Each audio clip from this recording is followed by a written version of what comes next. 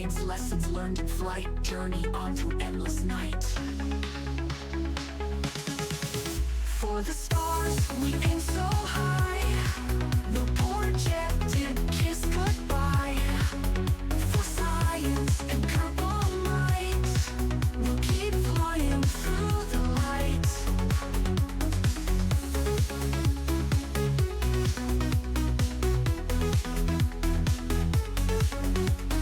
Rocket launch with hope so grand. EJ's got the master plan. Thrusters burn to reach the moon. In his eye you see the tune. Orbit dreams won't be delayed. Lessons learned from missions made. Kerbal Kai will forge a path to the stars beyond this path. For the stars, we aim so high. The projected kiss goodbye. For science and purple light, we'll keep flying through the light.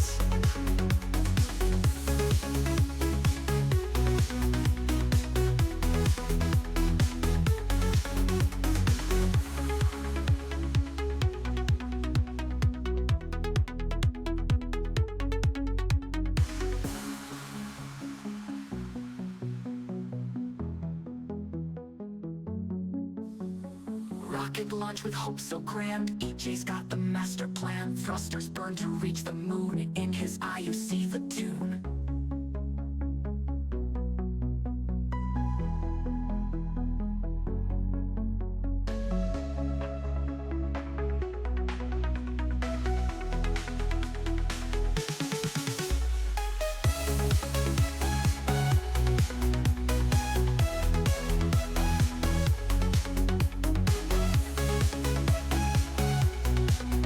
Keep flying through the light.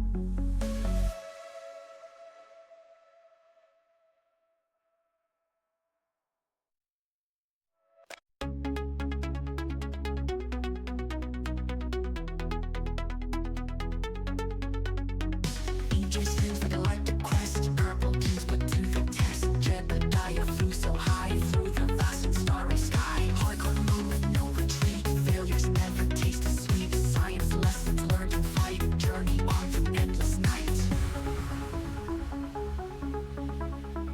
Hardcore mode with no retreat. Failures never taste the sweet. Science lessons learned in flight. Journey on through endless night. For the stars, we aim so high. The projected kiss goodbye. For science and purple light, we'll keep flying through the light.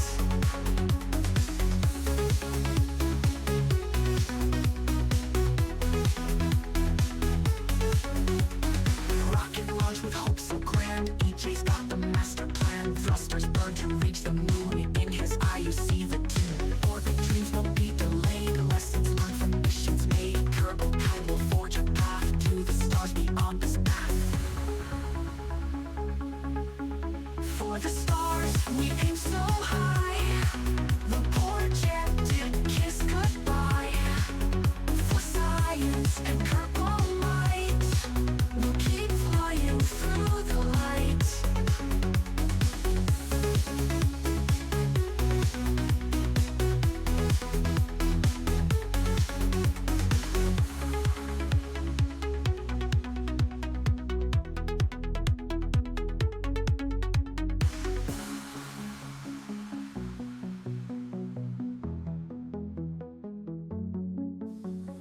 Rocket launch with hope so grand. EJ's got the master plan. Thrusters burn to reach the moon. In his eye you see the tune.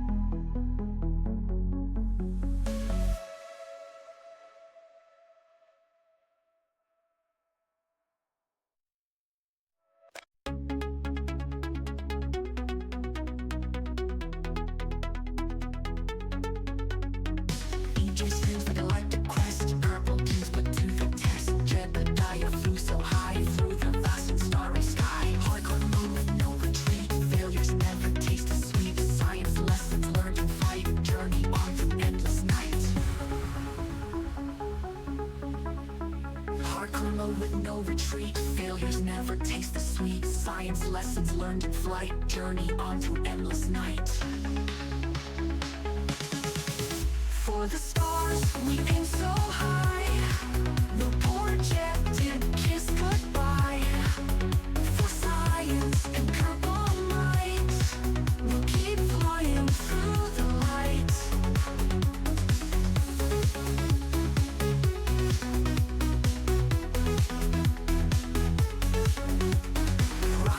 With hope so grand, EJ's got the master plan. Thrusters burn to reach the moon. In his eye you see the tune. Orbit dreams won't be delayed. Lessons learned from missions made. Kerbal Time will forge a path to the stars beyond this path.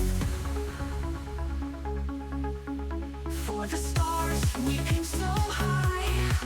The poor jet did kiss goodbye. For science and purple light, we'll keep flying through the light.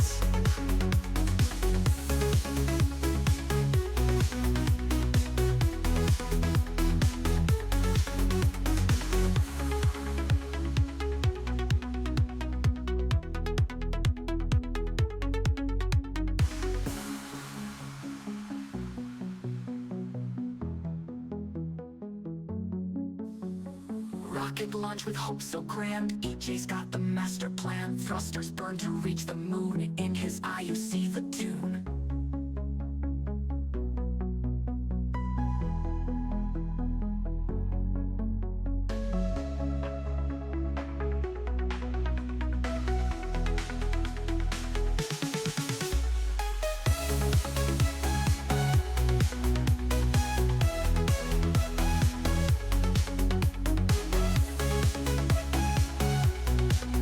Keep flying through the light.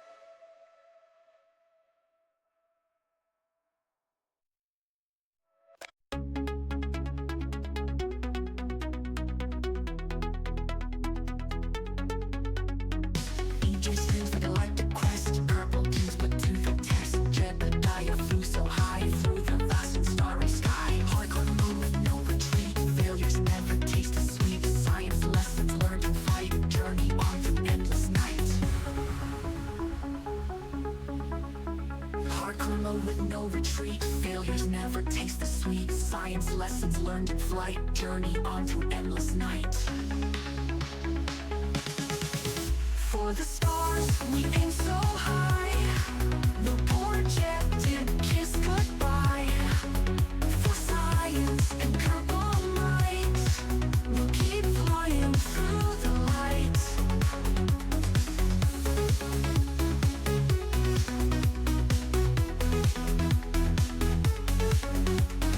Rocket launch with hope so grand. EJ's got the master plan. Thrusters burn to reach the moon. In his eye you see Discovery, go and throttle up. dreams won't be delayed. Lessons learned from missions made. Kerbal Kai will forge a path to the stars beyond this path. For the stars, we aim so high. The poor jet did kiss goodbye. For science and purple light, we'll keep flying through the light.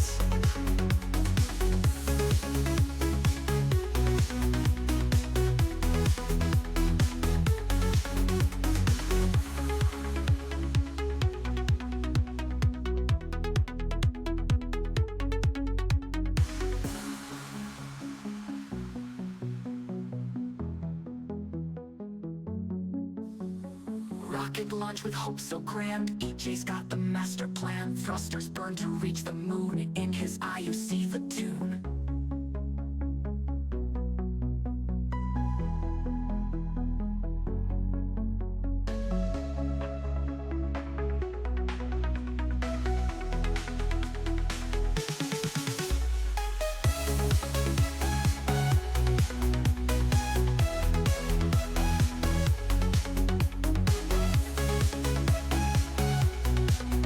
Keep flying through the light.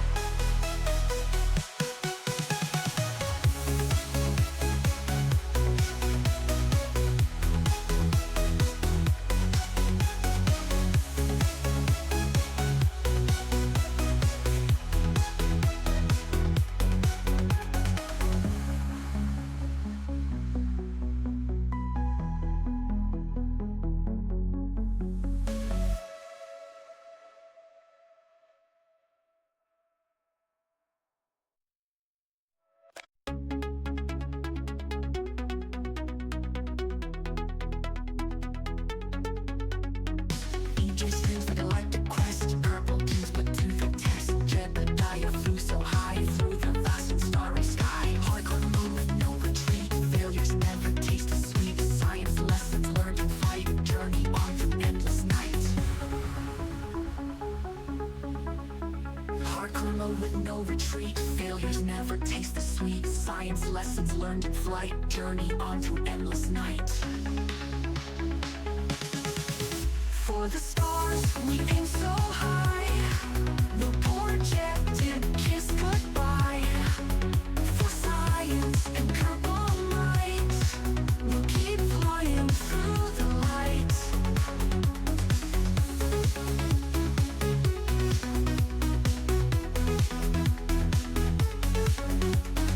Rocket launch with hope so grand. EJ's got the master plan. Thrusters burn to reach the moon. In his eye you see the tune. Orbit dreams won't be delayed. Lessons learned from missions made. Kerbal Kai will forge a path to the stars beyond this path.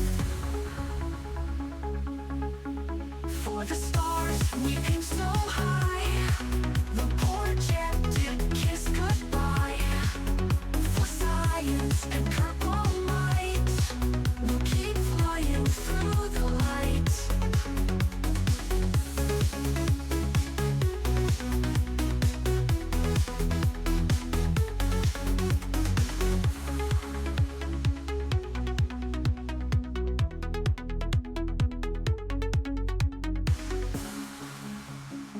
Discovery, go and throttle up. launch with hope so grand. EJ's got the master plan. Thrusters burn to reach the moon. In his eye you see the tune.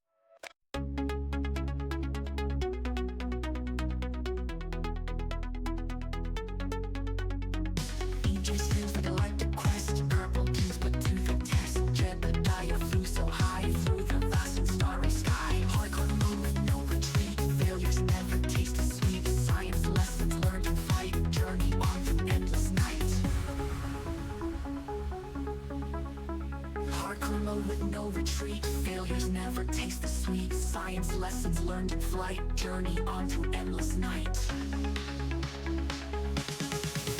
For the stars, we aim so high. The projected kiss goodbye. For science and purple light, we'll keep flying through the light.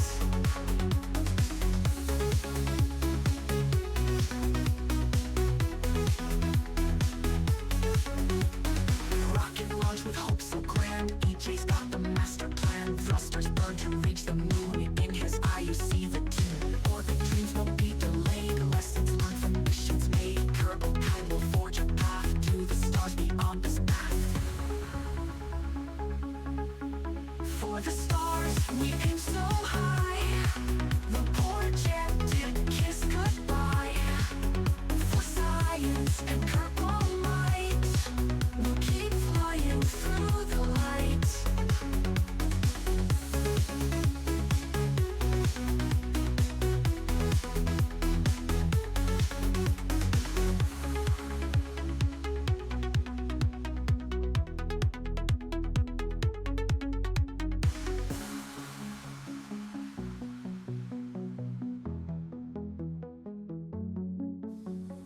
Rocket launch with hope so grand. EJ's got the master plan. Thrusters burn to reach the moon. In his eye you see the tune.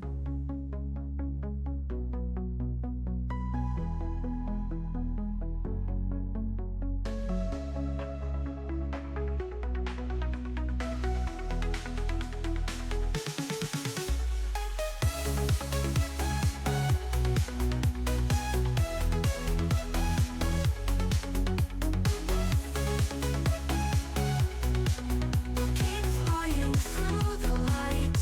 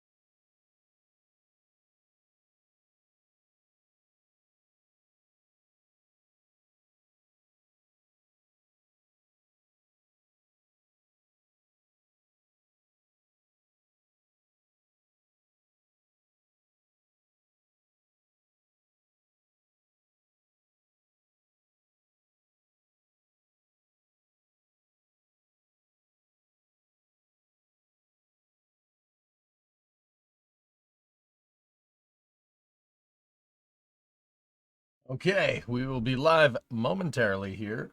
Let me just get some footage and we'll go from there.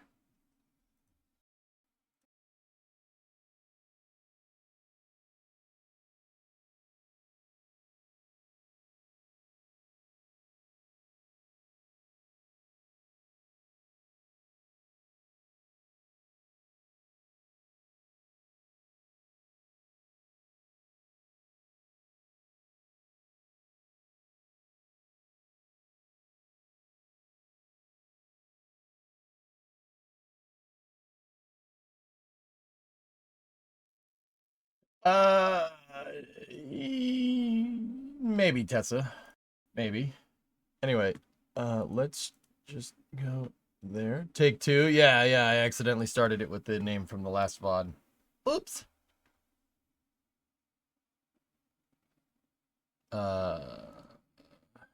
Just give it a second. Gotta download it. It's in 4K. This footage that are gonna get here.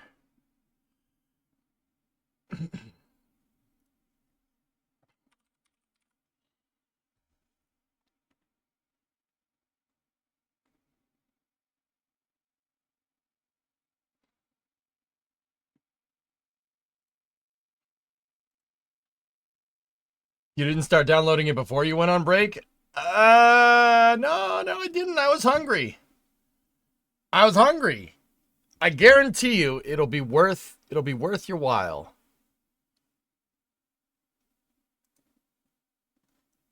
I guarantee you it'll be worth it, okay?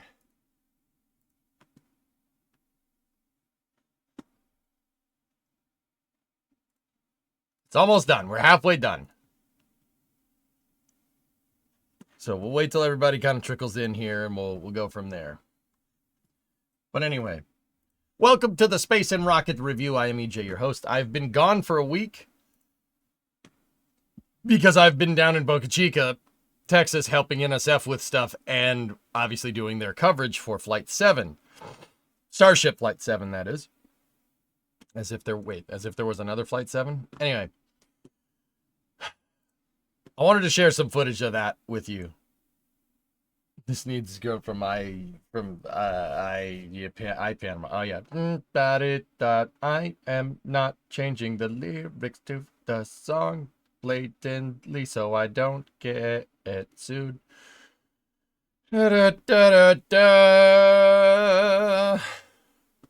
Almost done. Is EJ back to rested in Fed state? Yes. Yeah. Bakalaka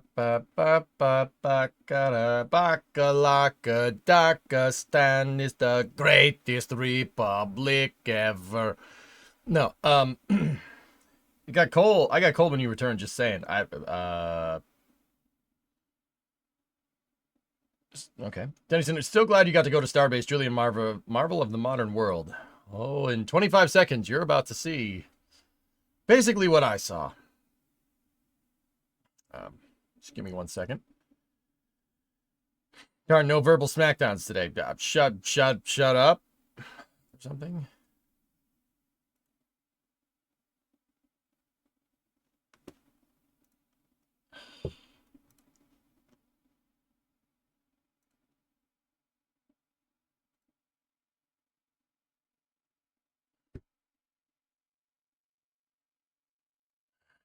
Give me 1 second.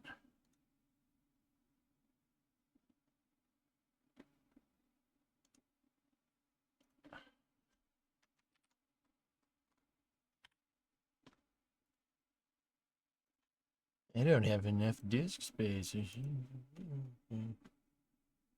I don't have enough disk space to be. Hey, Gwen, what's going on? Hello, everybody. You don't have enough disk space. You don't have enough disk space.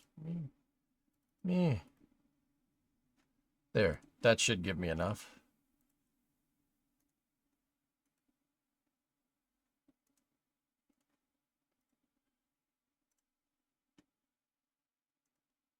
Oh, boy. Oh, great. It's just gonna do it again. That's lovely.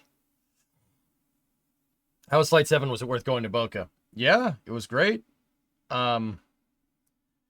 Seriously, you're doing a communist Italy run in hearts and it's kind of broken with the perks. Nice. Delete recycle bin. That is exactly what I just did. You can't put the whole space in one disk even. Yeah, I know. It's ridiculous.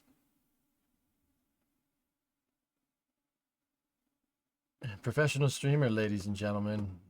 Surat, that's not funny. Okay? It's not funny. And you know, I kind of don't want to share this footage anymore because of your comments. So I'm gonna time you out, and you know, you guys can just look at, you know, some Twitter footage instead.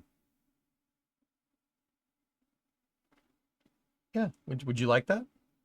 Would you like that? You want to go surfing around on X today? I'm sure you'll find some really good things on there. Maybe we should just do that instead. I'm sure people want to see that.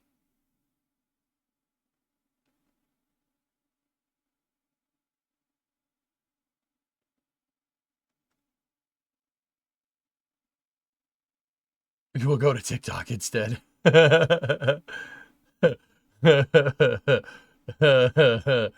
Let's dive into a sewer. All right, here. Well, it's almost done. Well, that is doing this thing here. Let me show you this. Dean posted more shots from Kitten Space Agency today.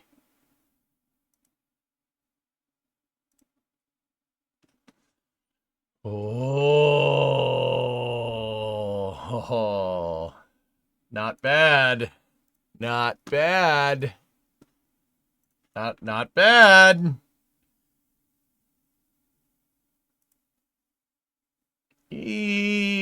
That's nice. That's yeah, that's pretty good. That's pretty good. We might have to partake.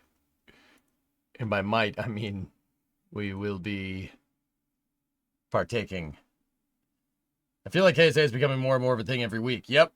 Is that a Poodle engine? I think it would be a Whiplash, don't you think? The Whiplash was the one that was supposed to look like the Apollo CSM engine. Yeah, it's quite good. Quite good.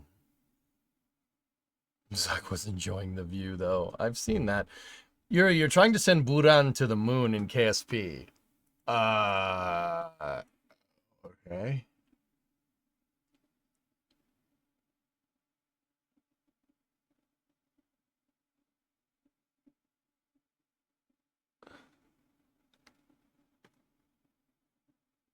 Almost there.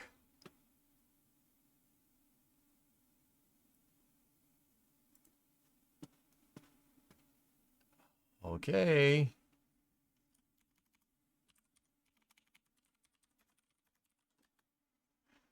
All right. So we have the video downloaded, and so I'd like to thank Erebors for shooting this footage and NSF for giving us permission to look at this raw footage, because that's what it is. It's pretty raw. It's pretty raw. It's going to be a rot.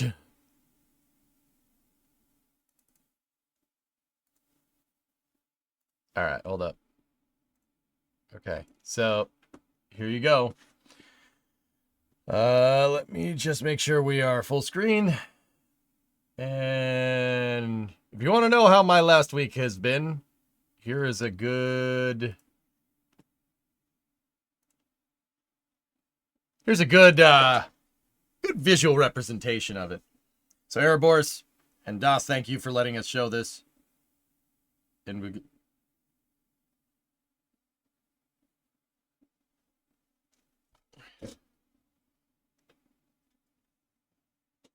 Yeah. Yeah.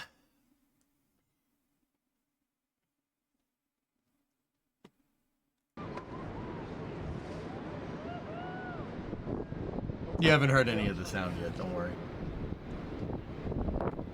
That's Erebors' watermark, David. Roll program.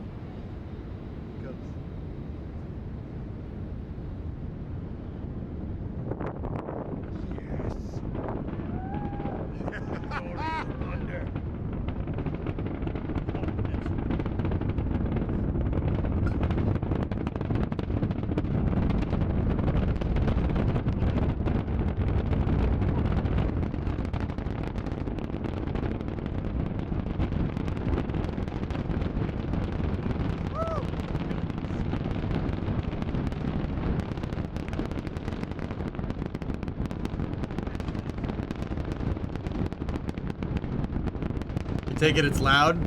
Yeah.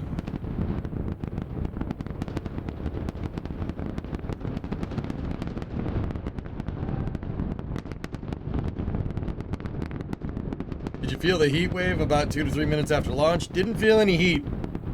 The sound, though, was shaking the building at this point. Oh, there's nothing like that, Adrian, when that sound hits you just out of launch. And there it is. It's on its way. Yeah, something came off there, weather guy. Don't know what it is, though. Hear it just a little bit. It's fantastic. We're T plus 1 minute, almost 50 seconds. Alex, you said it's 2 minutes to station.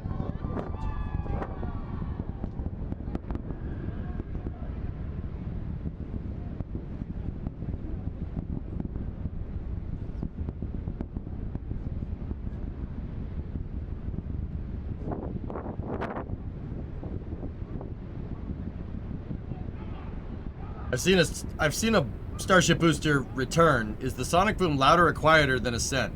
What? You heard a sonic boom from a Starship ascending, Tennyson? I would really like to know how you were able to defy physics. It's loud. You'll see. Don't worry. This is the whole thing. Hot staging. With that CO2 to clear everything out of it. With the booster. Oh. Bruh. Bruh. Booster is going to turn itself around and it's going to ignite those for boost back. Now, right now, they're Did you see that thing drift away? Oh my goodness. Oh my goodness. and they're making that decision whether to go for a catch, and they don't. They only. Oh, you'll see Tennyson here. This will give you some context. Leave the 3 center. Copy. And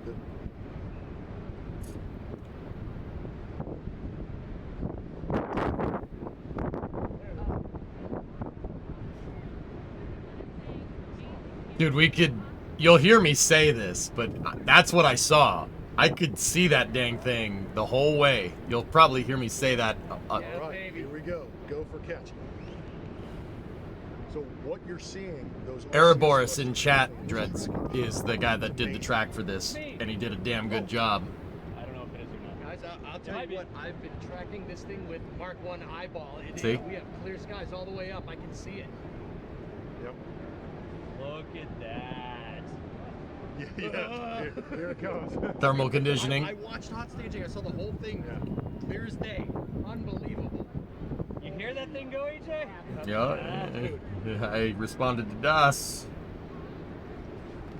Even though he's recording, and I responded to him in said recording. That's weird.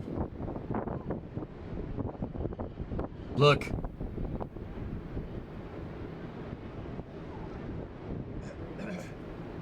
Hot staging ring separated. Dude, you can see the ring! Kiss the ring, chat! Kiss the ring! You'll see the shiny bit. That's awesome. Yep. Which changes the CG center of gravity of that, and they're go for a catch on booster 14. Here we go. Dude, this gets... Just... You'll see. Watch. Just watch. My precious. Copy. I don't know. I guess I don't need to actually say copy, do I? Some unlucky dolphin will kiss the ring. Oh my gosh, look at that thing coming at us. Yeah. Don't hit me. It's coming right for us. Don't touch me. Look at the hot staging ring down below. All right, hot staging ring, goodbye. I love you.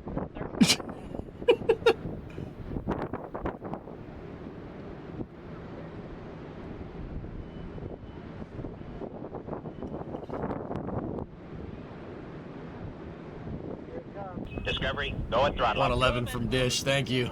Dude, look at this thing. Look at this thing. Oh my goodness. You can still see the ring over there.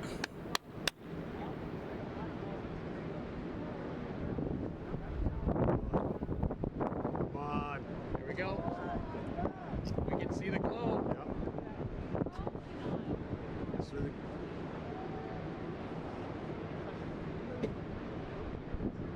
Fly, baby, fly.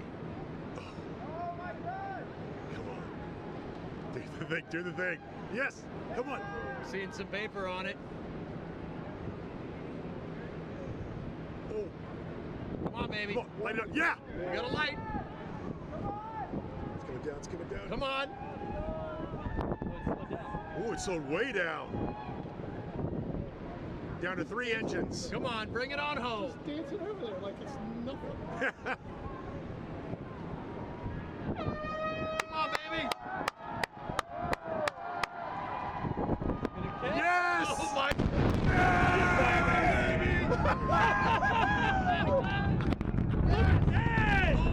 So cool! Ah! Oh, I can't do it! It's so freaking cool! Is that nuts? You see how it stops? That's what I was saying. We were talking about this at the beginning of the stream today. It looks like it's coming too fast, and then it stops, and it's just like, nope, all right, cool. Dude. Oh, man.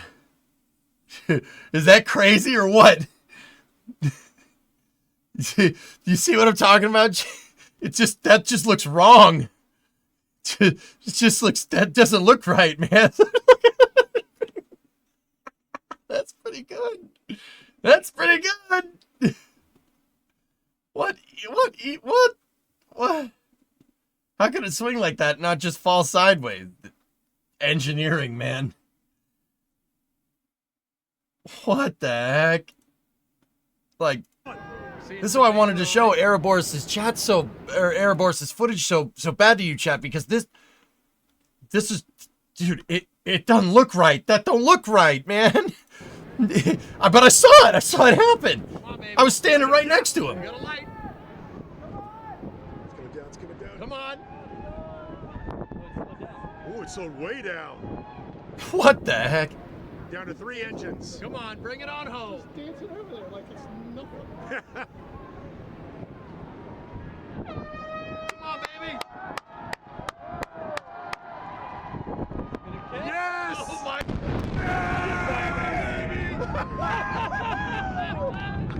Oh my goodness. Yes! No! What the actual heck? How much of a crowd was there? It was a good amount of people there, but from what people were telling me, Drummer, it wasn't as much as it had been in the past. That's because this thing scrubbed so many times. I don't think we ever got a number for how much fuel was left. The wide shot I sent you is a good representation of what it looks like to the eye. Do I have that one teed up? Where the heck did it go?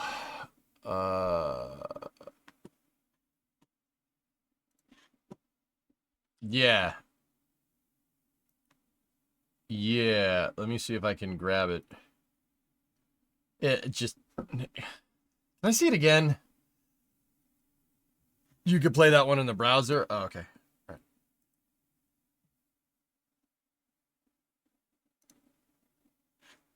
right. All right. Well, that one's real. That one's raw NSF footage. Like, so they... You know, I really made sure we asked for permission for that one. This is something that Erebors shot here. Let me just get us to full screen. And if you guys want to see what this looked like from our vantage point, here you go. Go. Hang on, by the way. This very much is what we saw from the hotel. Yes! Does the sonic boom happen at the same time as the engine's relighting? No, it's very dependent on airspeed over the entire vehicle, Miguel. And if that happen, that could happen right around engine ignition. But I mean, I'd have to go listen to it again. This is what we saw, dude. It was at this point where I'm just like...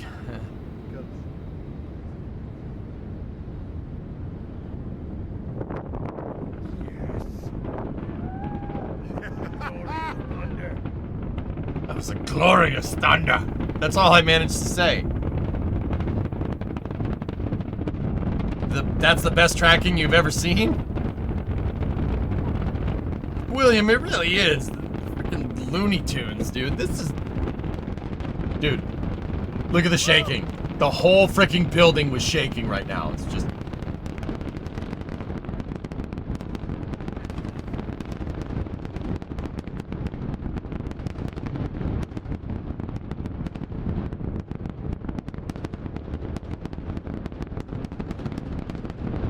The building was shaking with these vibrations, dude. No, it's a double sonic boom, goalie, and it's way louder. It's loud, dude. So the building is shaking right now. When the sonic boom happened, dude, the whole building kind of swayed a little bit. Like the ground, it felt like an earthquake. My God, the building's shaking. Look at that rocket go! It very much that. Alex, you said it's 2 minutes to station. I love the sound. I love the sound of time and space being ripped apart. Sounds like America. That's right, Dish. 111-month resub. Thank you very much. I wonder if they had to do any pre-launch securing of things at the assembly facility. I don't know. Oh, I don't know, man. It looked okay from what I saw, but here, check this out. Watch this. Here's the landing. This, dude, this looks... You'll see what we saw. Dude, look. Oh. It looks so weird. Chief, look at this part, dude. Look. Yeah. We got a light. It's coming down. Come on. See how it stops? It looks so strange, dude. Down to 3 engines. Come on, bring it on home. Dancing over there like it's nothing. Right? It's just... That was Gene's buddy. He's just like, it's just dancing. I'm like, yeah, I don't... Duh. Yes! Oh my. You see that? Did you see the whole building shake? When the boom came, dude, it sounded like a cannon going off. Yes! No! Yes! Oh my goodness. Oh my goodness. It's just... Dude, is that something else?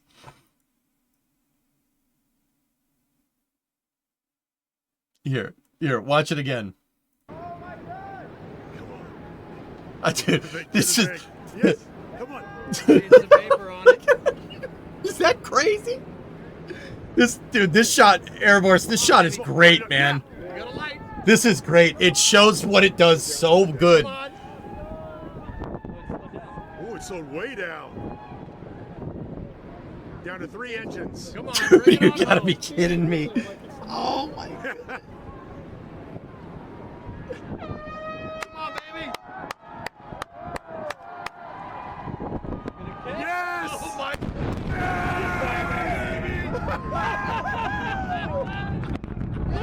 It would be loud, see. Yes! No! 20 plus, Brock. Oh my goodness. Oh my goodness. How many G's when it does it pull? Like 20 plus, Ryzen. Dude, that thing, did you see it stop? It's just like, eh. Okay, move it into position. Like, I just Fly, baby, fly. watch the top of the screen. Come on. Do the thing. Yes! Come on! It's so freaking cool, dude.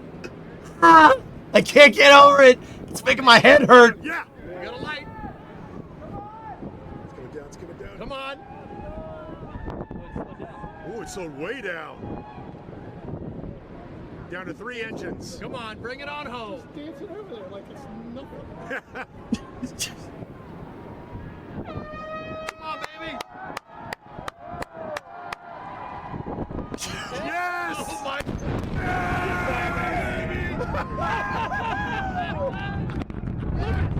Oh my goodness. Yes! No! You really see what he said about it slowing way down. Exactly. Dude, it doesn't look right. It doesn't look right. It just stops. It's just like, "Meep. I'm just going to stop. I just... Fly, baby, fly. How many car alarms went off? Good amount. Do the thing. Yes! Come on! Look at the cone, dude. That's so freaking cool, man. Come on, baby. Come on, light it up. Yeah! You got a light. It's coming down, it's coming down. Come on. Oh, it's slowed way down. Down to 3 engines. Come on, bring it on home. Dancing over there like it's nothing. Come on, baby. Yes! Oh my.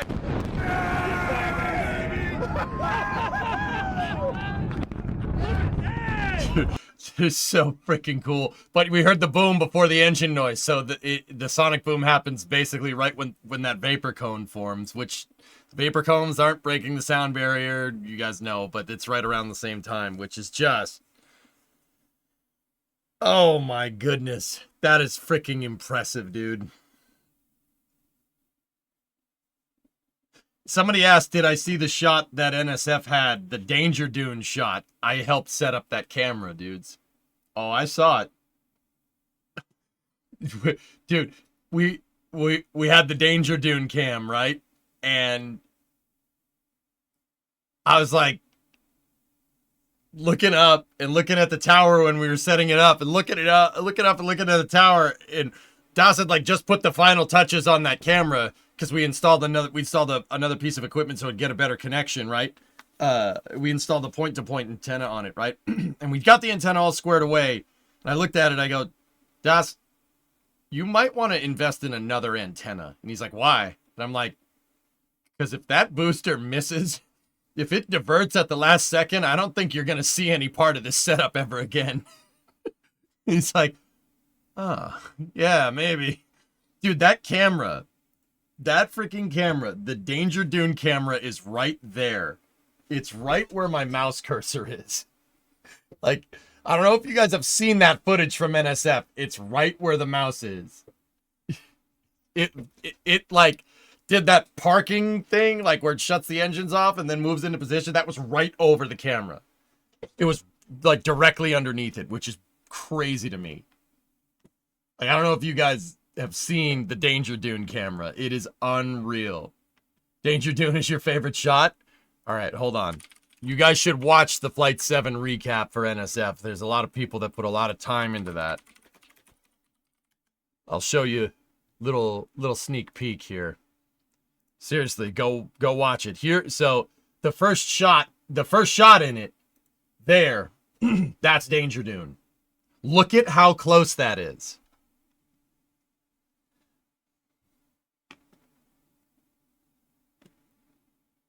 Where is it? This is it. Here, right here. Watch. Dude, look. Oh! Yo! Is that nuts? Guys, I'm telling you, watch the... I'll link it up. Watch the recap, man. Why did the second part explode? We'll get more into that in a second, L Hunt. Here, let me link up the video. I'll link it up in both chats. Watch that dang recap. It's so good. It's so freaking good. Jack got some insane footage, dude. Here, I'll show you Jack's footage here. Just a clip. Just a clip. Look. I don't have rights for that song. Oh, oh, oh, that's nice. That's a pretty good. That's a pretty good from Mr. Yak. Dude. Oh my goodness. Oh my goodness. They redid the Chines dish from the last flight, dude. Dude, Jack's video is making me feel funny. Mr. Yak, I don't feel so good. Oh my God. Oh my goodness.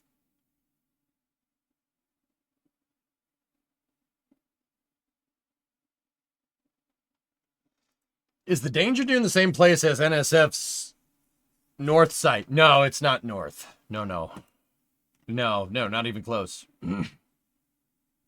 I'm telling you guys, go check all the NSF footage. It's so good. It's only the Eiffel Tower landing. Yeah. Dude, it is. If anything, it would be NSF East. Yeah. So that was my experience. That was one of the absolute craziest things I have ever seen. Pretty quickly. I don't have words. This is why I was quiet. If you guys watch like the live reaction from NSF, I think that's in the recap video. I was just like, this is cool. This is pretty neat. Yeah, Erudite, it's crazy. Dude, through the cloud. Oh, that's so badass, man. See the glow. I can't deal with this. I can't deal with it. It's too good. Oh, man. I have some prints from NSF, but will pictures from X turn out as good as poster prints? I would buy the metal prints, dude. Come on. Seeing some vapor on it. Yeah, some vapor. Thanks, past DJ. Yeah, right, Dish? Yeah. We got a light. Oh my god. Oh my god. It's going down. It's going down. Come on. Oh, it's slowed way down. Down to 3 engines. Come on, bring it on home. So- Like it's nothing. So the Danger Dune camera is like right here.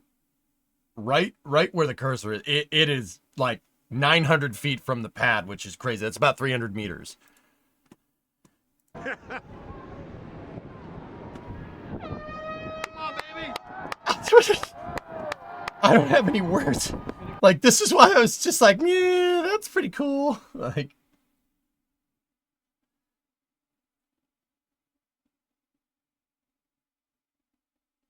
what the hell? Let it play to the end and you can hear the hot staging sonic boom rings. Okay. Yes. Oh my.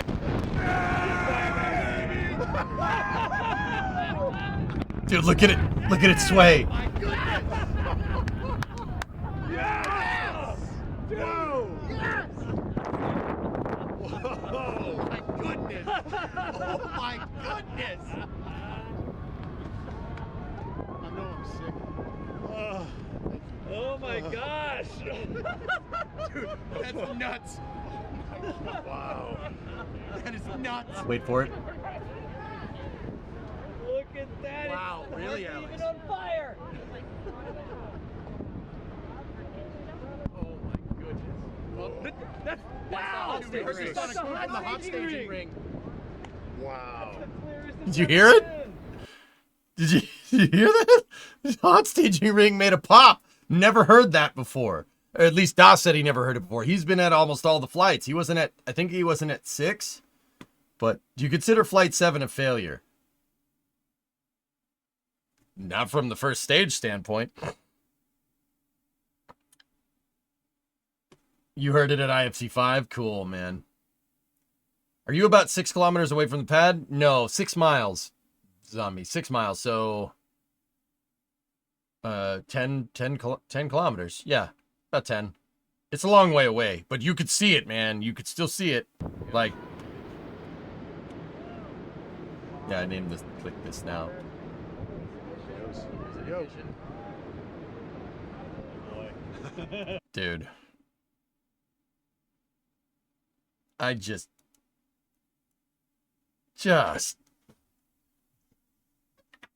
The OLM's fine, Jonathan. Although I did see somebody stick welding something on it the last night I was there. So, that's all the footage that we got. I actually haven't watched the SpaceX cast in its entirety, guys. If you guys were interested in watching that with me right now, I haven't seen the whole cast. I've only seen bits and pieces.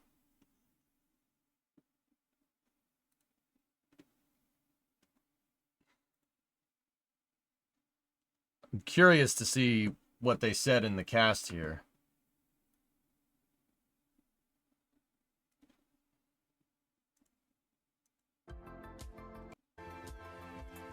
Of Starlink. Slash LA. Just want to get over here. That was Flight 5. Still crazy. Moment that All right. I have not seen this yet. This is a replay. 20 seconds.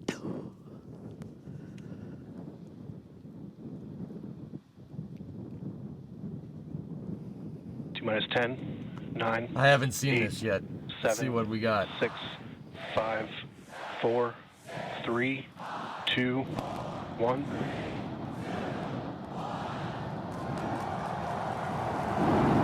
We have liftoff. Oh, Danger Dune's right. Oh, you could see it. You could see Danger Dune from there. Oh my goodness, I gotta go back and look at that.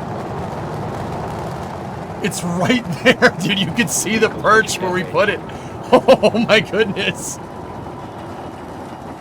Dude, that is crazy. This thing ruined. It ruined every other rocket launch I've ever seen, like ever. I've seen shuttles fly. I've seen Delta IV fly. I've seen Atlas fly. I've seen Falcon. I've seen Falcon Heavy. Out of 33 engines as it's pitching. This thing ruined it. It ruined everything. Like, I can't look at rockets the same way. I just can't. Telemetry nominal. I just can't do it. It's not the same, man. It's not the same. On the ship, Like, booster avionics, it ruined it. I can't. It's like I can't. Watching Starship. Can't even. Arc into Can't just even. endless blue skies right now. Can't do it, man. Vehicle supersonic. Oh my goodness. More than a minute into flight, the vehicle yeah. supersonic. Yeah, that's not great. Max Q. So we just passed through max Q. That's the greatest stress the vehicle's going to experience on the way uphill. Something over there, not Reminder good. that all of our teams down here on the ground are now looking at systems on the tower. They just did a manual check through. That's going to inform that manual flight director's decision. Next moment coming up, though, is going to be hot staging. What the heck? Don't take your eyes off it. It's one heck of a light show. What a gorgeous ascent. 6 ship engines getting ready to ignite. That's going to happen while we're still attached. We can still see the ship's engines from the ground. The peeling was catch hardware, according to what Zach said. Oh yeah, maybe. Got a little under 30 seconds away from that. We are hearing good call outs on the tower preparedness from the manual checks. Reminder though, we've still got automated checkouts on the booster and the ship itself. No, it's not like they needed it. As of right now, our manual checks and our manual commanding is looking go for a catch. Booster engine cut off. That is incredible news. We just heard the call out for booster engine cut off. Engine startup. Most engines cut off, down to those Stage middle separation. 3. Dude, what the hell? Startup. Oh, that's sick. Dude, that's so cool. All right, hot stage Raptor, chamber confirmed. pressure We've is got a nominal. booster hopefully on our way back to us, and a ship now making its ascent burn into space. How's it going in Hawthorne, Jesse? It's great over here. You can hear the crowd screaming for every milestone. The hell? The booster is now making its way back. I see down that to one Earth. engine is out. Looks like we have 12 of those 13 But it lit with all 13 for the ignited. landing burn, which We're is using the engines that okay. actually gimbal. We So are go for booster return. an excellent call out there. We are go for booster return. Power and telemetry nominal. I'm in this There's a picture. lot of criteria that needed I'm to in that line picture. up to ensure that we could have a All right.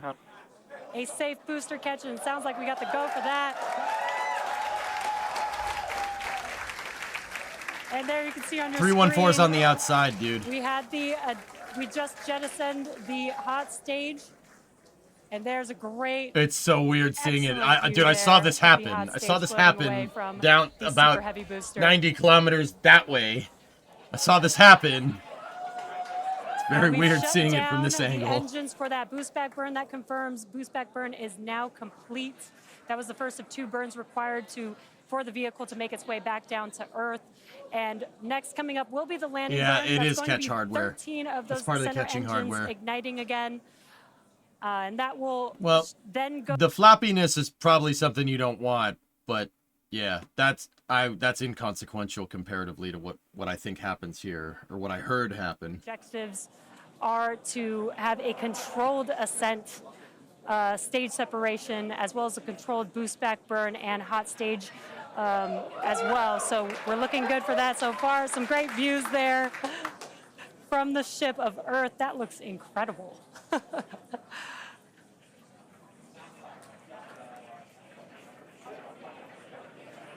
Now Starship's ship is still firing its engines right now. Starship trajectory nominal. Hey, Bandit. And great call outs.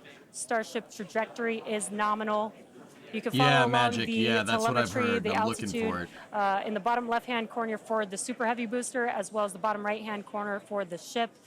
And these views are just amazing. I'm telling you, you guys got to go down to South Texas and see this. It is the Again, weirdest the thing booster you've is ever currently seen. making its way It back looks so to wrong. the tower today. It looks so We're looking wrong. forward to a booster catch with the chopsticks. And in the meantime, you can see those grid fins there, helping to control the vehicle and guide it back to its landing site. Booster FTS is saved. Now with that, we're gonna hand it back. How's it going Man, over that there, thing's Danny coming and down Kate? quick. How are you doing, Kate? Seeing that in person?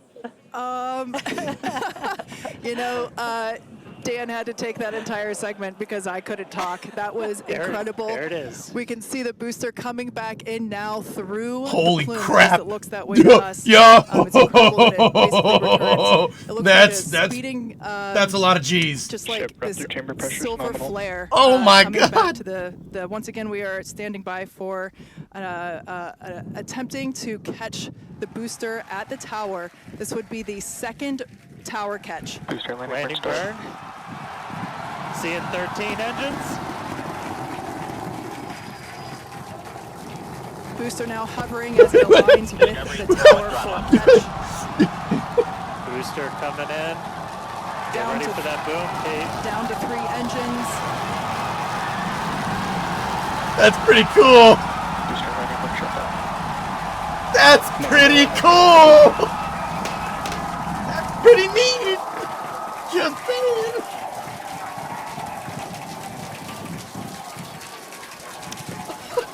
Frick.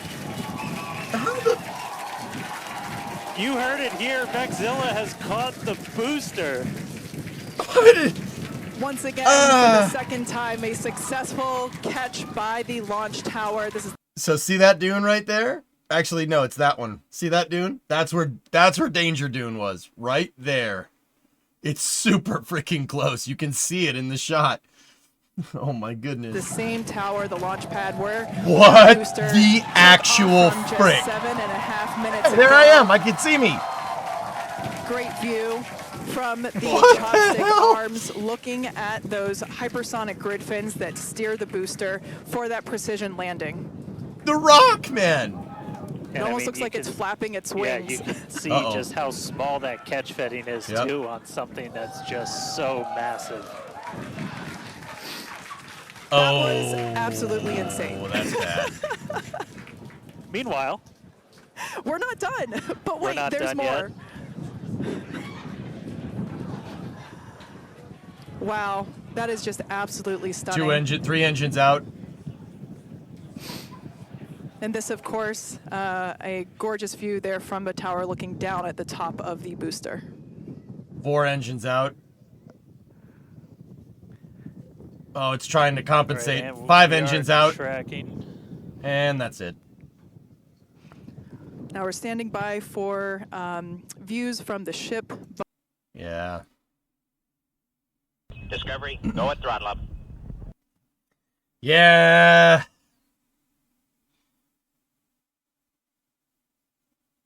Yeah, that's not.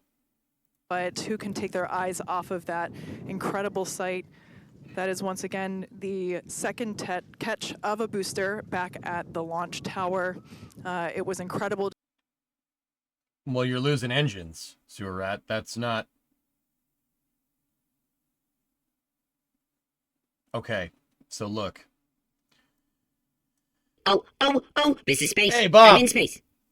Gifted 5 subs, thank you. Flip up had a 37. Yeah, I know, Tesla, you've said it 4 times now. Once again, I for get the it. second Thank you. time, a success. All right, so watch. Watch here. Discovery, go at throttle That up. middle raptor, the middle top raptor. Hey, any 103 months. There's been an anomaly? No, it's an observation.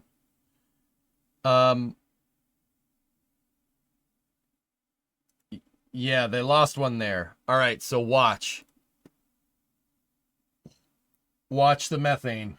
Everything is kind of 1-to-1 right now. 1 LOX to 1 methane, right? See, the levels are at the same. This is space. Now I'm in space. Watch the CH4. Not good. No, we give the sub to ship 33. That's not good. Look at the look. 3 engines out. Serious divergence. Serious divergence in LOX to methane. They sprung a leak. They sprung a leak. A methane line broke. Now, where?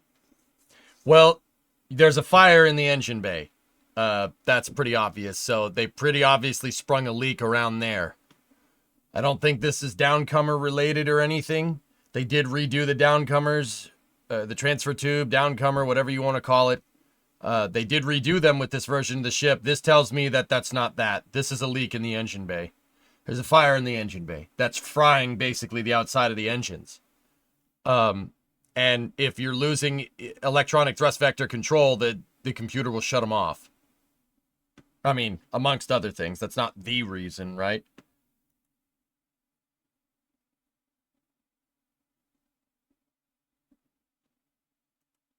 I don't think it's CH4 since LOX paused in the CH4 is basically nominal depletion speed. This is space. I'm in space. How are you able to discern nominal depletion speed with 3 engines out is beyond me, 1000. I'm not yet. If you can enlighten the class as to how you figured that one out, I'd really like to know. That's weird. How did you figure that one out?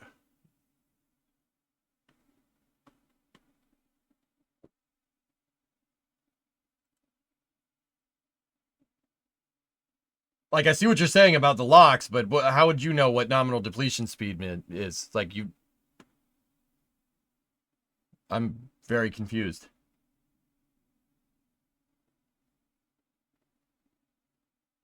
It's going the same speed throughout.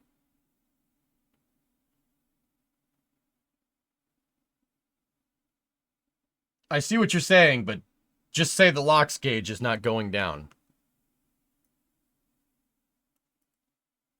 Yeah, okay, I see it. It stops, basically. If you look at it in fast motion, like if we just scrub through, it basically stops.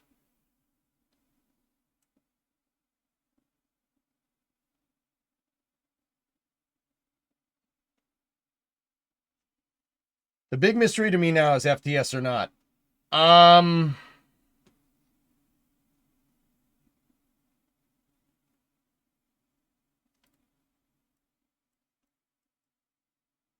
I still not changing what I think. There's definitely a fire in the engine compartment. Look, you could see it coming through right there. That's the footage I have seen.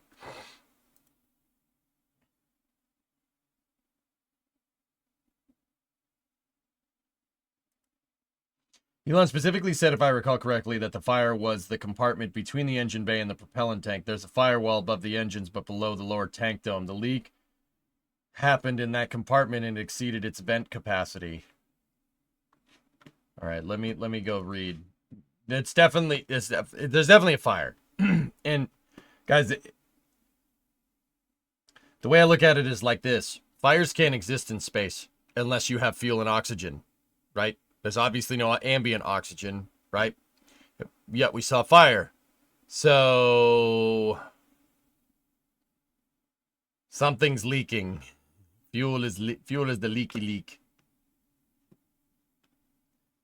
How does the fire burn in space with no O2? That means you're going to need oxygen coming from somewhere. It could be coming from ice accumulation. That has oxygen in it. The condensation from the ice. I'm trying to see what old Elon said here. Let me see. It's going to take me a second to go and find that particular post. He's been posting a lot of other stuff today that I don't really choose to want to talk about on here. So please give me a moment.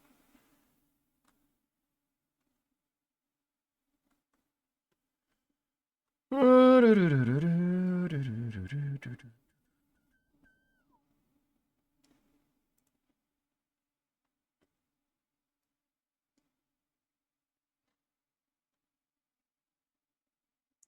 I mean, you're going to have a little bit of both, but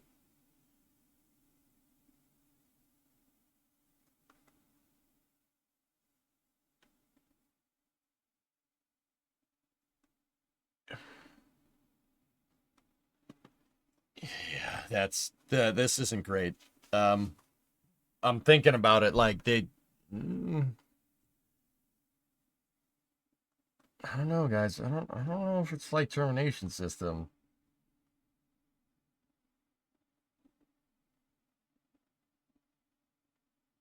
We'll see. I'm trying to look for his response.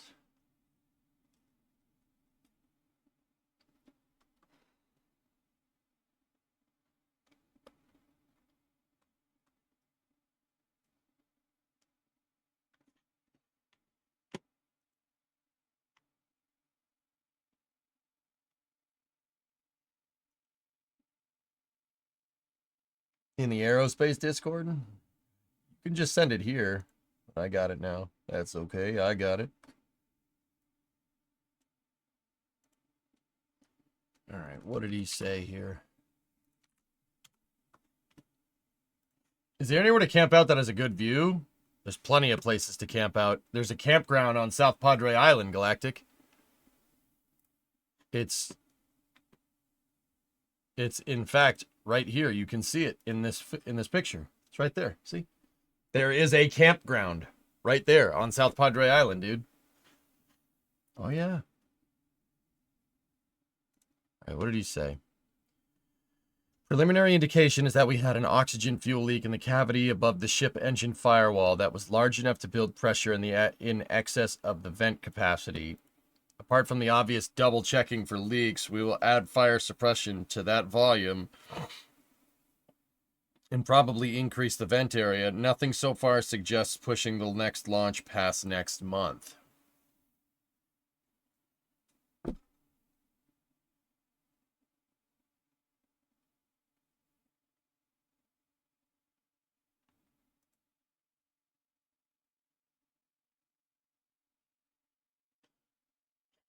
Ah.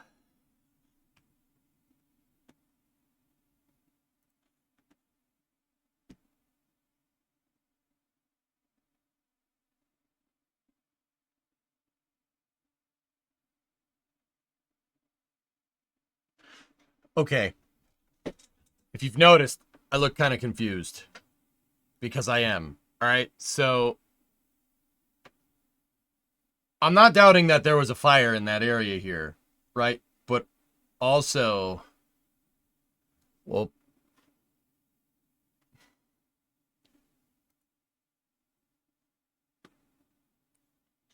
okay, here's why I'm getting confused. All right.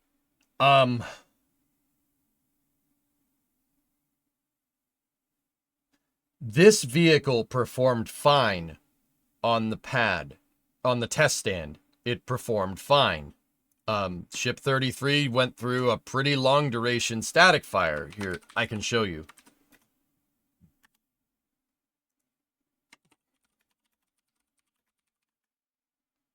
Let's try to find it.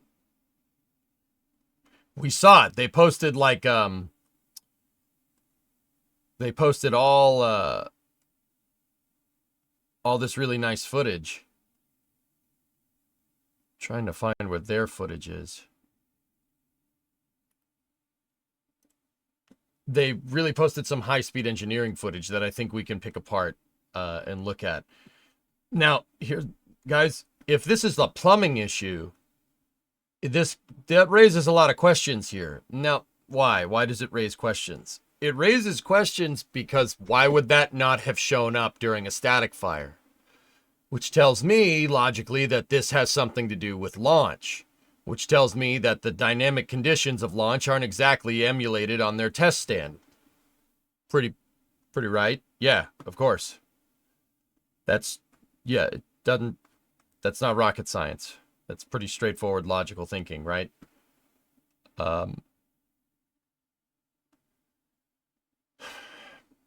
So why would this show up there and not there? What's different in flight? I noticed Super Heavy 14 looked more cooked than 12.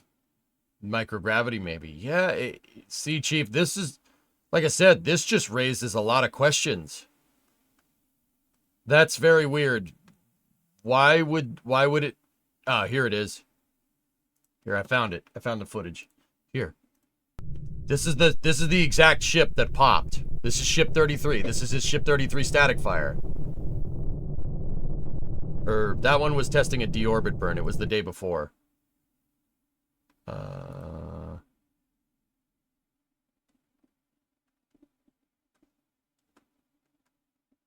There it is. See? That's the exact ship, dudes. Maybe a vibrational and acoustic environment, maybe. Engine overperformance. See, I don't think it would be a different vibrational acoustic environment. What would be different, Bill? And I'm not being rhetorical. I'm talking, let's talk ourselves through this because I had a theory and my theory's out the window. Also, 1,000, you were smart pointing out that the LOX gauge didn't move, right? So whatever it was cooked their LOX sensor, which, if I had to guess, that's probably somewhere near the pickup on the tank, which is also right near where Elon said. It's at the very bottom of the LOX tank. So let's think about this. Best guess is line blue. Why wouldn't it have blown in the static fire, Tessa? Overpressure, violence of an extended burn, line got too cold and snapped. Well, all those things would have shown up in a static fire, dude. That's the problem. Sea level versus high altitude outside pressure difference. That's the only thing I can really think of, Andrew, but why would low pressure cause a fuel leak? See what I mean? If it was operating in a higher pressure environment, that makes sense. Guys, this hot staging ring things wouldn't.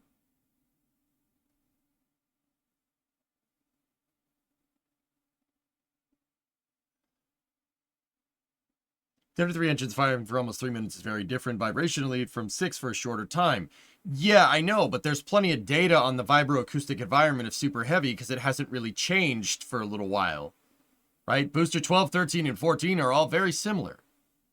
Well, 13 isn't. It's in pieces, but let's say booster 12 and 14 are kind of similar with some, albeit some small upgrades. It is a block 2 ship, right? But vibration from the booster damaged something in this new iteration. Yeah.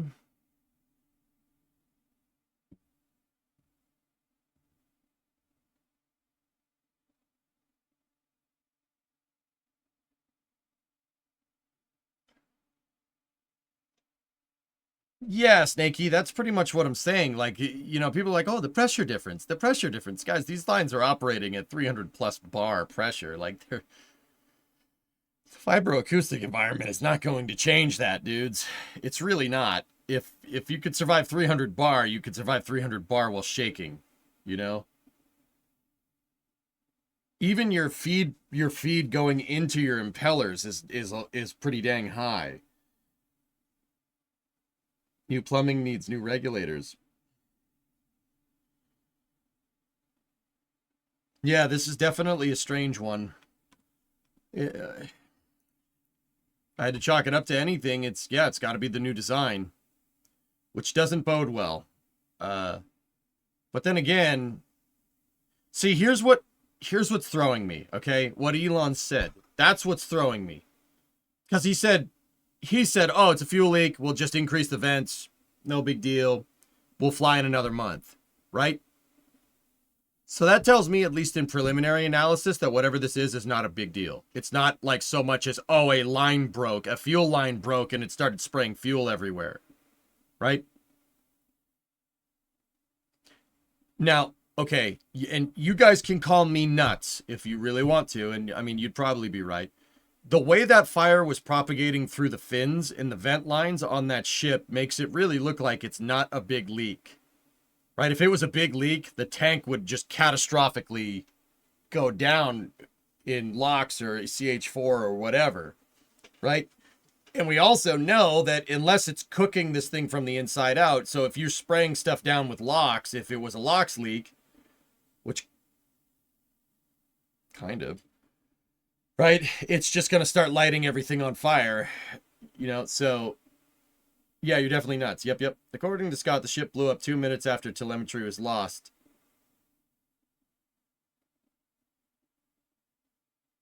IMO, this flight was a failure. Raptor reliability is again called into question. You have no idea how many super heavies were close to dying if it wasn't for the CO2 fire suppression system inside the engine bay that's constantly flowing CO2 for the entire duration of the flight. Again, Elon with the stupid analogy saying, oh, we'll just add the same thing to the Starship upper stage like a small band-aid, not addressing the elephant in the room as their bad quality control.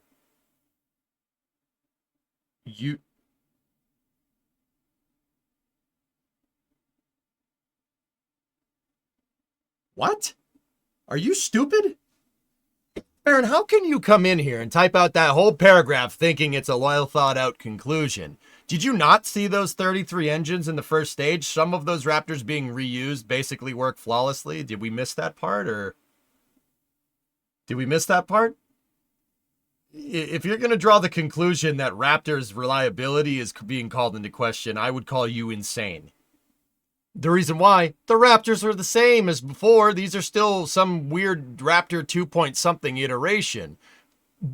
I don't know how you're coming to that conclusion when they changed the entire plumbing design of the ship, but not the engines.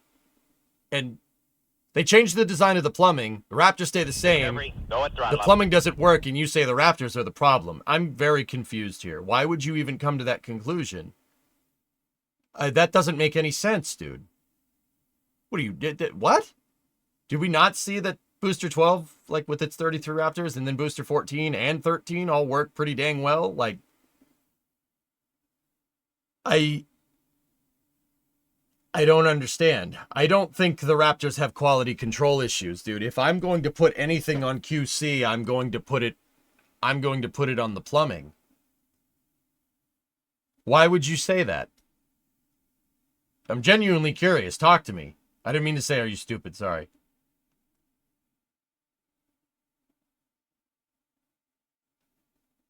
He's getting an executive summary reporting that 2 and 40 characters, the leak. Yeah, but if he says they're ready to fly in a month, Sorlin, that's not Raptor 2, goalie. Raptor 3 is not flying until they fix stuff.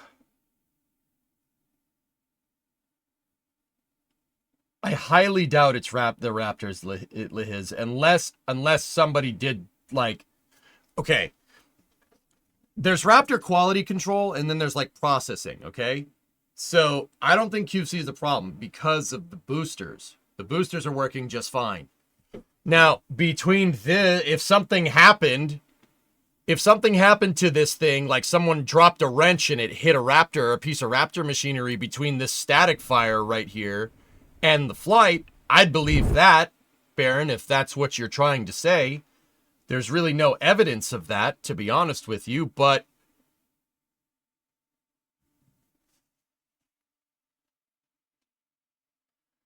like I don't understand how Raptor QC could be a problem here. Those same engines are firing right there and they're working perfectly.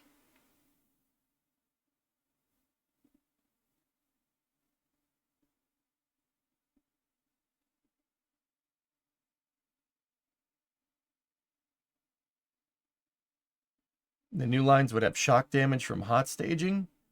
Shock damage from hot staging? The idea is that the hot staging is not nearly as violent as actually staging the rocket.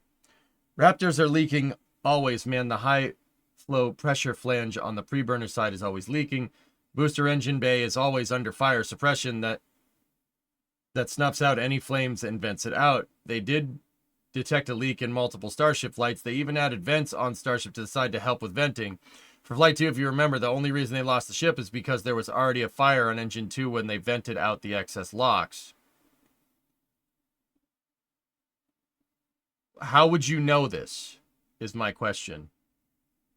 Also, high flow pressure flange on the pre-burner. That's awfully specific here. Like how can you prove that? I don't see them leaking. They look fine to me. You'd see all kinds of stuff coming out of the dang thing.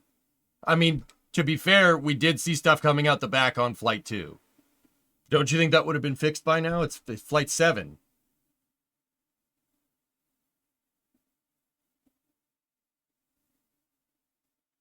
It's just very specific for somebody that doesn't work for SpaceX. That's an oddly specific thing to call out, dude.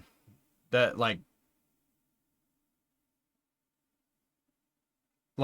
you know the exact nut and bolt that had a problem? Like,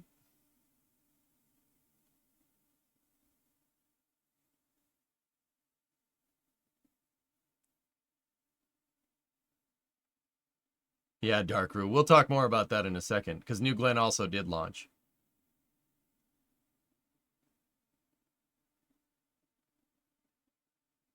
Like, that's so ridiculously specific that how am I supposed to believe you?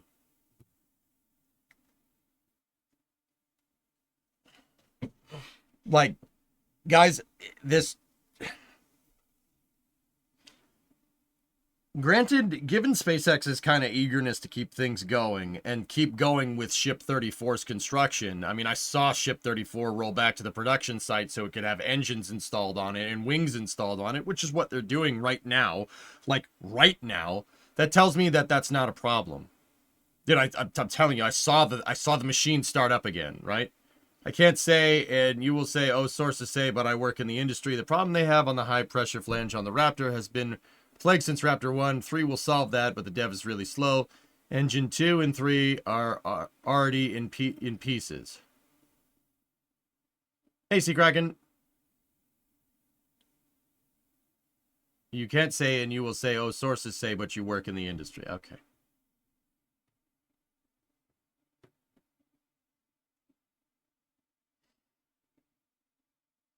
You work in the industry.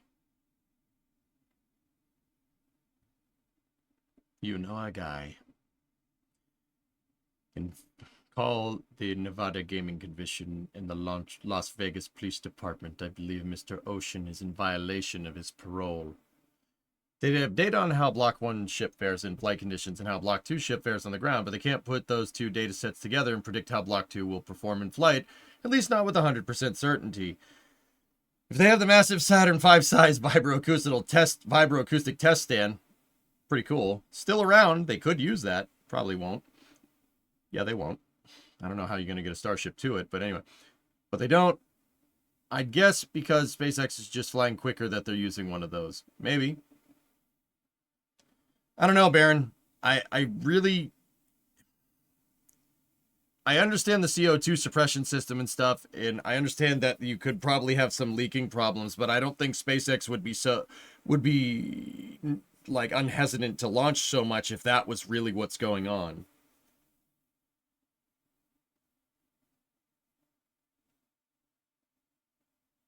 And if Raptor 3 is going to solve that problem, as you so say, they would just send it and go from there, which is basically what they did.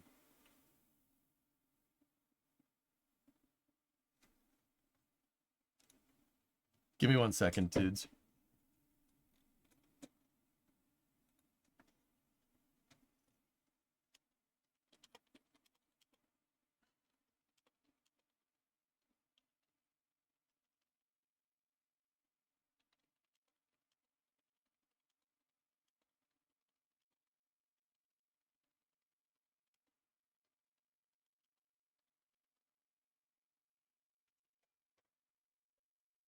Man, it's just a bad design overall. The constant push to fly faster without addressing the reliability problems makes you mad. I know it's all SpaceX's mantra to learn from your mistakes, bro. Your engine has been leaking for the past 5 years in the same place. Flight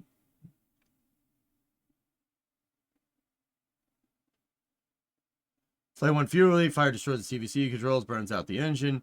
No problem. Wrap everything flame resistant. Now they're doing the same on the ship.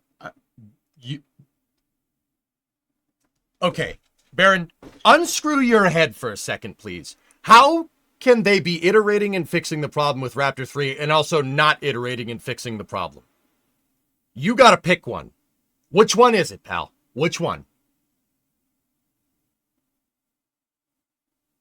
Like, which one is it? How can they be fixing the problem and not fixing the problem at the same time? What are you going to do with all these Raptor 2s? Just throw them away? If what you're saying is true? I'm just genuinely curious. Like, why are you getting so mad? If you yourself admitted that they're fixing the problem. Like, why does it make you mad? I don't understand. You're saying like, oh, it's Band-Aid fix after Band-Aid fix after Band-Aid fix. Well, it's not, though, because Raptor 3 exists by your own admission. I'm really confused. Like, what? So they'll fix it with the next version. Next version is gonna fly soon anyway.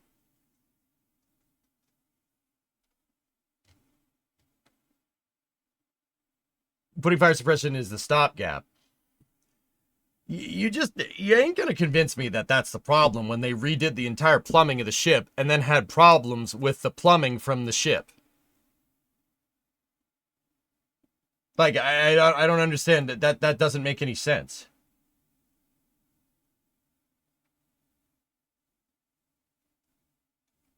Like, why does it make you mad if they're gonna fix the problem? I don't get it. 6 months, Graham.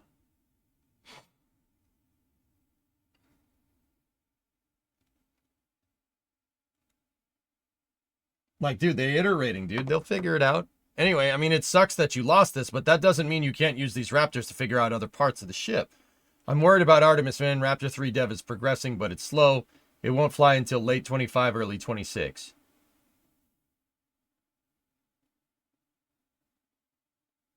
Okay.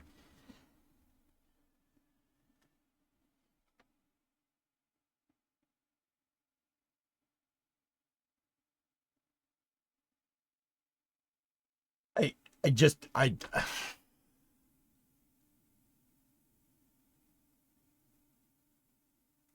don't. Oh, it's gonna fly in late 25. It's gonna fly in late 25. That's not that. That's like 6 to 8 months away.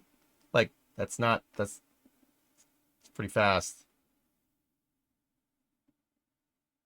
Okay, Baron, let me just pivot here real quick. This concern trolling stuff is ridiculous. All right, it's ridiculous. They'll figure it out. They're gonna figure it out, dude. Now, don't get me wrong. I would say that this flight is a step backwards. It's a pretty big step backwards.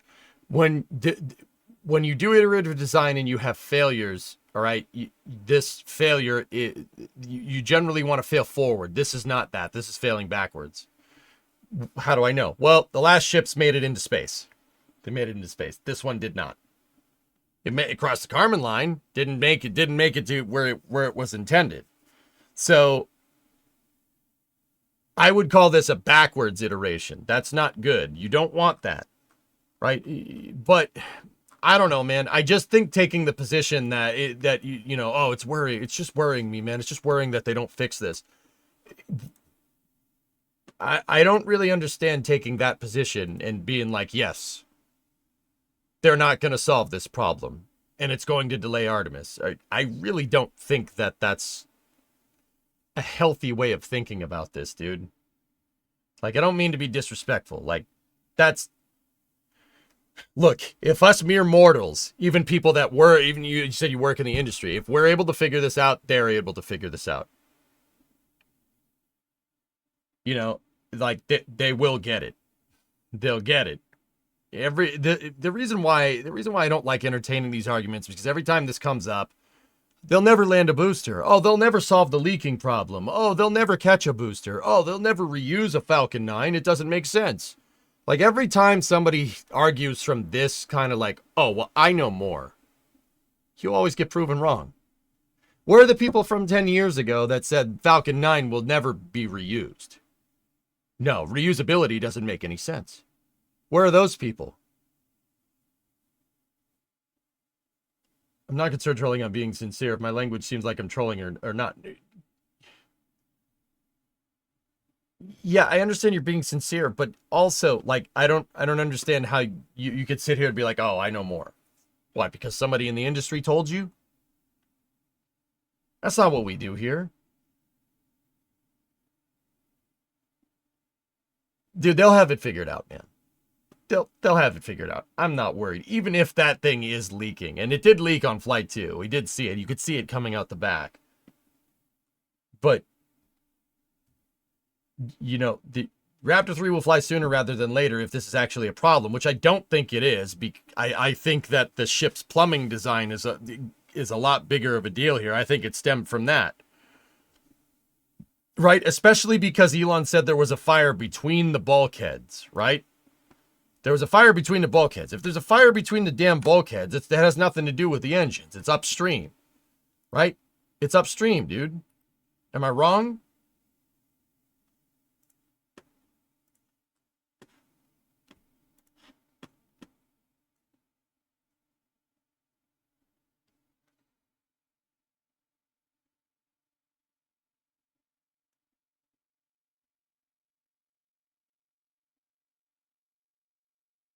I mean, I don't know how the Raptors leaking could be the cause of failure here and potentially the problem when the leak didn't come from that.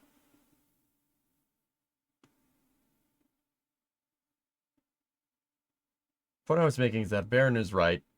I don't know if he is. And putting in fire suppression systems as a stopgap and waiting for Raptor 3 to fix the problem down the road is the right call, as opposed to pausing flights or trying to redirect resources to fix Raptor 1 and 2. It wouldn't be a cause for concern, basically. This all seems unrelated to the loss of 33. That's what I'm getting at, dude. The Raptor leaking might be a thing, dude. I can't confirm whether it's a thing. I do not think that's what got ship 33. I really don't. I really, really do not think that that's what happened. I think it's very much more the Block 2 plumbing with the ship, which by SpaceX's own admission is completely redesigned, right? That makes no sense. Like I said, dude, judging by what I saw with 34 moving around, and 34 is being built right now. It's being finished. They're putting wings on it, and they're going to put engines on it. We just can't see it. The bay is closed. How do I know that? I don't. I did see the thing go by back to the production site with my own eyes. I mean, I don't know if that counts for anything, right? Like,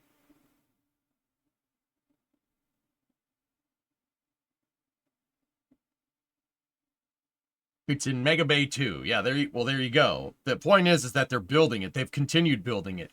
If whatever happened with Ship 33 is a problem, like a big problem, they would stop. They would stop working on it. They didn't stop working on it. They're working on it right now.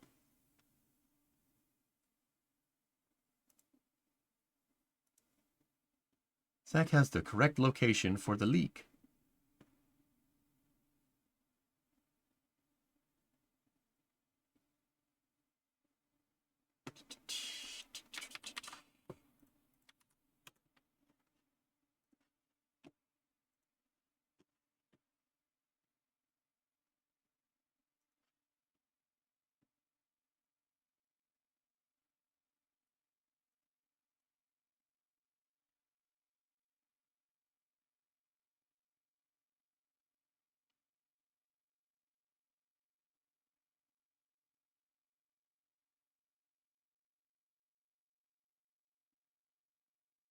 And that's what I'm talking about, Baron. The part you're saying isn't working is down here.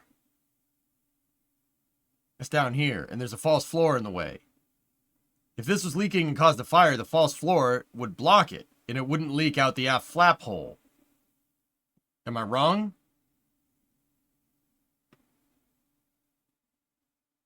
I don't think I am. Also, yeah, thank you. Zach always posts good stuff, man. Unless the flanging question is higher up on Raptor 2. Well, Raptor 2 stops right here. It stops right here. That's the top of the motor.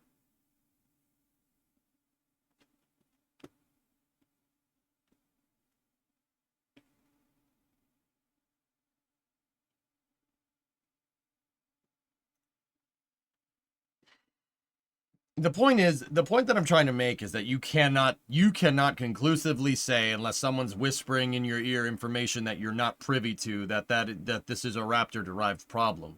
With the information given, it speaks that the plumbing is much, much more the culprit here. That's what I'm trying to say. Like, Baron, you might be right. I don't know. I don't think that that's the problem here, and I think that if it is that big of a problem, that they fixed it, they're gonna stopgap fix it until they can scale Raptor 3 production correctly, which is gonna happen in 6 months.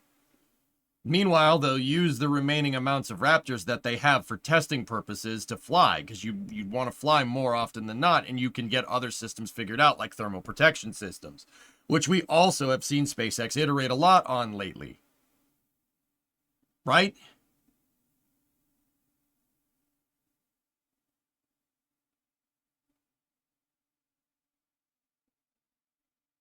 And a sea level Raptor went out first. The other thing to take into account, Bill, is that just because a sea level Raptor was the first one to fail doesn't mean that's the engine that failed either.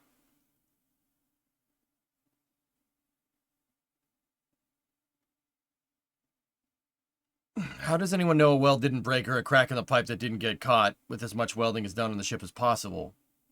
Because, Loco, I'll just go out right and say it. If you're making that kind of mistake at this phase in the flight, you probably shouldn't be working on rockets.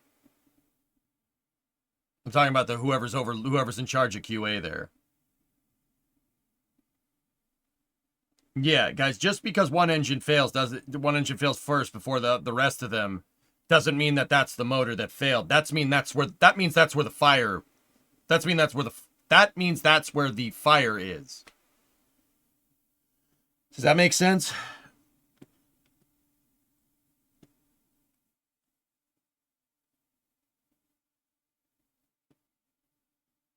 Give me 1 second.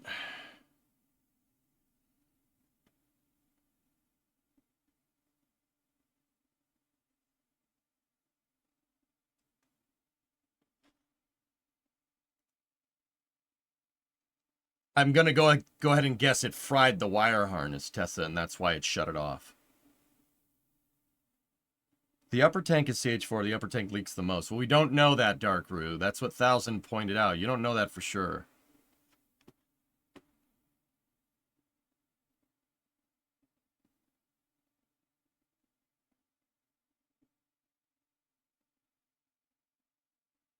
I said it earlier, but for me, the way SpaceX is going about spaceflight is dangerous and will screw the industry in the long run.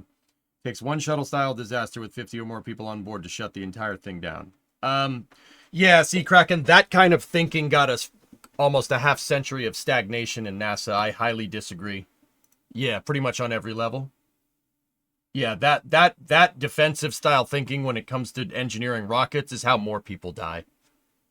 I.e., all the safety mechanisms that they implemented after Challenger meant dick when Columbia happened. See what I mean?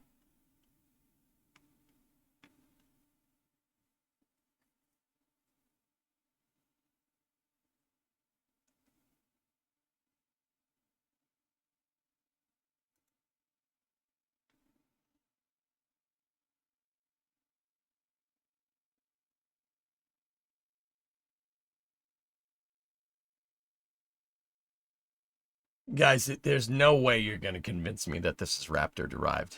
It absolutely has something to do with the plumbing. The plumbing is what was redesigned. The Raptors aren't. Like, I don't...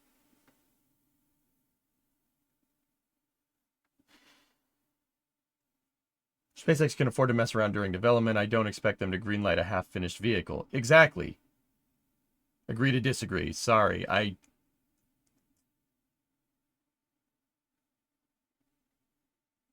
Oh, man. Yeah, dude, where did I fail? Where did I fail in explaining this? I don't get it. Have I not explained iterative design correctly or something? Why take that position now, Seakraken? I don't understand, unless something else is affecting your judgment. I must not have explained iterative design good enough, dude. Now I'm worried that I'm not explaining things good enough.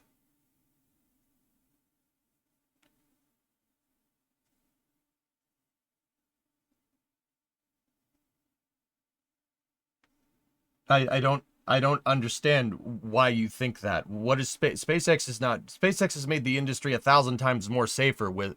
I mean, if we want to look at an empirical standpoint, right? Look at Falcon 9 and Dragon. Like, what do you mean they're going to screw the whole industry? It's a prototype. It's an iterative design. It's not like they want to put people on the next flight. There is a solution being built right now. They're planning to upgrade Massey's to do a full ship burn simulation, 8+ minutes. Is the concept of someone coming to a different conclusion that upsetting? What's wrong? No, Poscog, it's... I'd like to think that I teach people things here. And Sea Kraken's a longtime viewer. I teach these engineering concepts, and apparently I'm not teaching them good enough, because that mentality, this, I think, you know, all it's going to take is one person getting hurt and then the whole industry is going to suffer as a whole. Well, there is merit to that argument. Your Sea Kraken is saying that about the company that basically the only way we have ways to send people to the ISS first and foremost, and also a company that's made empirically one of the safest rockets and spacecrafts ever devised by man. I don't understand. That tells me that I have failed in explaining this correctly. Does that make sense?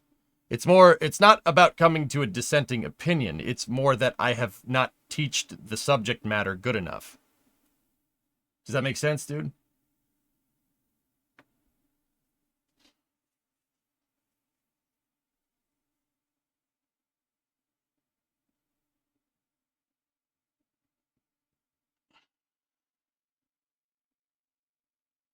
I wasn't following Spacelight then, but were people like this on Falcon 9? Yeah, of course.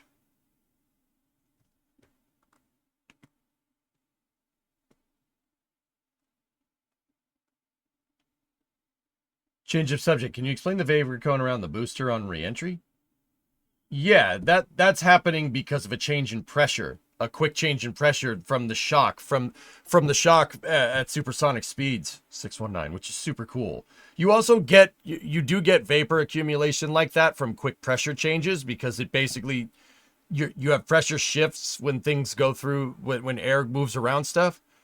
You have pressure shifts really, really fast, and just because you're making vapor doesn't necessarily mean something is breaking the sound barrier. But in this particular case, that vapor cone that was left from Super Heavy just happens to happen right around when it's breaking the sound barrier, or at least what's called the transonic flight regime.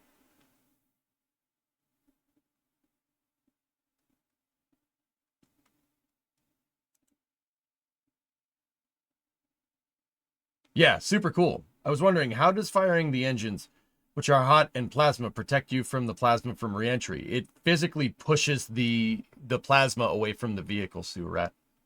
Yeah.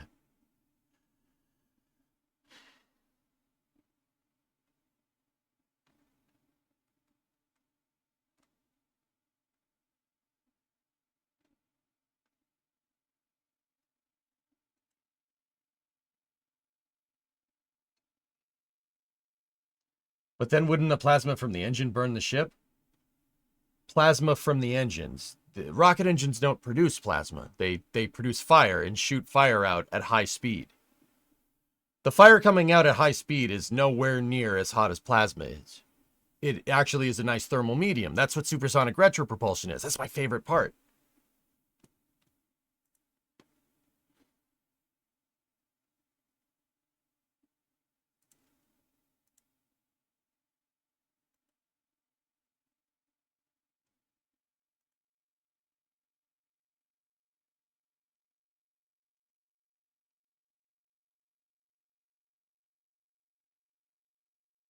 Fire is plasma. No, it's not, William.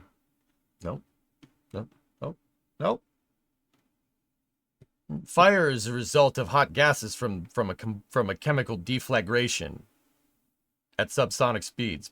Plasma is ionized air due to compression. Those are not the same things. Also, welcome back. Thank you. Any thoughts about warping the outer engines? Any solution for that? Gorix, it didn't seem like Booster 14 had as many warped engines. Now, the grid fins are another story, but...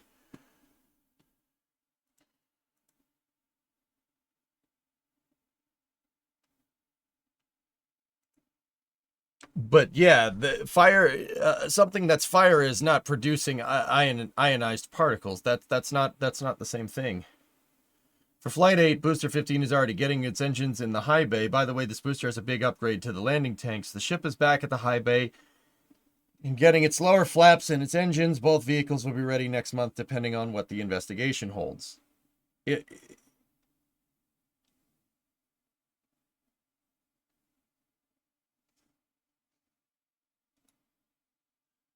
Oh, wow, an actual bot. Yeah, you see that floating? Holy crap.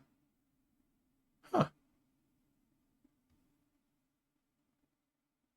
From the internet, fire can contain plasma, but it depends on the temperature and the materials being burned. Some flames may reach high enough temperatures to ionize gases, creating partially ionized plasma. But that's not what you just said. You just said the opposite of that.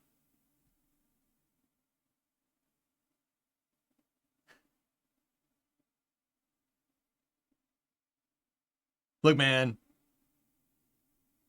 they're not the same. In the context of Falcon 9 using supersonic retropropulsion, it's not the fire is not plasma.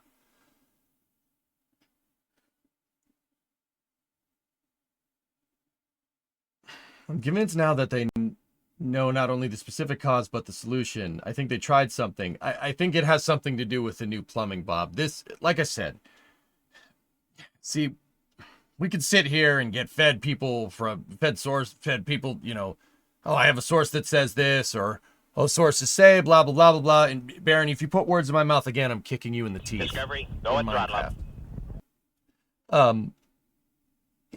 Guys, even if you're getting fed inside information, that makes this really not fun. I think that's what's rustling my jimmies the most. Like, I'm trying to have a logical think through here with what I think is going on, and I get paragraphs like that. Coming in here and saying, well, somebody in the industry told me this, and this is exactly what's going to happen, really defeats the exercise. Like,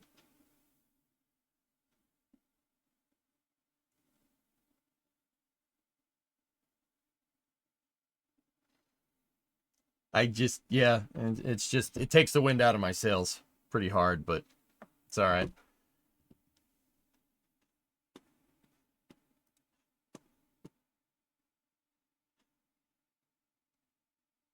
I think what's wrestling your jimmies the most is going from Brownsville to Snow. This is space. I'm in space. Yeah.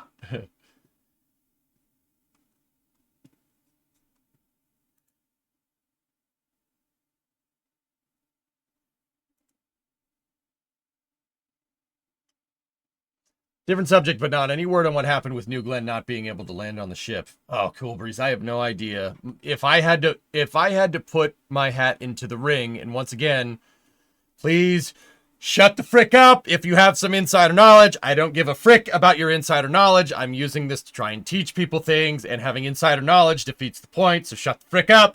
Not you. Like, shut the frick up. Anyway, my guess is that the thermal protection systems on New Glenn weren't adequate enough. It seems like they had burned through with the comet, and plasma, not fire, plasma came inside of the engine section and started frying things. Why do I think that? Well, that happened on a couple of Falcon 9s back in the day when SpaceX was trying to figure this out. They had to bolster up the thermal protection system on the bottom of the booster, which is why the bottom of a Falcon 9 Block 5 looks like it's dipped in black ink. Because they needed to upgrade the thermal protection systems because they were having burn through. I'm pretty sure that's what happened in New Glenn. It did start its engines, and it did perform its exo-atmospheric deceleration burn. And then we saw a RUD right after that. It sounds like they had burned through on their Comet thermal protection system, and it fried the engines. Similar result to what Ship 33 is, but a completely different vehicle, completely different flight regime, and a completely different stage. Vidless, hey, what's going on?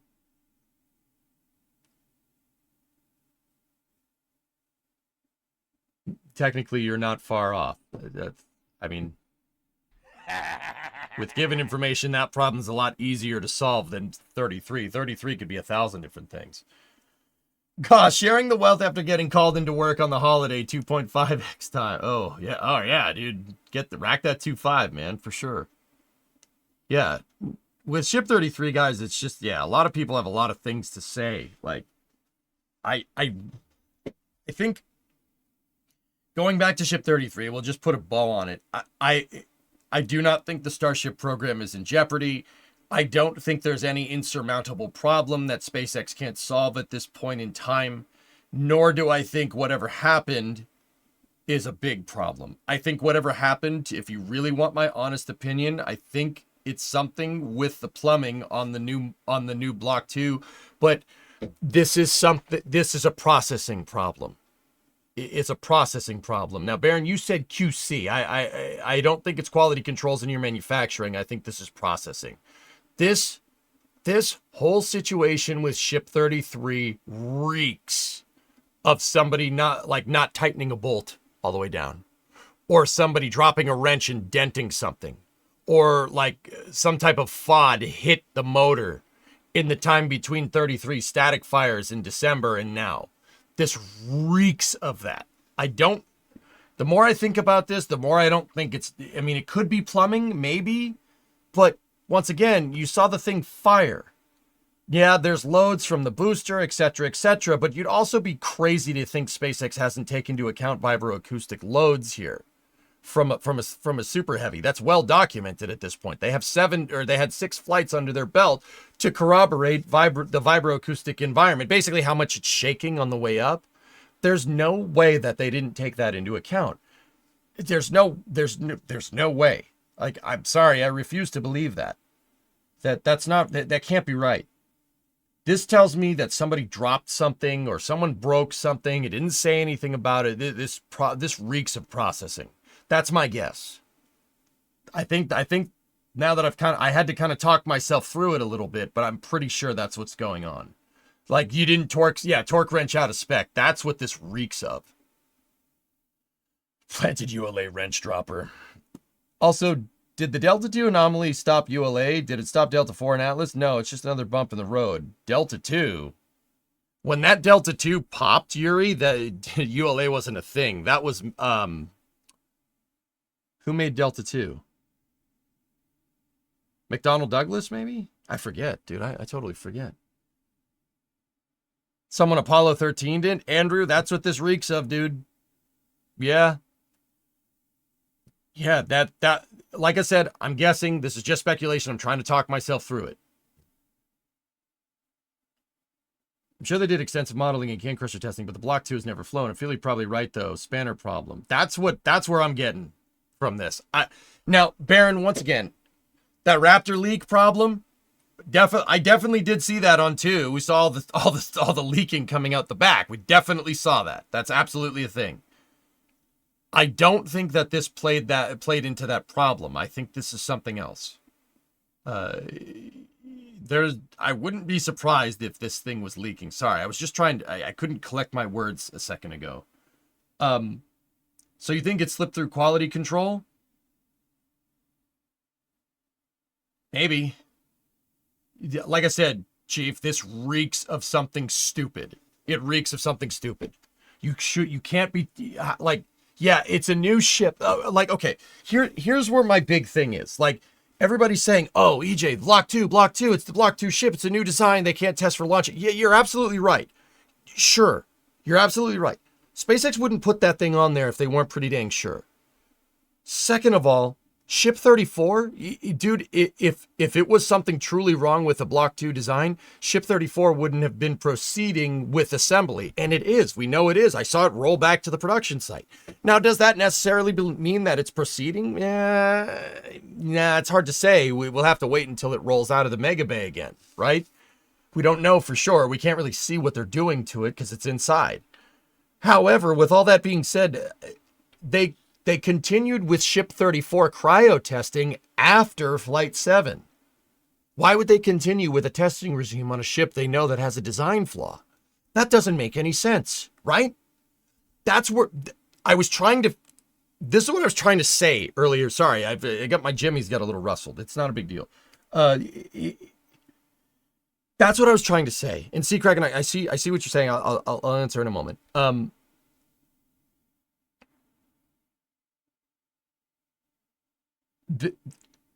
if this was a problem, they would have stopped testing completely on ship 34.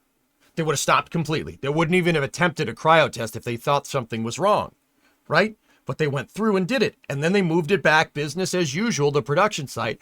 Couple that with Elon saying it's not a problem and they're going to fly in another month. It reeks of processing. It reeks of somebody dropping a wrench and bending a pipe somewhere, or somebody not torquing something down. That's what that reeks of.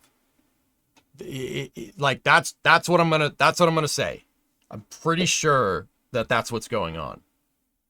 The golden bullet from the space shuttle, dude. It's something like that. I guarantee this. Like you just got to think about it, right?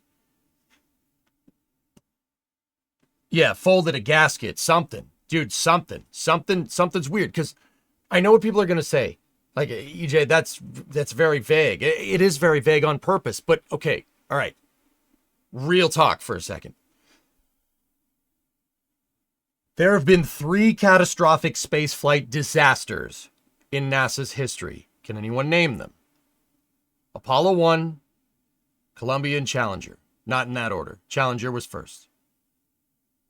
Look at the dates of when these things happen. Look at the dates. Apollo 1 was in January.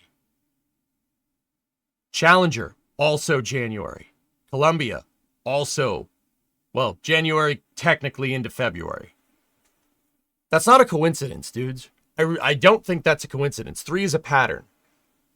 You are much more likely to let something slip through the cracks because you took a break during the holidays. Right? You're not in your groove. You have to get back into the groove. There's absolutely a correlation here. And I'm factoring that into my judgment. Now, if you think that, oh, EJ, you're full of crap, I mean, someone's going to think that anyway, so it might as well be you, right? See what I'm saying?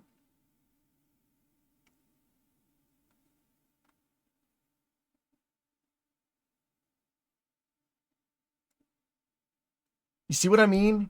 Like, something doesn't right, Baron, something doesn't tick right in my head, dude. If it was a Raptor leak problem and they thought it could threaten the entire ship, they would have put a CO2 suppressor on it a long time ago, just like they did with the booster. And there's no doubt that you're right that these are Band-Aid fixes. No doubt. Until Raptor 3 comes along, right? And we did see a Raptor 3 int on the test stand a little while ago, right?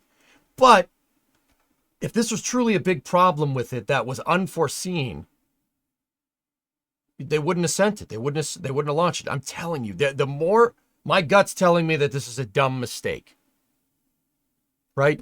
This is a dumb mistake. Somebody dropped a wrench on a motor or something, or didn't tighten a bolt down. And couple that with the holiday break, right? You're going balls to the wall all the way into the holidays. You take a couple weeks off, you go back, right?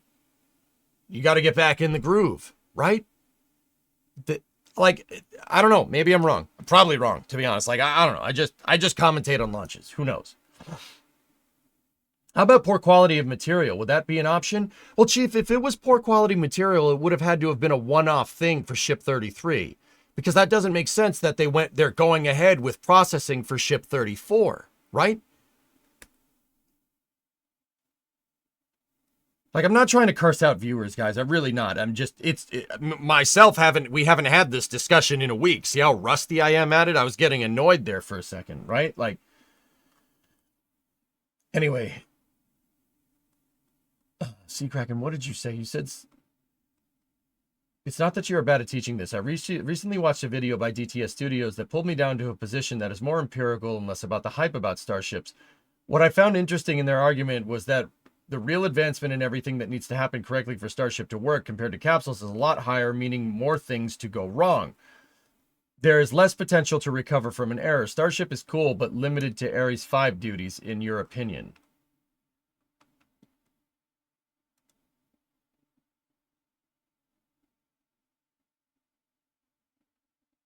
How can Buddy say that when something like the space shuttle exists?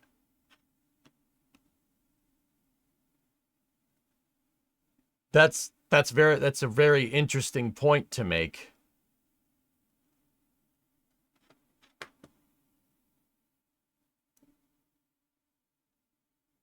Hang on, guys. I got another message.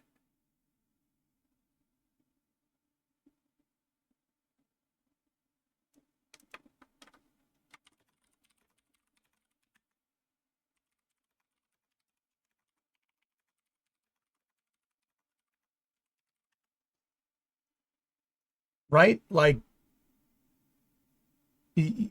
I suppose that's an interesting point here, but see, Kraken, yeah, there's no doubt that this is okay. All right. First of all, I have no idea who DTS Studios is. I'm not trying to piss in that guy's cornflakes, but I just don't understand how you could make that argument when something like the shuttle exists. Now, I know what people are going to say, but what about Challenger? Yeah, that's a good point. Challenger wasn't the design. It had nothing to do with the hardware. It had everything to do with the people managing the hardware. Right? You can't making the argument that it's about that complexity of design carries more risk is absolutely true. No doubt. But if that was the case, the shuttle would have failed miserably on the first flight. And it didn't. It didn't fail on the second flight either, or the third, or the fourth, or the fifth, or the sixth, or the 7th, 8th, 9th, 10th, 11th, 12th, 13th, 14th, 15th, 16th, 17th, 18th, 19th, 20th, 21, 22, 23, 24, 25. It took 25 flights for Challenger to happen. And Challenger happened because it wasn't designed to launch in the cold or windy conditions. So it's not designed to do that. Maybe you shouldn't launch it in that, right? But the shuttle was able to go through the testing just fine. I don't understand that argument to be made, Seacracken. It doesn't make sense. The space shuttle was an adposh of different systems when NASA wanted a Dream Chaser and the Air Force wanted Ares 5, basically. Okay. Sure, yeah, no doubt. I mean, they wanted to launch spy satellites in space, and it was seen as NASA pioneering reusable spaceflight could be something that could lead to a commercial market. Ironically, that's exactly what it did. The space shuttle was implemented for NASA to develop reusable spaceflight technologies that would find its way into the commercial market eventually, which, ironically, that's exactly what it did and was successful in that regard. Or Falcon 9, pick your poison. Nova gifted her sub to Bishimoto. Thank you. Right? Hi, Bree. You know, at times you have a nasty attitude to comments. Me, Tig? Interesting. I'm not trying to be a jerk, dude. I'm just passionate about this stuff. If I come off like a prick, just please let me know. I'm not trying to be mean.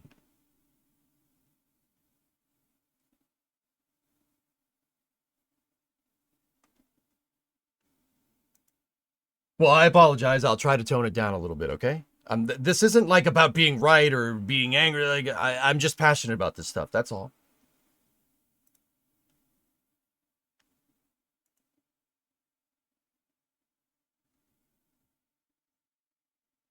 You find your tone is adequate. All right, Seacracken. Well, like that's what I'm saying, dude. Like okay. So I think DTS based off of what you said, I think DTS is harking. He's coming across something that isn't necessarily wrong. Okay.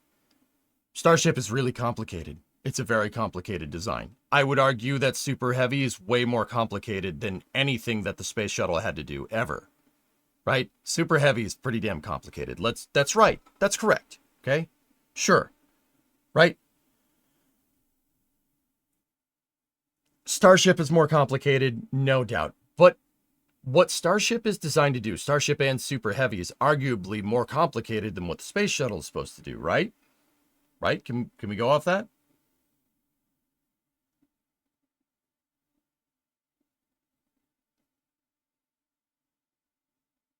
Nah, legitimate criticism, Hibbit. It's all good. Tig, I'll try to tone it down a little bit. Sorry, I get hyped up in this stuff pretty easily, dude.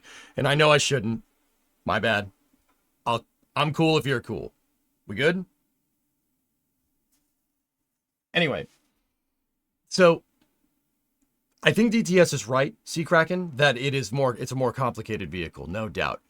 But you got to remember, what SpaceX is trying to do is trying to rope the Saturn V and the space shuttle into one vehicle, double the thrust, and make it also the lander and the command service module. That's an extremely tall order, and that's an extremely difficult thing to do. I think DTS is right in this regard, if what you told me is correct. He's right in assuming that this carries a lot of risk versus reward. But just because it carries a lot of risk versus reward, I don't think that if they potentially fail, that it would doom the industry. Now, why? Falcon 9 is a big, that's a big example as to why. Falcon 9 is fine. It works great. It's an excellent vehicle. SpaceX could make a great architecture with Falcon 9 and Falcon Heavy, especially with Falcon Heavy's extended fairing, am I right? Sure. Right? And see, Kraken, what have I always said, dude? What have I always said?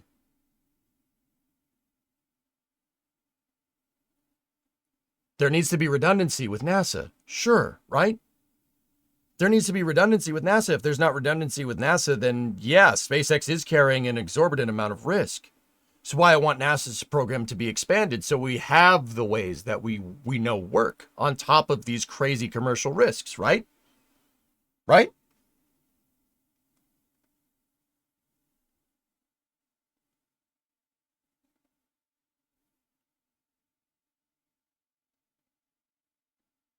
Baron, you tried to assassinate me back when Jared was announced, but I totally understand. Take no offense. We're space fanatics. Baron, I'm sorry, dude. Nah, I was a prick. I was being a prick. You're right. You're right. I can admit when I'm wrong. I was being a jerk today. Sorry. Sorry, bros. You're cool and I admire your passion and your knowledge. Sometimes a bit aggressive to alternative opinions. Yeah, Tig, I got to work on that. I got to work on it. I'll work on it. You have my word. What other streamer is going to say that in front of all these people? Trust me, I can admit when I'm wrong. It's not me trying to prove or like be the best at this or win at the conversation. It's just the passion that I have towards this stuff, and I need to work on that. I will. You have my word. Okay, I've been doing this a long time. Baron, I'm sorry. I gotta chill out, dude. I gotta chill. Sorry, the passion gets very, very, very hard. You know, you get very passionate about the rockets. I'll chill out. I'll click off. Anyway. I'm joking about the ladder. I don't hate you. Yeah, Baron, we're good. If you're good, I'm good. You know? Anyway.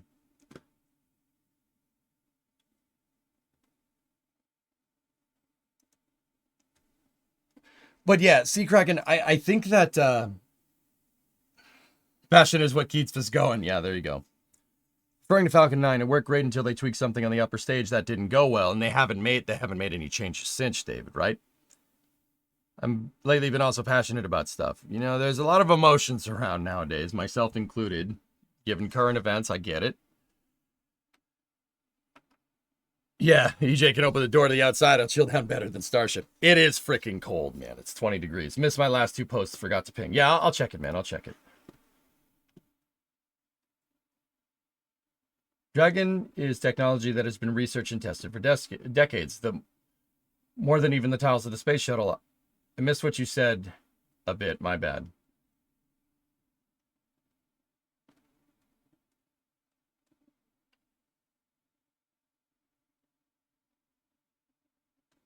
Okay, I read what you said. I got it. Let me take a drink of water. Let me chill out for a second. It's 5 here. Shut up. Laughs in 2 Fahrenheit. Yeah, whatever. All right. All right, chill out, bros. Chill it down. So, see, Kraken, let me just...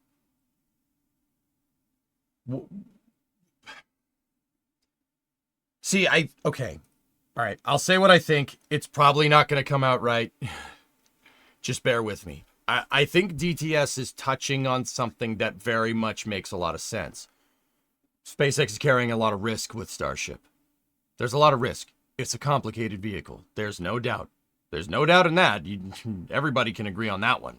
I mean, we're arguing about the spaces where the leaks are, right? Like, and that's a very complicated thing, right? But, okay, I think if I had to pick a bone with this type of logic, Sea Kraken, and this is why I was like, oh man, I must not be teaching this right, is because, look, they're carrying all this risk, right? But SpaceX can solve these problems, okay? At the end of the day, sending anything beyond low Earth orbit is difficult. DTS is right in identifying this risk, and the risk doesn't change just because you're SpaceX or NASA or whomever, right? The risks are there all the same, but because of Starship's complexity, it does.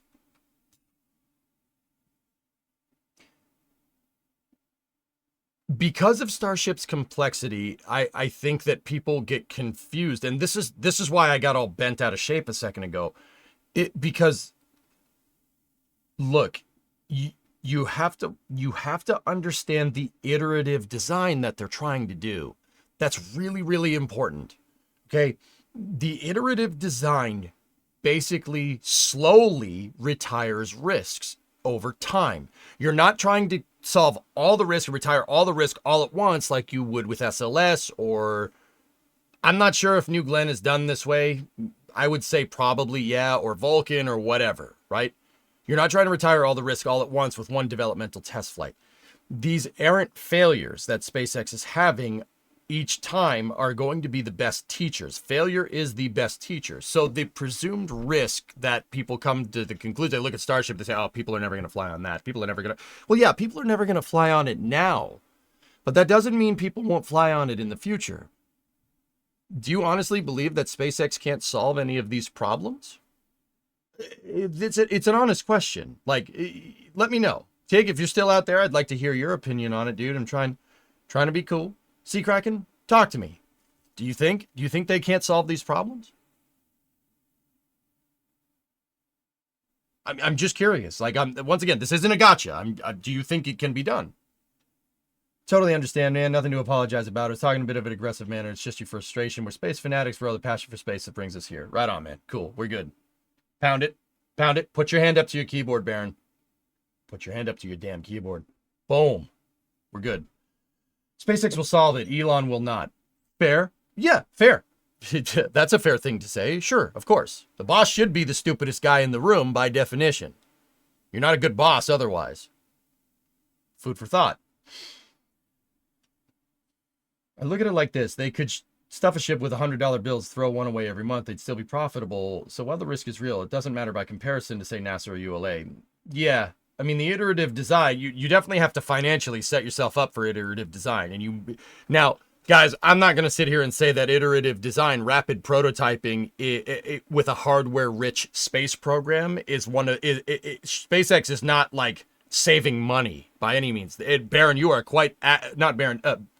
Bob, you are quite accurately describing what's going on. They are pissing away dollars with these launches, obviously, but what they lose in money, they gain in knowledge. This is exactly what happened with Falcon 9. They pissed away so many Falcon 9 first stages, right? And some second stages and payloads too. It's a stupid tax, so to speak. You're swapping the failure for knowledge on how not to launch rockets. And with every Starship flight, you learn a lot, right? Reach reliability. I read through NASA's shuttle flight rules. 1,000 pages was fun, and the number of single points of failure was pretty high. For example, if an SSME got stuck in certain gimbal positions, it was unrecoverable. If they could make that safe, and they did, Starship can be safe too. Yep. I think New Glenn transitioned to more iterative design when Dave Limp came around. There's a clear change in messaging from the first flight from we will stick the landing to we have to try it at some point. Bingo. A lot of these problems, and Phil, that's exactly the argument that I'm trying to make for Starship. That's what I'm trying to teach you guys. Like, yeah, you're pissing away Starships. Yes, it looks bad. Ship 33 blowing up and streaking trails across the sky and dumping all kinds of space debris in the Caribbean is not a good look. That's not great. But you can be dang sure that problem ain't going to happen again. You know, once again, SpaceX probably send some people out there and go pick up the mess, but Facebook stat remembers. Hey, Ark, 52-month resub. Hope you've been well. Yeah. Ark, I got to say hi to Timmy when I was down in Brownsville. Pretty cool. He was like, dude, you remember that time we were in Amsterdam? I'm like, or the Kerbal 2 release. Yeah, that was, we had fun then. What came after? Not so much. I know this will sound really harsh and weird, but ignoring the delusions of grandeur that fuel the Mars colonization mantra, and even looking at the basis this is supposed to be a cheap LEO hauler first and foremost, which is what the design really is. I think SpaceX was going to move to different variants after they figure out how to just get the thing into space and get it back down.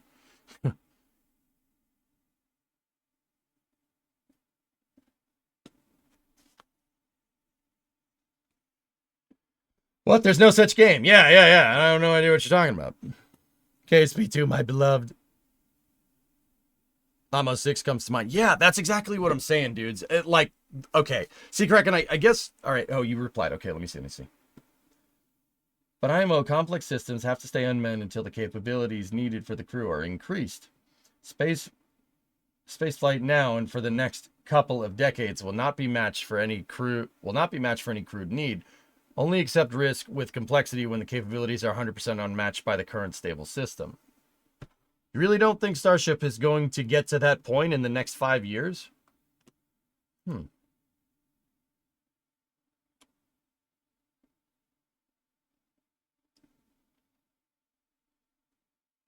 Okay, can I ask you a question, dude? Spaceflight systems have to stay unmanned until the capabilities needed for crew are increased. Spaceflight now for the next couple decades will not be matched for any crewed need. Okay, my question is SpaceX is hell-bent on sending people to Mars sooner rather than later. Do you think they're working on a decade timescale at the very least? What do you mean there's no need to send people into space? I think there's very much a need. Just genuine curiosity here. Where are you getting that from? Like, what's the conclusion there with that? There's no You just saw the end of the Starbase update? Oh. What? I helped Jack with Starbase update. What's wrong? Hi, Jack Byer. I'm not Jack Byer. First off, give me 5 minutes to type. Okay, shoot. Hey, Jack. Oh, geez. Oh, boy. All right, let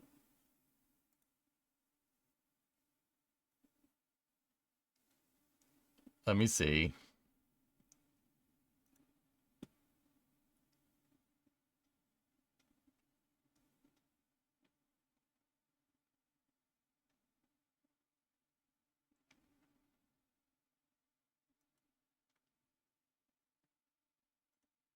It's at the very end, huh?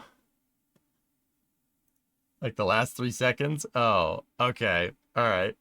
Let's see. What's going on here?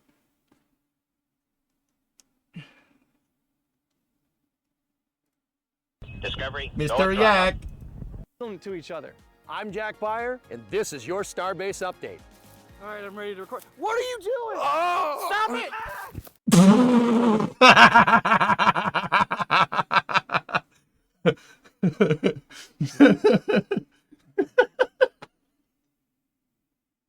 Nice. Oh! Dude, I did the entire intro to that, and that's the only thing that they used. I did the whole damn intro. I read all of Jack's copy.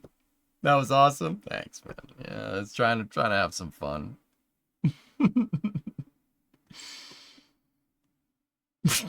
Am I wearing the same clothes that Oh god. Okay. Check last tag. Sure, man. Sure.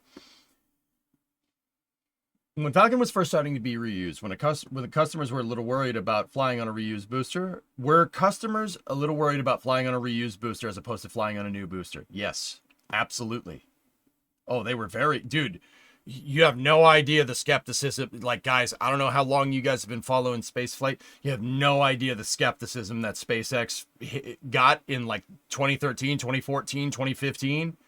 Oh, my goodness. Like, people were saying the industry isn't sustainable, blah, blah, blah, blah. It was ridiculous. It was ridiculous. Everyone was like, reusability doesn't make sense. The shuttle proved that. There's no market for it, blah, blah, blah, blah, blah, blah, blah. Which is, see, Kraken, if you're typing out your response, no problem. That's the argument that I've always made. Everyone is going to say, well, this is not going to work. There's no demand for it. There's no demand for people. Okay, hold on. If SpaceX believes that they need, here's your response. If SpaceX believes that they need to send thousands of people to Mars, Starship won't ever be satisfactory for the development of all the infrastructure on Mars. And the next iteration of Starship will be the new complex system, and the less complex system is something similar to that or equal to Starship currently, because at that point it will be a new stable part of the industry.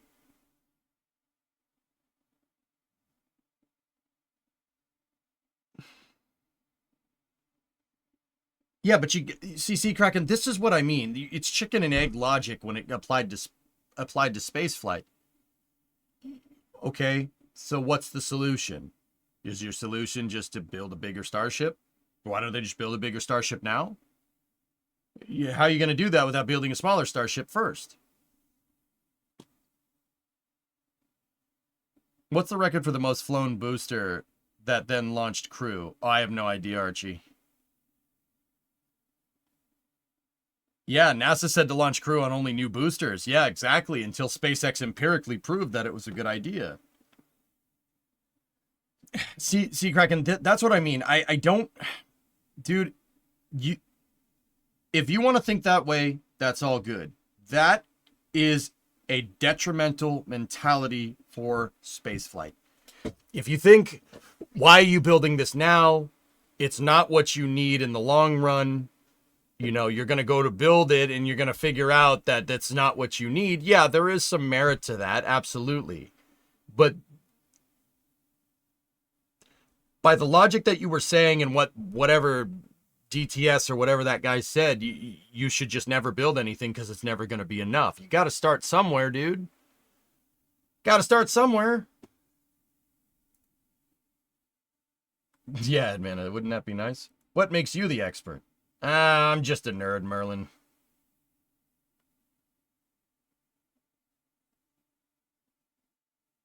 Third flight booster has flied crew on the fourth flight. Thanks, Nathan. Thanks, Nathan. I appreciate it. Yep. What's up, dude? How you doing? GSE fed pretty good, man. Pretty good. Pretty good. I love ground service equipment. So, Merlin, I've been following spaceflight for the better part of a decade, reporting about it here and learning about it as much as I possibly can, dude. I'm not an engineer by any means, and I will say that most of my theories about this are, they're not speculation. I'll just say that they're pretty well thought out. I've spent a lot of time learning about this stuff, dude. What's your estimate on how much extra performance the booster catch can actually provide? What do you mean extra performance? Ryzen, they don't catch the booster for extra performance.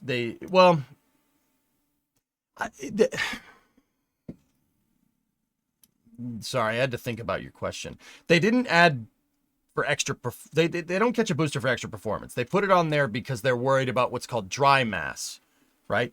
And if you're speaking technically, yes, the lower mass fraction on your first stage is going to get you more performance on your second stage. I'm going to assume that that's probably what you're referring to. How much? Oh, I don't know. It's hard to say because I don't know how much super heavy landing legs would, like what the mass of that would be. Personally, I don't think that there's any, like if you put a Falcon 9 style landing leg on super heavy, I really don't think it would hold it up. 33 engines is quite heavy. You would need ridiculously big landing legs to the point where we're detrimental to getting Starship even into space. Catching the booster, because think about it. Think about Mechazilla and how heavy that thing is, and that's what holds up super heavy, right? I'm not saying you need something equivalent to the mass and weight of Mechazilla to hold it up. Maybe the chopsticks at best, but even the chopsticks are quite heavy. How much performance would it gain? I don't have the numbers off the top of my head, dude. Let's just say that if they did land it like Falcon 9 with landing legs and not a catch tower, Starship would be nowhere near orbit right now. Well, the last Starship flight was nowhere near orbit, but also that, not because of those reasons. Okay, so that was a good response. Tig, I told you I'd work on it, dude. I told you I'd work on it.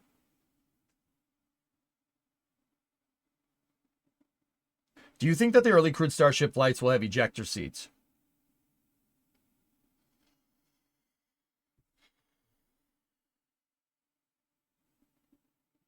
Yeah, maybe. That'd be kind of cool. But Bill, you got to remember that ejector seats on a Starship Super Heavy would be useful for maybe about 30 seconds and then not. But also at the same time, if you have 100-ton payload capacity to LEO, adding 2 like 1-ton ejector seats or 3 or 4 or 8 is really not going to make that big of a difference for your mass to orbit now, is it? SpaceX is playing with a really big delta change in mass capability here. Like Starship could launch 1 ton into space. It could launch a Roadster into space and bring it back down. Or it could launch 100 tons of something into space. At least that's what its stakeholder expectations are, right? Can we also talk about how a V1 booster just launched a 300-ton heavier ship, no problem?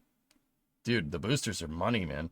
To respond, I want Starship to fly more, but with the way that Starship is going, it is too complex of a system for crew, which is why I am afraid of it participating so heavily in the Artemis program.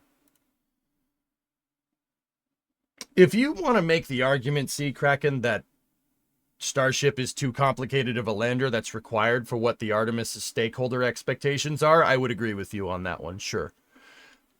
But it's what we got, dude, so we got to roll with it. That's my argument.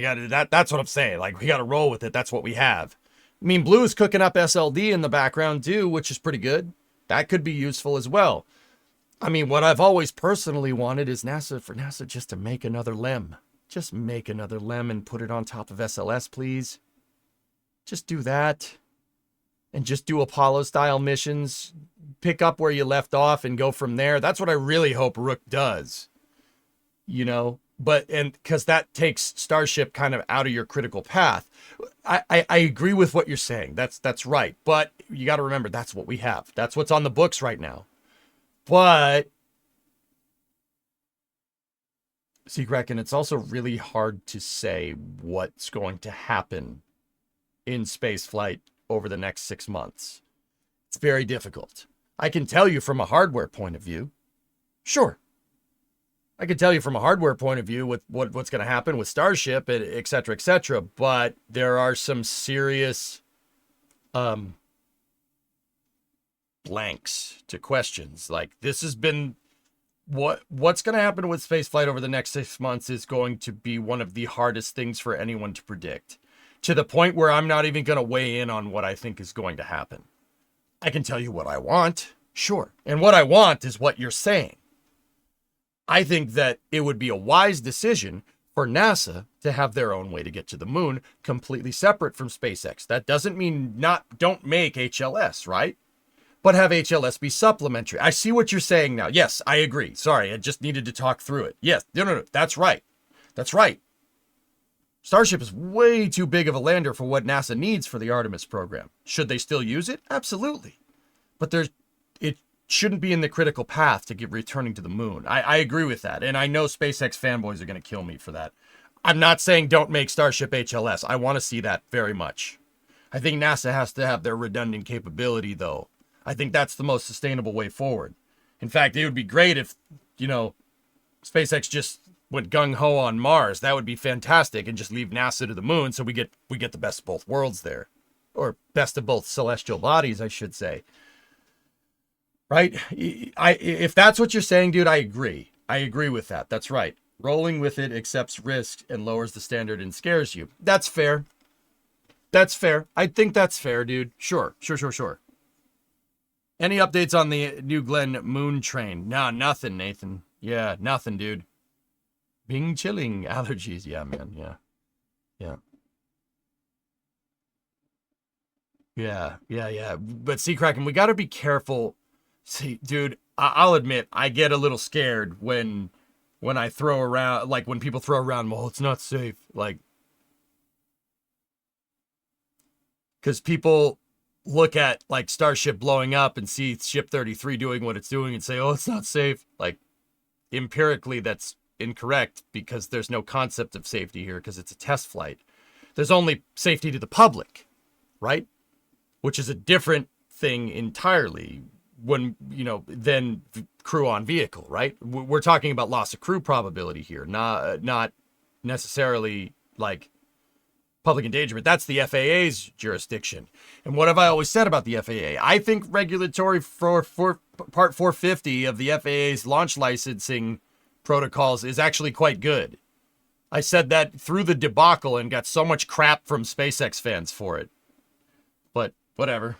It's fine. Flight 5 and Flight 6 and Flight 7 went. There's going to need to be a mishap investigation, so it's going to be a little bit before we see another Starship flight for sure. But hey, considering Ship 33 was catastrophically blown up, I think that's okay.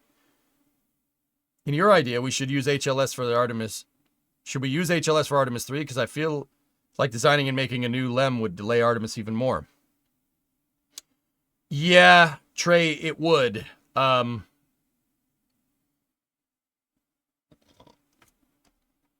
It would. Unless NASA had like a very big budget increase to flesh out the rest of the architecture. We're talking like a couple $2 billion increase for a Human Exploration Operations Mission Directorate, and Congress has to approve that. So if that does happen, then yes, I would say it's possible to do it and not delay. Well, no, never mind. That's not possible. It would delay by, I'd say at the very least, and this is like a best absolute perfect world, non-dimensional, like perfect world scenario, 4 years from now, maybe. Is there any plans for SpaceX to add a 4th drone ship to the fleet at some point? I'm not sure.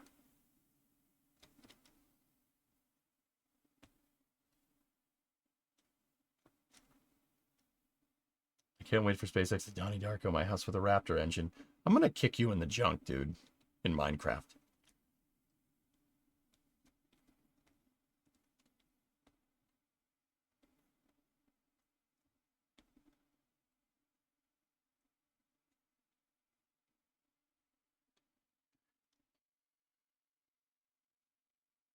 I'm going to kick you right in the junk. Like, square, like... But anyway.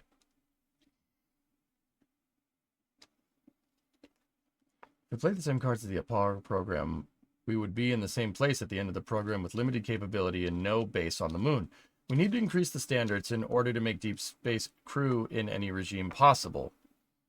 I disagree. I don't agree with that, Sea Kraken. I think that people just say that Apollo is not sustainable just to make themselves feel better about the Artemis architecture. I'm dead serious about this. Apollo is more sustainable and more well thought out and much more well implemented pretty much in every facet compared to the Artemis program. Sorry. I'm sorry. Like, I know that's not going to be a popular opinion. Now, I know what people are going to say. But EJ, they canceled the program. Yeah, they did. They, no doubt. But let me ask this question. So think about this for a second, okay? What's the Artemis program's job? Go back to the moon permanently. Stay there. Make a base on the moon permanently, right? And use that to learn how to get to Mars. Maybe build a gateway to learn how to live and work in deep space, right? Can Saturn V, the LEM, and the CSM do all of that? Absolutely. Of course it can do all of that. Yeah, sure. It could do it better than SLS. So which program is more sustainable? I think people say the Apollo program wasn't sustainable to make themselves feel better. That we don't have it. It's more politically sustainable. So if we had a Saturn V right now with the LEM and the CSM, you're telling me that it would be less politically sustainable than SLS? You really think so? What happened to the oil rig platform? SpaceX they parted them out, Dreamwalker, and then they parted out, took parts off of it, used those parts to make Mechazilla, I think, and then sold them for scrap. Yes. Interesting.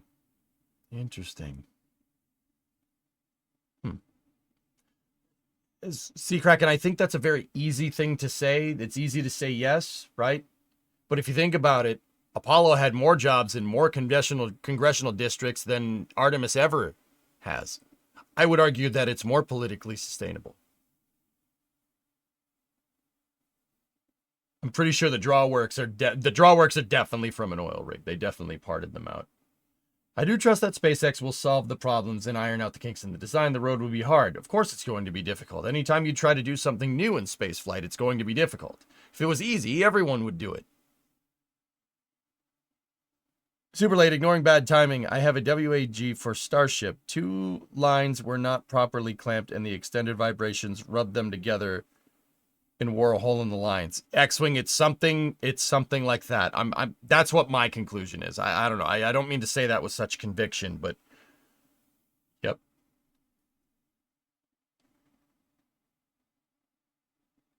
For a program to be sustainable, it would need a higher safety standard than Apollo. But you don't, Jolie, yeah, no doubt, but you don't develop safety standards by making a vehicle that you think is safe and then flying it. If that was the case, the space shuttle would never have killed anybody.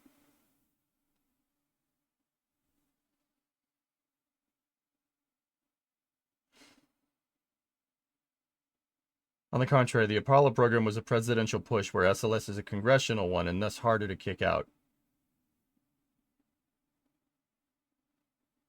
That's an interesting way of looking at it, but Congress had to approve the Apollo program. And the executive is what chooses what NASA's goals are. SLS came out of a lack of this. You say it's a congressional push. Yeah, that's correct, but it's a congressional push because the president tried to pull the rug out from the entire space program, and Congress had a lot to say about that in terms of it being a horribly bad idea. See, last for some notes about the current version of Starship.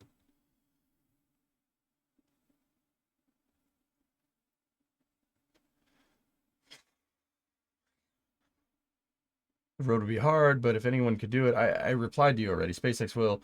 My earlier note about Artemis, one note that's always pinging in my head is that they really cannot do orbital refueling with Raptor 2 since the main tanks after main engine cutoff are heavily contaminated with water and there's ice chunks building up inside the mains. Yeah, Baron, but dude, there's no way. I can't say this with conclusion because there's no way you can prove that because you have insider information or like there's no way of proving this. I can't teach anything with this, but maybe. I refuse to believe that SpaceX is facing any insurmountable problems. I really don't, because they wouldn't be pushing as hard as they could if they weren't willing to take the bull by the horns and tackle these problems head on. And they wouldn't even be trying if they were insurmountable, right? Like, did the ship do any thrust vector control on the stand? I'm pretty sure it did, Katra. Yeah, pretty sure, but I can't prove that. Also, RWR2 to Apollo safety. I don't believe for a second that Artemis is safer than Apollo was. Apollo did way more test flights than anyone remembers. They flew the CSM uncrewed into orbit 4 times before they put crew on it, for example. Yeah, that's what I'm saying. Yeah. I agree that this entire thing was a series of unfortunate events with all of this development, I can say the SLS has been developing for 3 times the amount of time as the Apollo program.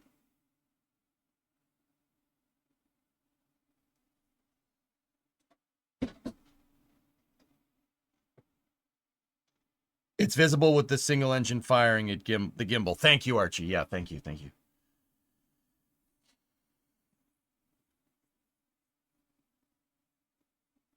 Thus making it more politically stable.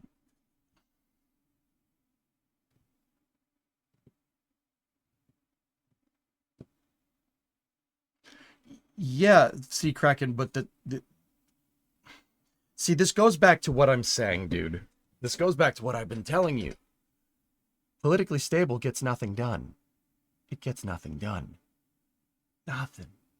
What has SLS done? The Apollo program was done, was set, funded, achieved its objective, and concluded by the time the first SLS launch happened. Politically sustainable is all fine and dandy. That's all fine and dandy. My argument is that you can make a politically sustainable program and do stuff at the same time. You seem to be arguing that you can't. right? That it's mutually exclusive. And if it's mutually exclusive, the safest place for an astronaut is on the ground and never to launch, which seems to be what the SLS program has gotten us. Right? Am I thinking about this correct?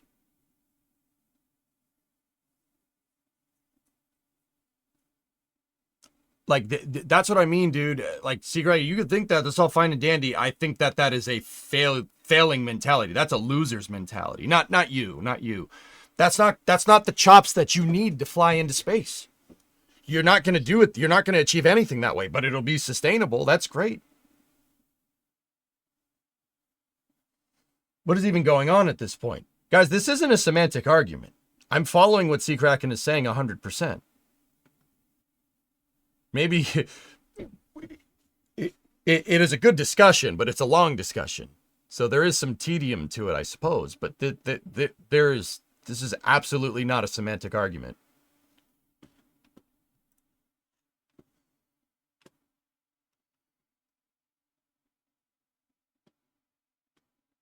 If anybody needs clarification, just chime in. Let me know. I'll explain to you what we're talking about. I can do it.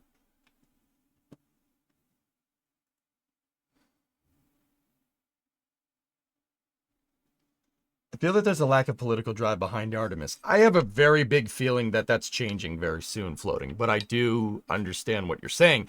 That lack of political drive with Artemis is what got us Starship as our prime lander for our return to the moon, might I add.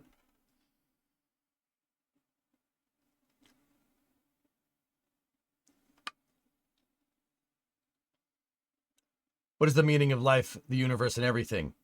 Now that's a semantic argument, Sewer Rat. That's what we're not doing here, okay? Yeah, nice try. Nice try. What I'm saying is that the SLS and Artemis program gives us a unique opportunity to increase and change the way we go about the exploration of space in a more effective and sustainable manner, even though we have less capability in the near term.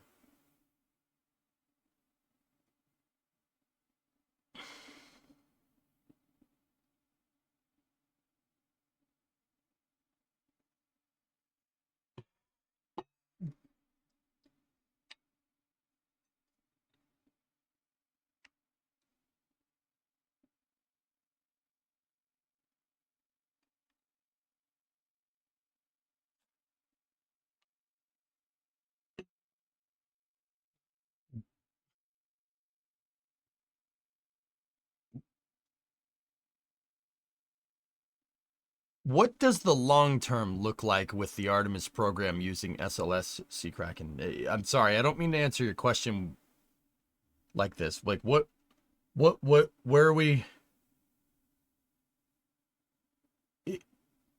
What I'm saying is that SLS and Artemis give a unique opportunity to increase and change the way we go about space exploration in a more effective and sustainable manner, even though we have less capability in the near term. You see, less capability in the near term. We have no capability in the near term. Discovery. There's no capability. That's what I'm telling you. There's no capability right now. There hasn't been capability for the last 15 years. Like, when does this near term expire? SLS can't keep going the way that it's going, dude. It needs to ramp up. And if that's what you're referring to, well, yeah, NASA needs to completely restructure all of its SLS contracts and make it Artemis a more hardware-rich program over time. Not something that happens overnight, not something that happens in one presidential term, right?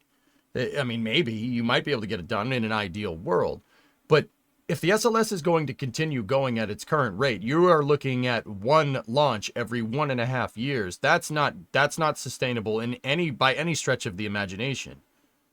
It's not sustainable as an exploration program. This new and exciting perspective you're talking about is sitting on the ground dreaming about launching into space instead of actually launching into space.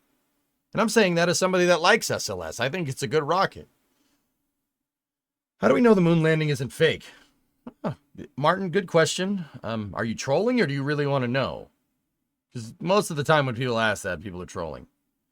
I mean, whatever. I'll just say it because it takes time to type. The Soviet Union said we did. Yeah, they admitted that we went to the moon. That's my personal selling point, right? They wouldn't have said it if there was any inkling that we faked it in any way, shape, or form. And before people say, oh, well, America had the resources to fool them. You're telling me we fooled the country that launched the first person into space and the first satellite and did the first EVA in space. We fooled them. I doubt it. Very much doubt that.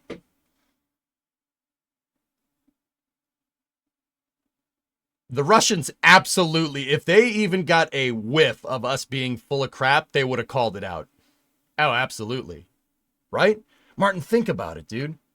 That's my biggest selling point. I can sit here and I can tell you that the lunar retroreflectors are still there and you can still use them, or how ISRO had their lunar orbiter that took pictures, or NASA's own lunar reconnaissance orbiter is taking pictures of the landing and you can see the footprints, etc., blah, blah, blah, blah, blah. That doesn't sell people. The Soviet Union, this story definitely does. There's no way we fooled them. Not a chance. They were the first people to land anything of use on Venus. That if you were smart enough to do that, you were smart enough to see if somebody else landed on the moon. Right?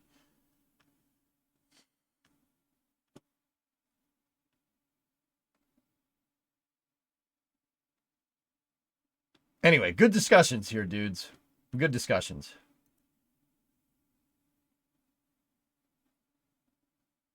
The Russians in the 60s would have 100% call you out if they didn't 100% know you landed on the moon. That was always my selling point, Pegster. That was it. Like, that's where I was like, yeah, we did that. Abso-freaking-lutely. The YouTube video, the 7 seconds it sounds on Venus, is still there. Yep. Weren't they also the first to put a probe on the moon? Yes. And they were first to land a rover on the moon, too. Lunokhod 1. Yeah. Oh, yeah. Dude, there's no way we fooled them. There's no way. SLS is the ferry for crew to the moon, and commercials supporting the program with more complicated structures like Starships to continue to develop the systems without the risk of crew loss and to help increase the safety of space travel. Once the technology is proven, NASA moves to the next challenge, and unknown, well, commercial takes on the capability of SLS. I want NASA to return to its roots.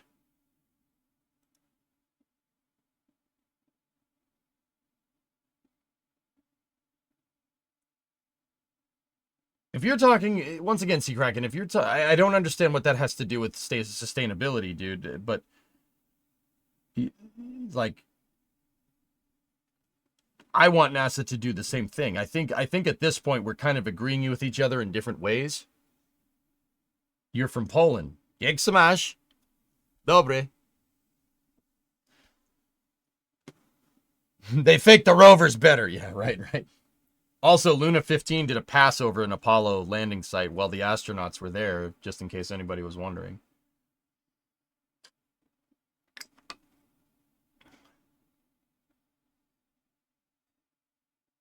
Anyway, good discussions, dudes. Sorry, I didn't mean to get that heated. I'm actually kind of sweating, so I'm going to open up the door. Apologies for being a jerk. That's my bad. My fault. I haven't thrown myself into the ring of discussing stuff on the internet in a week, dude. I'm a little rusty. You're going to have to excuse me.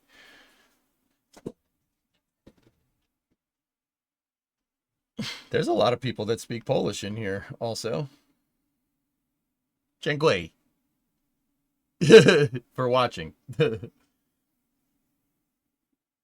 We're definitely walking counterclockwise to each other in a circle. Something like that, dude. Yeah. I agree. I see what you're saying. Like, I think the commercial program needs to be supplemental. It needs to be supplemental to a mainline program. And in order to do that, you're going to have to restructure all of SLS's contracts. That's what I've been saying for a long time. So apparently I was teaching right, which makes me happy. Yo, Poland reference. No problem, Nikki. Butch and Sonny should be coming home soon. That's good news. Crew 10 is a new dragon. What do we think a good name for it would be?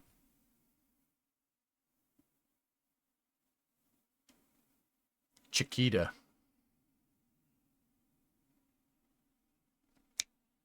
Oh.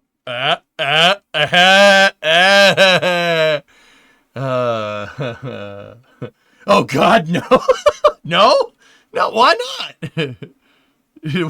Why not? What's wrong? No, Nathan. Oh, come on, man. Stacy. No bananas allowed except on Starship. All right, all right. What do I think a good name would be?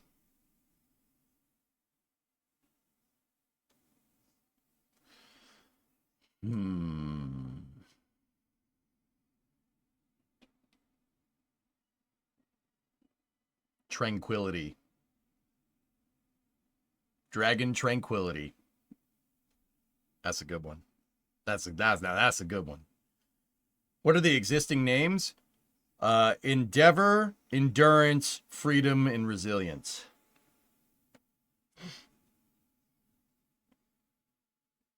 Tranquility would be good. Yeah, that's pretty good. That's a good one.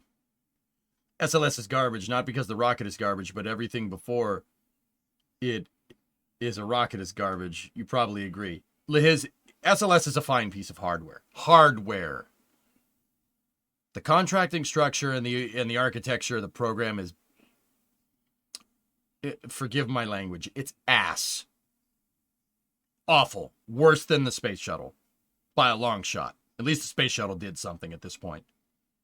Like, Vengeance? Dragon Vengeance? What is it? What are we avenging here?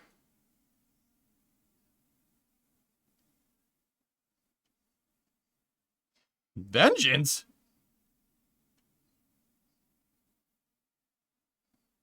Cerritos? Okay, hear me out. Crew Dragon Intrepid. I like it, Matt. I like it a lot. Yeah, I like it, Matt. That's a good name.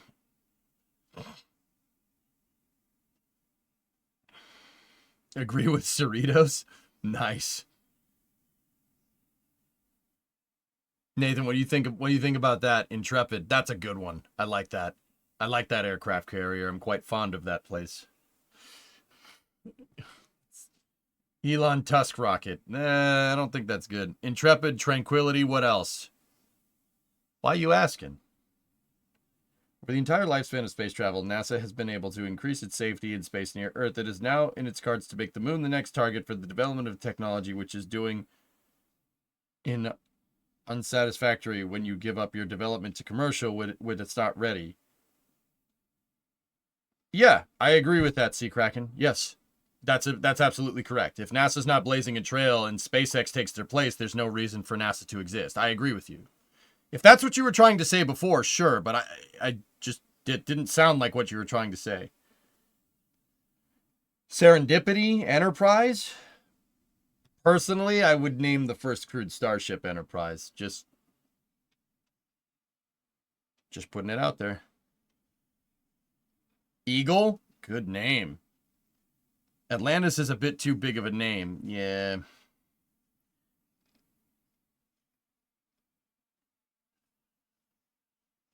Come on, get more creative than that? What do you mean get more creative?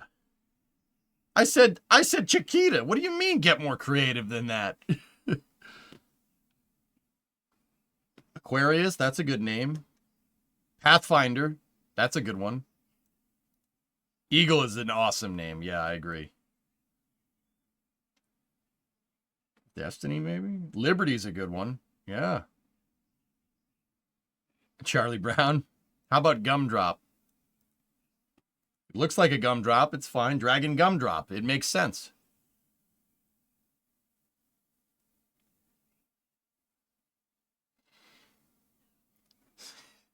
The People's Penguin? 737 Max? Why are we calling it that? No, I want the door plug to work. Dragon McDragon face. Okay, all right. Nathan, you got your answers. It has devolved into meme entropy in here. We've devolved into meme entropy. Run! Run! Go! How are the names of the shuttles chosen? The names of the shuttles were named after sailing ships, believe it or not. Yeah. They were named after sailing ships. How about Hornet? Case in point. Aquarius, Pathfinder, Eagle, Liberty, Gumdrop, Intrepid, Tranquility, 737 Max, Dragon McDragon face. Thanks, chat. Nathan, I told you Square hole? Oh, God. Canard? No. No!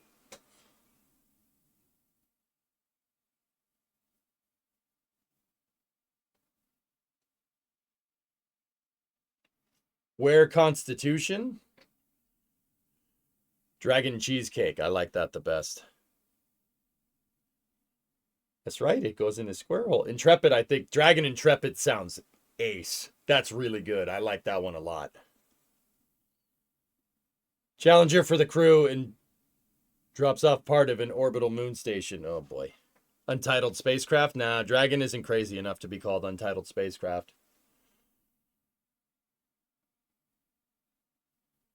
Name it Hermes because the ESA could never. Now that's a slap in the face. Now that's a slap in the face completely, dude.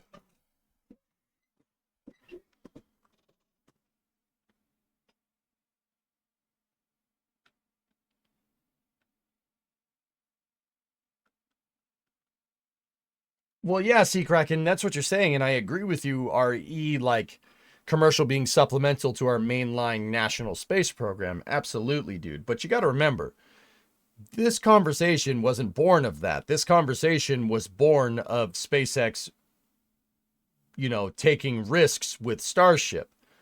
I don't think that NASA would take risks with Starship unless they were absolutely sure. And in order for SpaceX to get to the point where NASA is empirically confident in HLS working, SpaceX has to test, and they have to test a lot. And that's what we see, right? That's what's going on. They're testing a lot. Some of it isn't ending very well. The best name is Unboundless. Too many syllables. Dragonborn? Vasroda! Spacecraft formerly known as Starliner.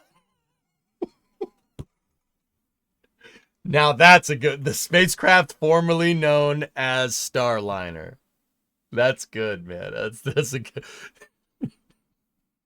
SpaceX has the chance to do the funniest thing. See last. Do you think that the super fast spinning turbofans have enough angular momentum to have an effect on gimbaling? No. No, you get very low moment from the impellers rising because they're not very wide. They're only about this wide. Would you get some like intermediate axis theorem? Yeah, sure. Yeah, that's possible. Some precessional force, but if you have both of them spinning in opposite directions, they'll cancel each other out. Has that been used in the past? I have no idea.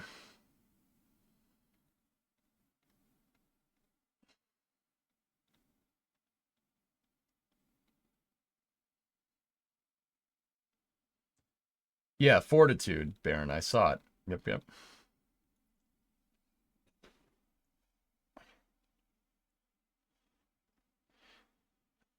Okay, Dave won. Best name. Elon wants to test a lot, but the darn FAA. Yeah. Mjolnir. Good name. I think Enterprise Shuttle was going to be called Constitution for the 200th anniversary, but NASA somehow are a bunch of space nerds.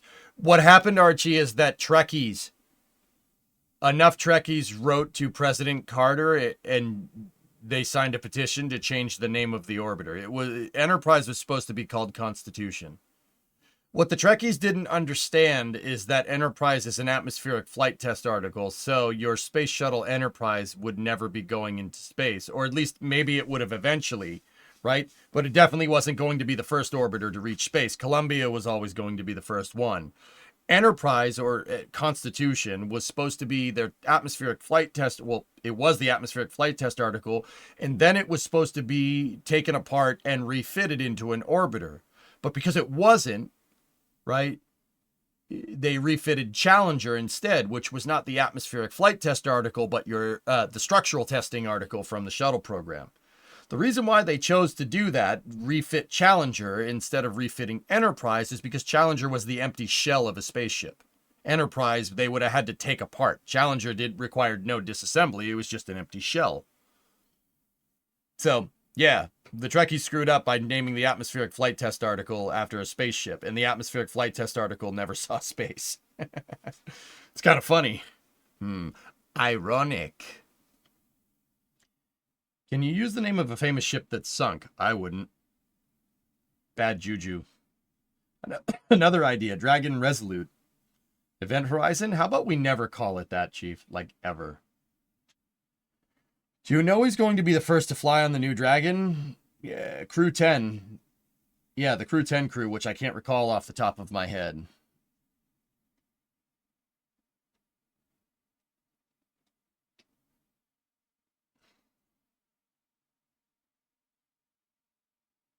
I mean, dude, nothing would warm my heart more than to see a Starship or something called Challenger. But that would be awesome. Or Columbia. But I don't think that's ever going to happen. Those names are retired, dude. As they should be. Jeb's Revenge. No, that means it'll blow up. The crew gets to name the dragon. The first crew, Katra, if I'm remembering right. Samuel B. Roberts. I mean, with that name, it's definitely be able to take a punch. Nicole Mann, Ayers, Onishi, and Peskov. Yeah.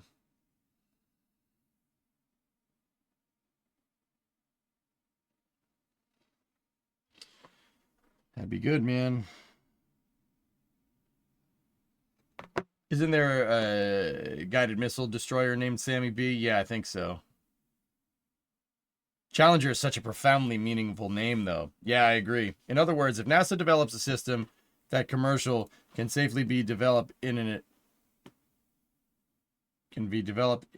a failure occurs, it's on the company. But if NASA is in the process of developing a system,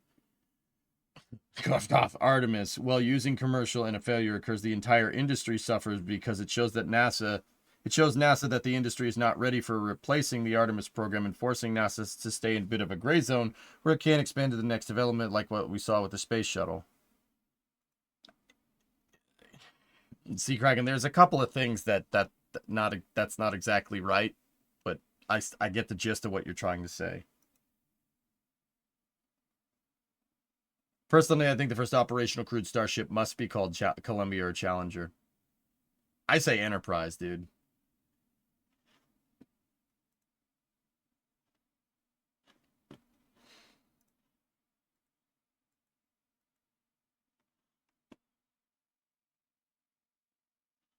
Wait, does that mean at the end of the Starbase Live update there's more Jack bloopers? Hold on. I need to see something. And to be fair, this has been coming, as SpaceX has started to install the skates for the chopsticks in the last few weeks. What do you think? When Flight 8? Until we reach that point, they need to modify Ship 34 to whatever they think is necessary after this flight. Test it, test Booster 15 if that is indeed the next one to fly, then roll them out for integrated testing. That's quite a list. We'll see what they end up doing. Until then, thanks for watching, and don't forget, be excellent to each other. I'm Jack Byer, and this is your Starbase Update. All right, I'm ready to record. What are you doing? Oh! Stop it! Nope, that was the only thing they put at the end. Nope, that was the only thing.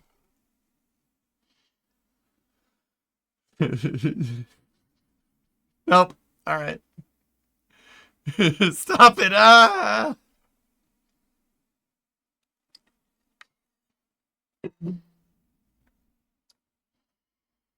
Should have used the yak voice. I thought about it. But the original... Are you done with workers and resources? I just played it today, Sewer Rat. Weren't you here for that? I'm confused. I thought I saw you in chat.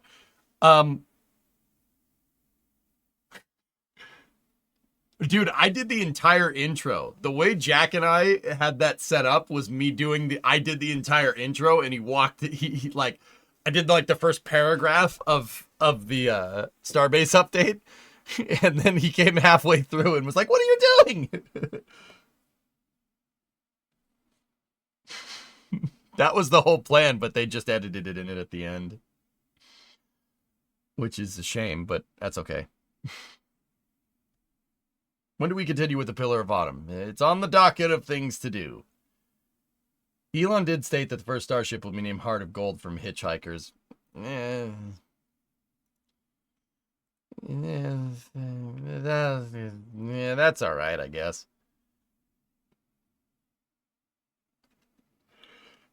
Yeah,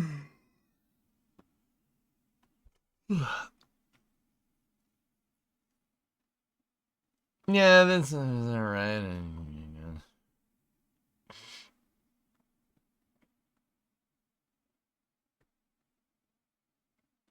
Good old hog. Yeah. Yep. Anyway, I think I've talked about this enough. I appreciate your commitment to my POV video, my point of view. That video I watched made it very clear that NASA was doing something wrong, which could screw the industry. Yeah, but see, Kraken, the where you really threw me, I agree with what you're saying, but where you really threw me is that we were talking about Starship iterations, right? I don't think there's any insurmountable thing that SpaceX can't fix. Dude, their industrial base is they are too powerful. Now, once again, you want to discuss different architectures and stuff. Like, I think NASA needs to have their own architecture. That's exactly what NASA needs to do NASA's job. And SpaceX can be supplemental to that. I've always thought this. Been saying that for a long time. And that's what I hope Rook does, but who knows? We'll see. But yeah, where you confused me, I mean, that's not a bad argument. Where you confused me is that that's not necessarily what we were talking about, but yeah, I got you. What is that video of under Cato? That's Gene Kranz clapping after Apollo 13. Oh, this is space. Explore Uranus! Thanks, buddy. Yeah, forgive me, guys. I got a little stirred today. Sorry. Didn't mean to. Apologies in advance. Or not in advance. I don't know.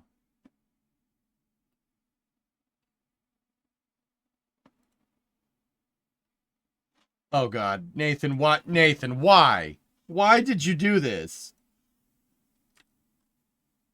Why did you do this?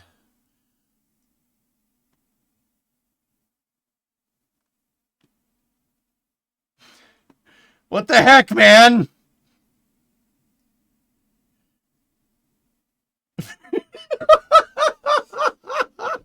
Why did you... Square hole is an option? Why did you put that in there?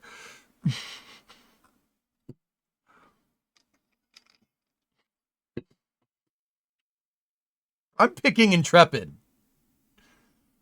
Guys, here, you vote. I'm linking this thread. You guys vote. I'm linking this damn thread. You suck. But anyway, yeah, sorry for being a jerk today. I got a little rowdy. That's not okay. I can't be like that.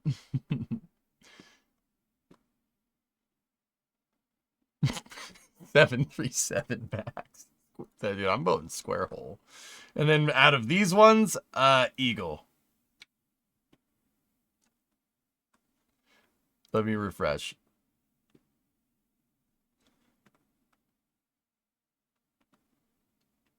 Oh, God. Oh, God. No.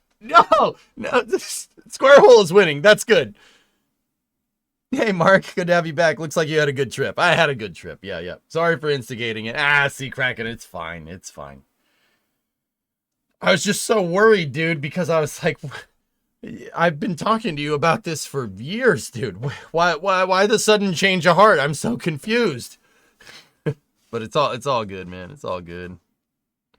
If Square Hole wins, it's game over. You know Square Hole is going to win. See, this is a phenomenon that I've just coined in the last 15 minutes. This is called meme entropy, okay? Eventually, a good thing with cool names will eventually devolve into memery, okay? This is meme entropy in a nutshell. Okay, see? This is meme entropy. A serious and cool thing becomes, over time, and then devolves just into shit posting. See what I'm saying? It's all memes. Always has been. Bodie McBoatface. Bodie McBoatface is a prime example of mementropy. That's what we're calling it. We're calling it that. You voted 737 Max. Yeah, you would. Mementropy. Where does Dragon go? That's right. Dragon goes in the square hole. See the top post under Explorer. See the top post under Explorer. Lots of money on space. What? Oh, yeah, that.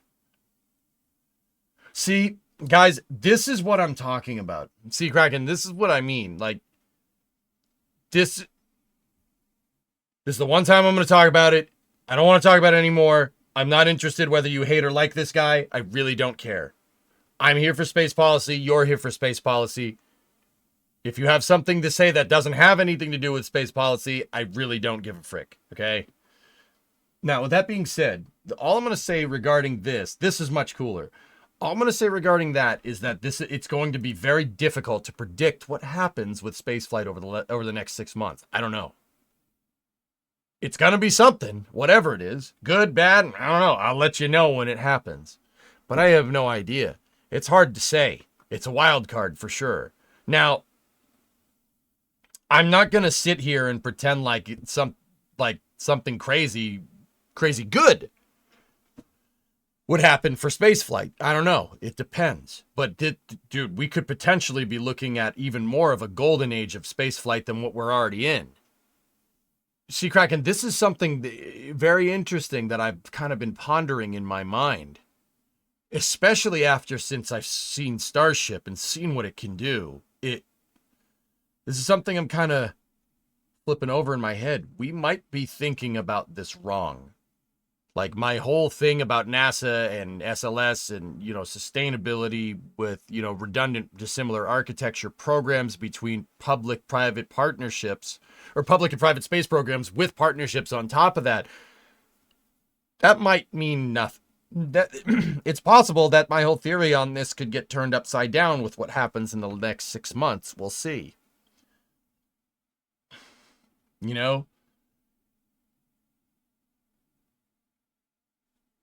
It's possible, dude. It's not going to be Mars. Come on. No, Journey. Hell no. Dude, congratulations to Buzz Aldrin on his 95th birthday. Yep. Would you move to the moon? Yeah, maybe, dude. I don't know. Now, what do I mean by this? What do I mean? Okay, so the president in his inaugural address today said that we're going for Mars in his term. If you asked me this question 3 days ago, I would have said you're off your frigging rocker. There's no way. There's no way. Now, don't get me wrong. That is still a very, very tall order and most likely is not going to happen. However,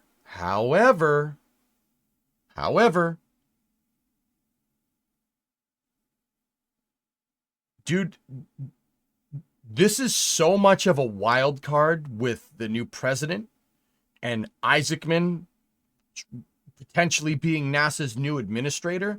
This is so much of a wild card that has gone from no, that's not happening in the next 4 years to there's a possibility, but it's still probably no.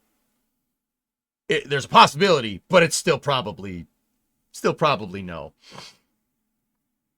But the fact that it's trended in an upwards direction in terms of conceivability is ridiculous to me. And that's what I mean about such a wild card.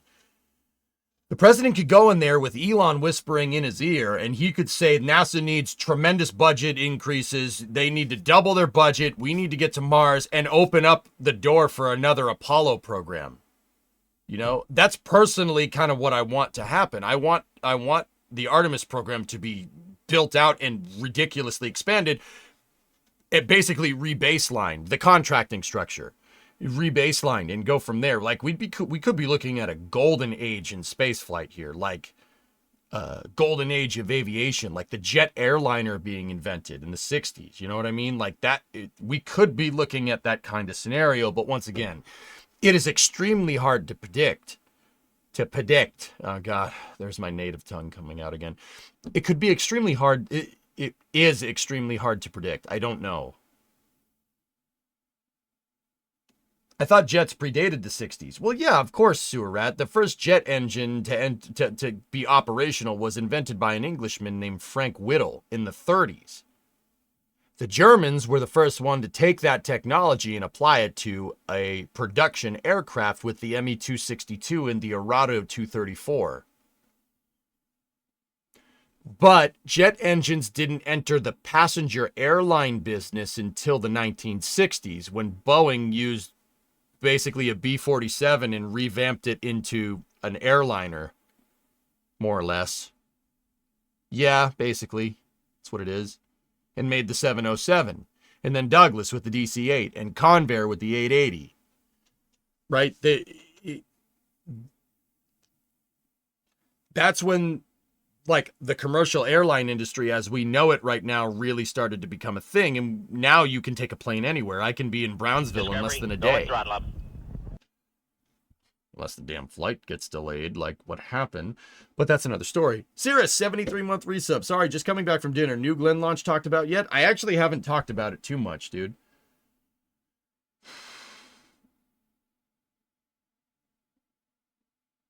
But anyway.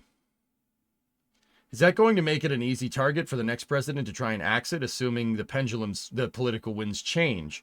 Possibly, Katra. Possible.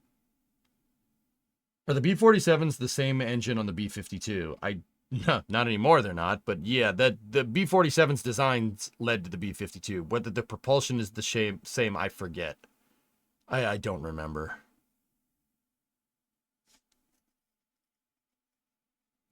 I heard a 747 had quad engine failure due to a volcanic eruption in the 80s. Whatever happened to the 747s? I've always wanted to fly on one. It's an old design, sewer rat. The 777 is superior to the 747 in every way, shape, and form. But I ain't seen no 777 moving space shuttles around. Now have we? Boom. Yeah, St. Elmo's fire. There you go. A380. Sure. Yeah, you just... Yeah, here, Ryzen, I'll take your A380 gold star and I'll put it up on the refrigerator here. Look, you got a gold star. That's good.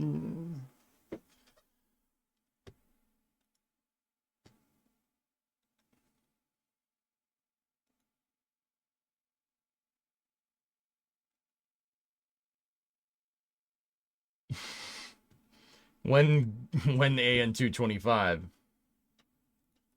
I don't know.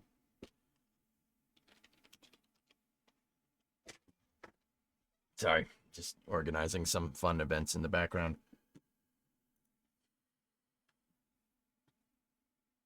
We did the moon in 7 years with a minimal amount of knowledge. We have that now. Just need the men and the money now. That's what I'm saying, dude. We could be Seacracken and everybody else, guys. Look, having Elon, you could hate the president, you can like the president. I don't really care. Like, you'd be entirely within your rights to hate him or like the guy. All right? I'm not trying to invite this type of discussion. However, there is no scenario where it's bad for space with Elon whispering in the president's ear about this stuff. There's no conceivably bad outcome there. But Murphy's Law and all, I get it. I'm not saying fears aren't unfounded either. I'm just saying, like, there is a huge possibility here that we could be entering a golden age of spaceflight. But the most important thing is that I can convey at this time is that it's hard to predict. It's hard to say what happened. It's kind of uncertain. You know?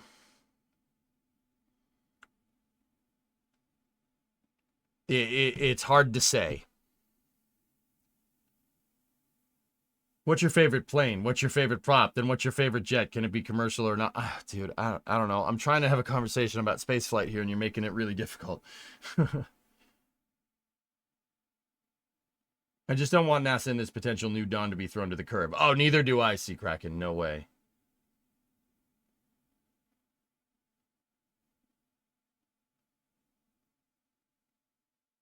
Yeah, Poison, exactly. Did you see Bill's last tweet? No, I didn't. Yeah, rockets will be launched in the future. That's pretty much it. All right, what was Bill's last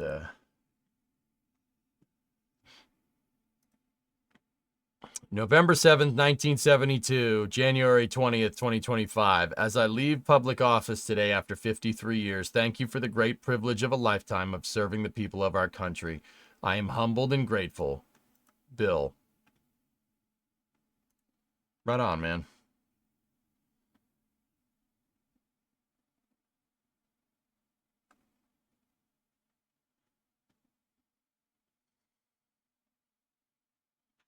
Right on, man.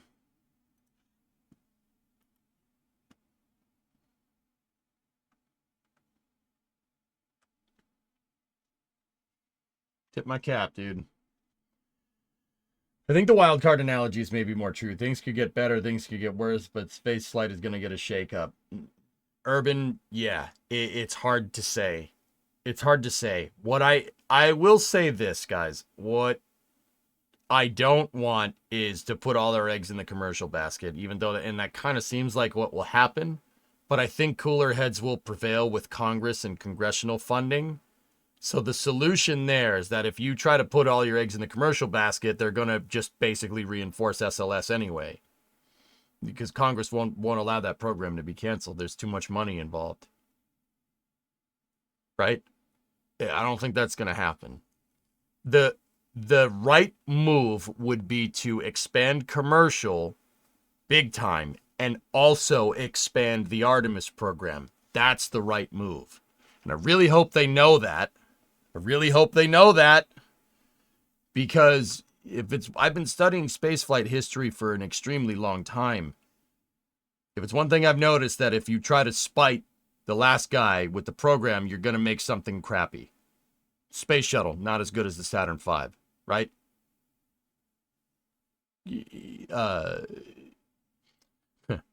Axing the Constellation program and trying to pawn off the commercial program as a solution to that problem got us SLS in the first place. Pretty good case in point. You try to go against the political winds here, it's not gonna end very well.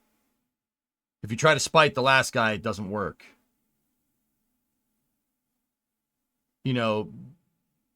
Dismantling Space Station Freedom and the Strategic Defense Initiative for the ISS. NASA always gets the shaft when that happens.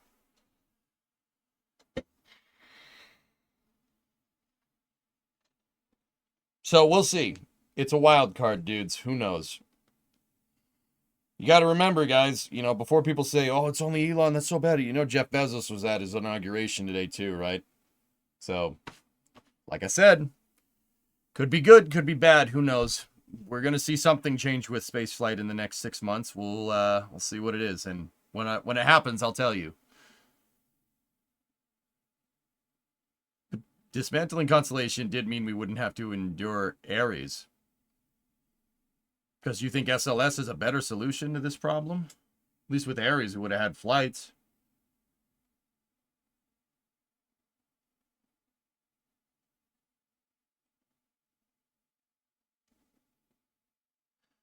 Even without government money, things will speed up because of less regulation and red tape for the private space industry.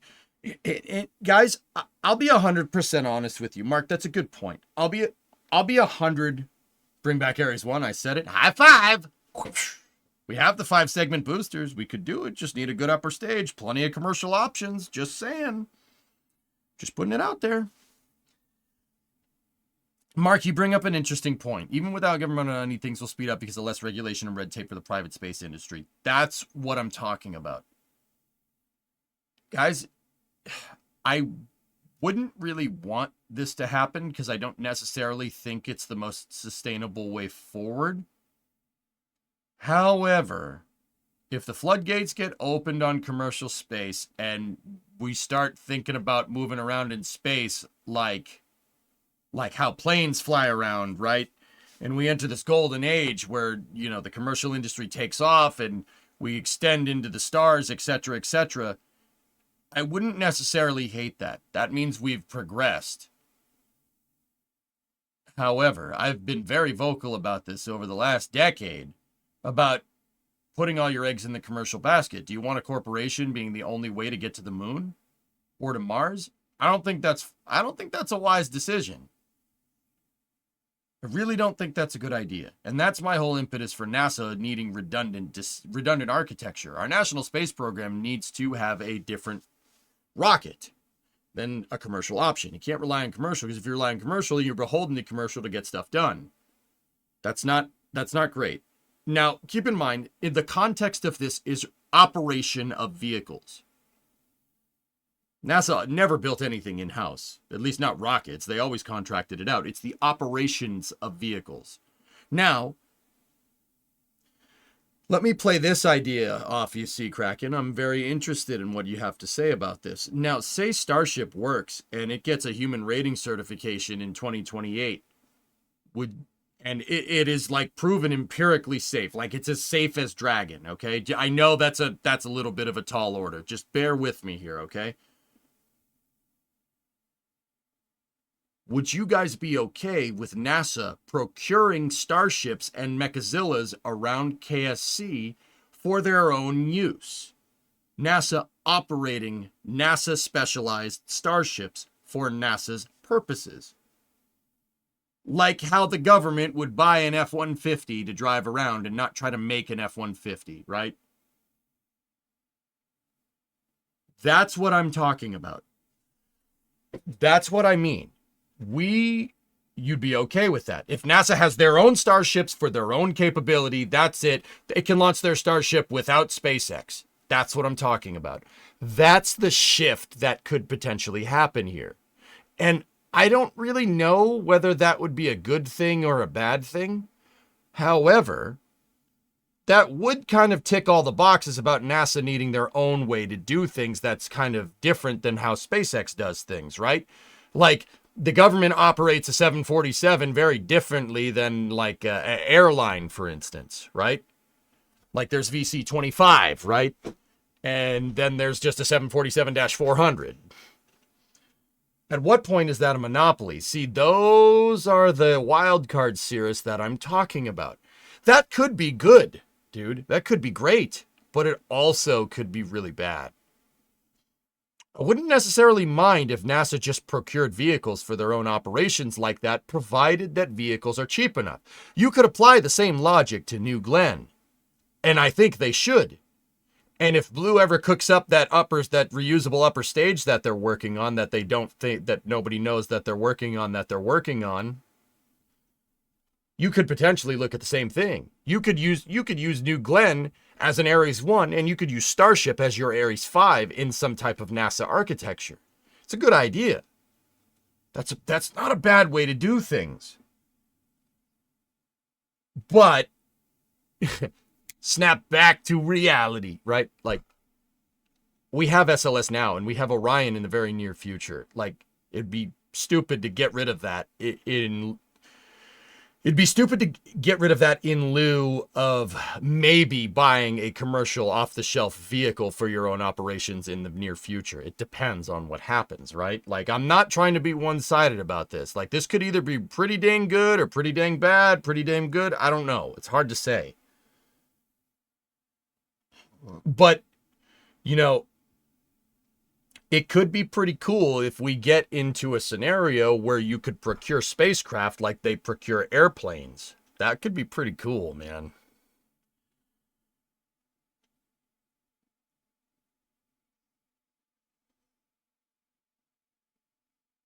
So you're thinking about spaceflight being similar to the airline industry. That's where it could potentially go. That's what's on the table here, Sewer Rat. Yeah. At a certain point, it will make sense to do that, but I fear we might do that too soon. That's always been what I've been warning about Sea Kraken for a long time. Yes.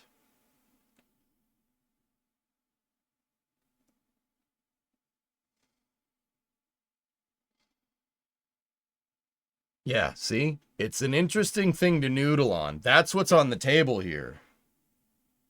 NASA just procuring vehicles for their own use, and then operating them for their own use.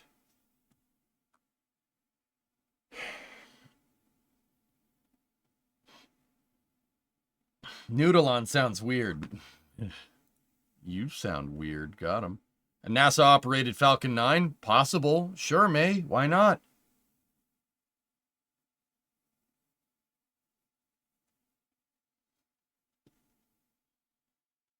I really want SLS to be a thing, IMO. It needs to be a player. Steerus, let me put it to you like this, dude. If I had my way, I would stop SLS, stop what it's doing, and we would have basically, it would delay a bunch of missions in the pipeline like Artemis 2 and Artemis 3. And you know what? I wouldn't give a frick, to be honest with you. You know what I would do? Renegotiate all of this and redesign SLS with Block 1B with the EUS for a 4-launch-a-year launch cadence starting in 2028. That's what I'd do. At the same time, NASA needs a rocket to test the Orion capsule. I would contract Blue Origin and New Glenn and use New Glenn as my Ares 1 to my SLS as Ares 5. And then from there, I would develop an Earth orbit rendezvous architecture to return to the moon pretty much 2028, 2029 guaranteed. Like, this gives you better baselines for all your spacecraft. You can test through a series of flights. New Glenn would launch Orion into maybe to the ISS or maybe do a commercial low Earth orbit destination. We'd get all the testing that we need for Orion's heat shield. We could launch Orion into high Earth orbit, test EVAing, Polaris Dawn style, right? And then you could either put it on top of SLS if you really want to. The architecture's already there. Or you could do an Earth orbit rendezvous style and launch SLS uncrewed with a 10-meter fairing and a lander using the EUS as your Earth departure stage. New Glenn throws Orion up there. Orion docks to the lander and the EUS, and you shoot that off to the moon, and you do Apollo fun from there. That's what I would do.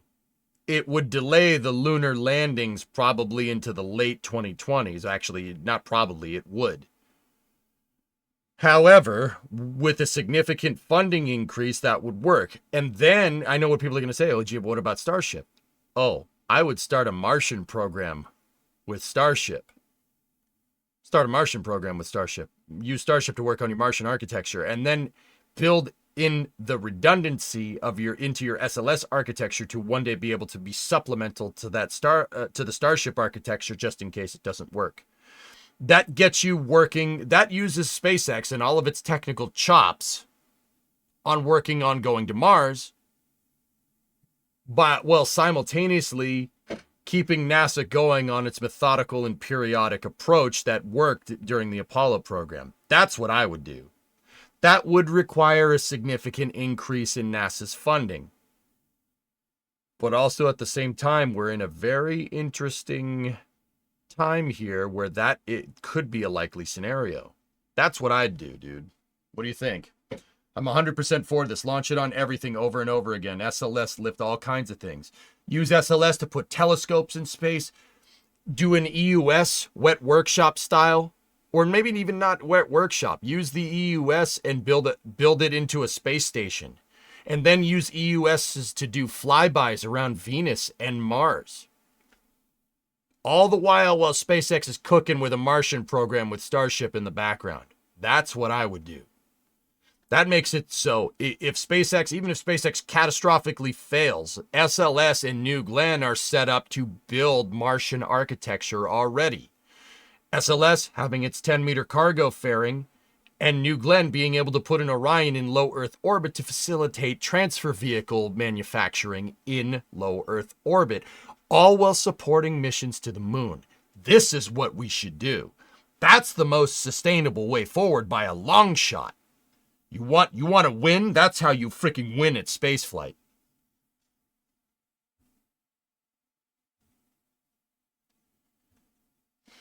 And Cygnus would just be there. Cygnus would win all the time. Use Cygnus as your resupply vehicle. In fact, make Cygnus into your transfer vehicle. Make it into this big, gigantic box that we fly everywhere and call it Bigness.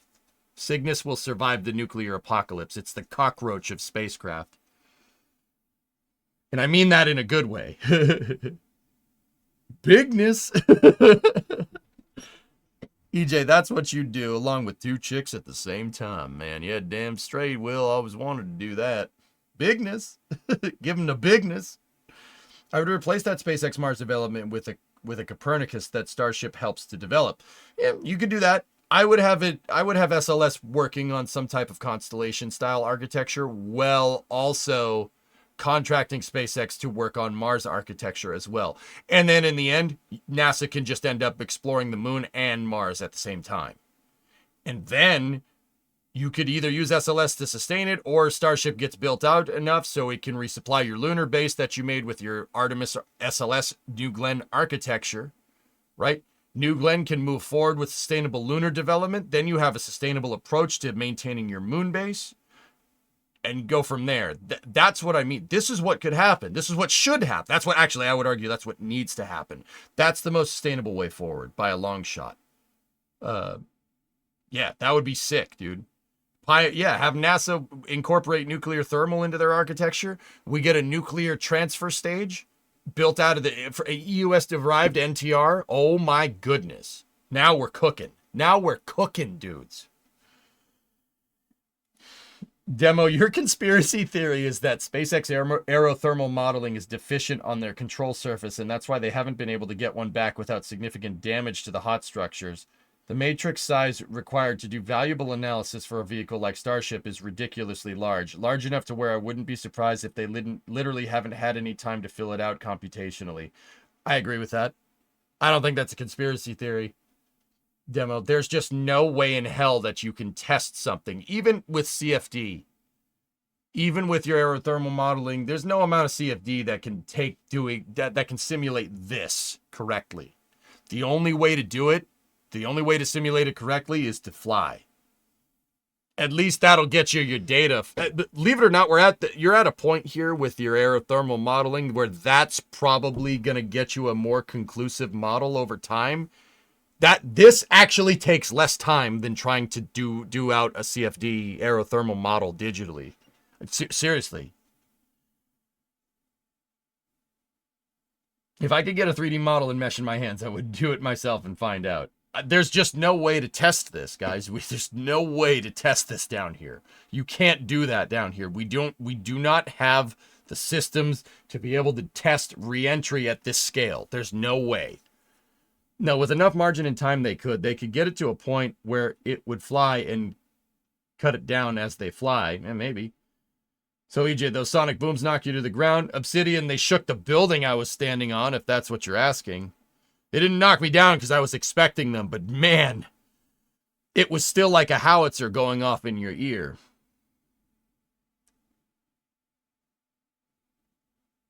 My college is getting a hypersonic wind tunnel. Does that help? Yeah. What are problems in modeling this? Staben, that's a difficult answer. Long story short, there's no way we can fully simulate the computational complexity, not the computational complexity, I'm just trying to use big words. There's no way the computer is accurate enough to be able to simulate what happens flying through the air or flying through re-entry at a high enough fidelity to really get you a conclusion, a good conclusion. We can kind of simulate it. Go at throttle up. But you're never going to get an exact one-to-one. You can get close, but it's never going to be one-to-one. I.e., your wind tunnel testing, your computational fluid dynamic testing is never going to be analogous to actually doing it. They're never going to be the same. That is quite literally an unsolved mathematical equation called Navier-Stokes. It is unsolved. No one has been able to come up with a computational or a mathematical model for being able to test how something flies through the air with 100% conclusion. Discovery, yeah. Go at throttle up. Weird, right? Hey, Play the Planet, what's up, dude? 45-month resub. All right, I'm going to dip, have a good stream, good discussion, back to the grind. All right, Sea Kraken, good discussion, buddy. I'll see you later. Moving the flaps forward must also require to do it all again. Yep. How long until we see Optimus operating in microgravity? Yeah, that'd be cool.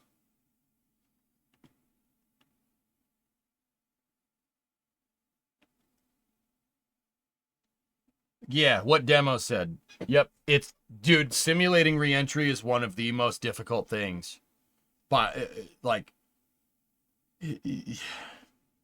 That's really, really tough to get it right.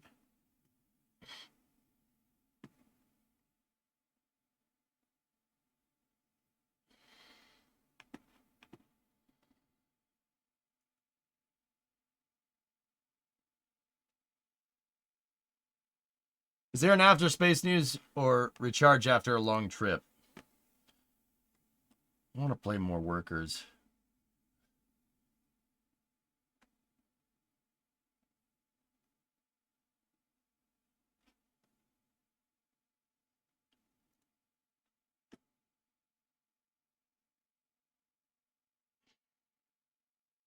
That was a good space news, dudes.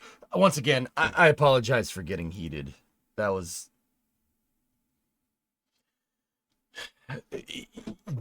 I'm out of practice, let me put it that way. I'm usually good at having discussions like this and not being a complete douche nozzle to people. But you really have to be in the right frame of mind to be able to have this much discussions and this much stuff going on all at once. So I do apologize. I will be better about that. Sorry. That's my fault. Hakmene.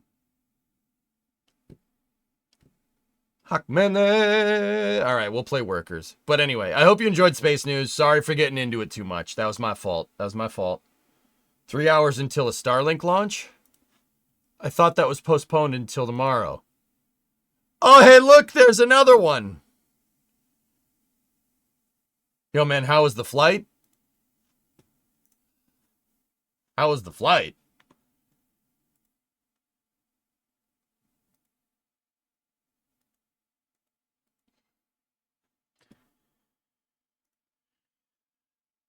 We will end Space News with this. Come on. Here we go. We can see the glow. Yep. We should talk about New Glenn, though. Yeah, let's fit some New Glenn in at the end here. Give me 1 second. Fly, baby, fly. Oh my God! Come on. Do the thing, do the thing. Yes, come on. Seeing some vapor on it. Oh, Come on, baby. come on, light it up. Yeah! We got a light. It's coming down, it's coming down. Come on. Oh, it's slowed way down. Down to 3 engines. Come on, bring it on home. Just dancing over there like it's nothing. Come on, baby. Yes! Oh my.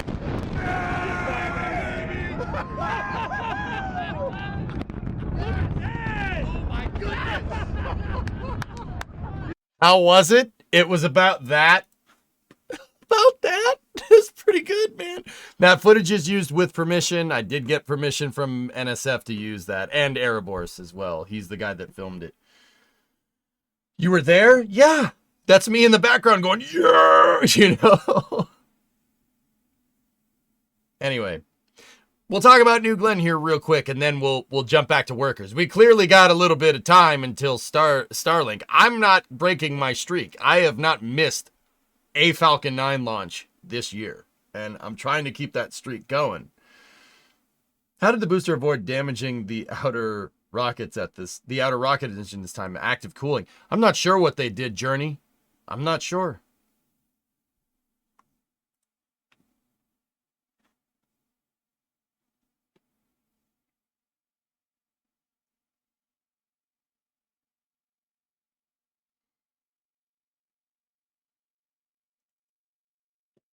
You crazy, man. That'll be difficult to hold.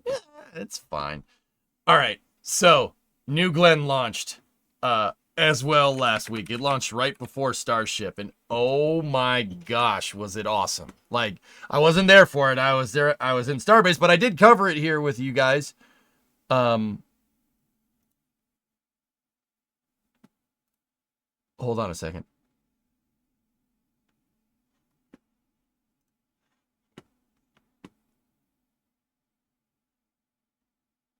Okay.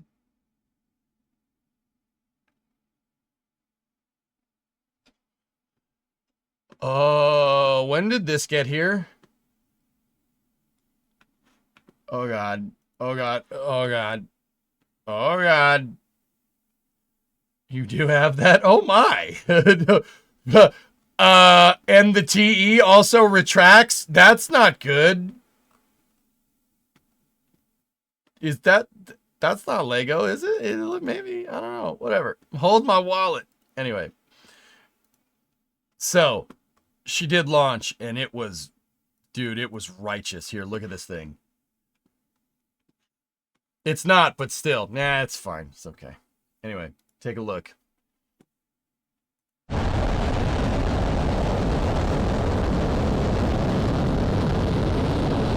Now, guys, here's what's up. I don't want everybody to look at this and be like, man, it's not Starship. That is not a small rocket, okay? That thing is almost as tall as Starship. And unfortunately, because Starship launched after, it gets a little bit overshadowed. This is not a small piece of equipment. New Glenn is a freaking monster. It's up there. It's not Starship, but it's up there. It's still pretty damn good, right? She's a biggin. This is a big vehicle.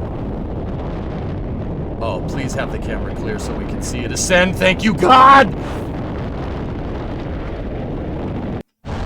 Oh, yeah.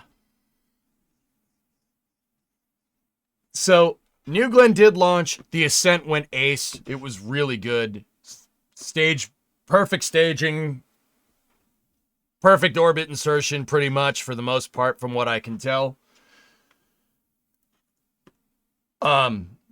Blue got orbit on their first attempt, which, you know, you could say, well, you've been around for 25 years. Yeah, okay. Building a heavy lift launch vehicle for your first launch vehicle and nailing it on the first attempt is still pretty damn impressive. I don't care what anyone says.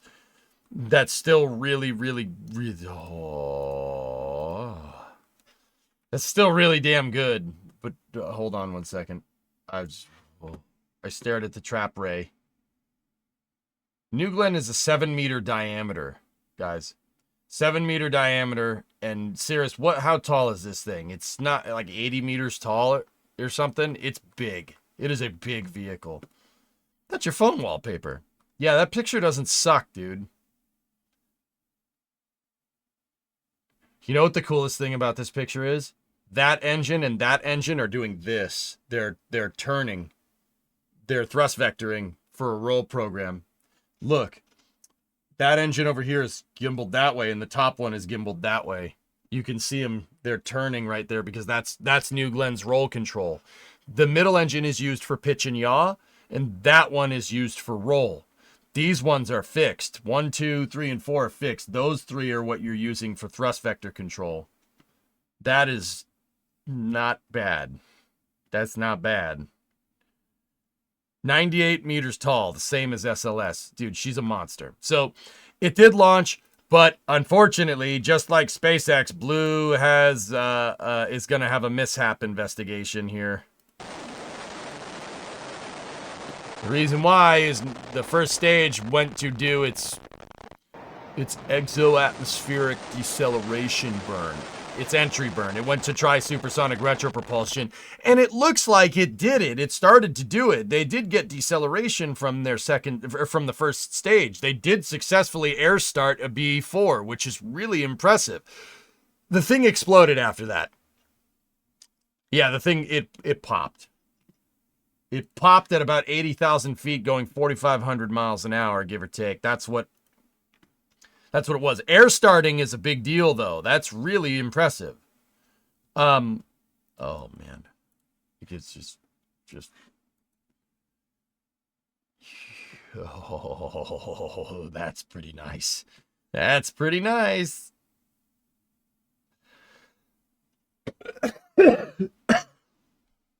The first stage landed.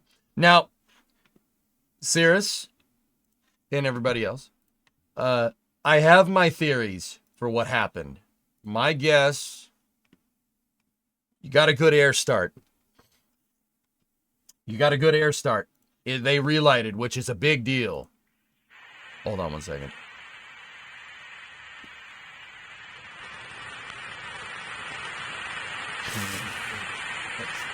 That's pretty good, man.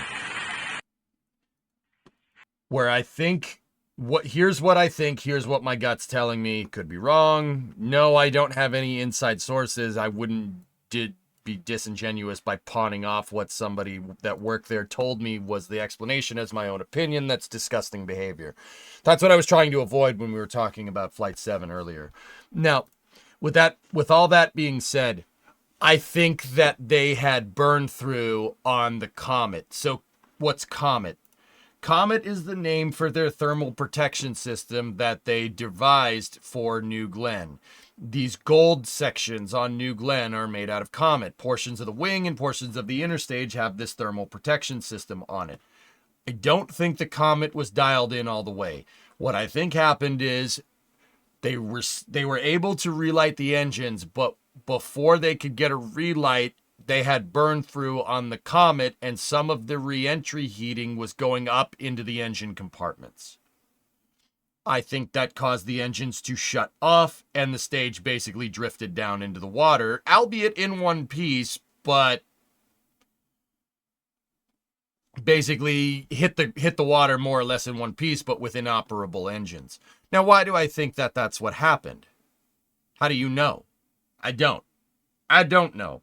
But if you cast your mind back to the original Falcon 9 missions, so SES-8, SES-9, JCSat-14, JCSat-16, those missions suffered the exact same problem. They had catastrophic burn through. Basically, even though your engines are firing, some of the plasma still comes through into the engine compartment and basically fries the engine's electronics from the inside out.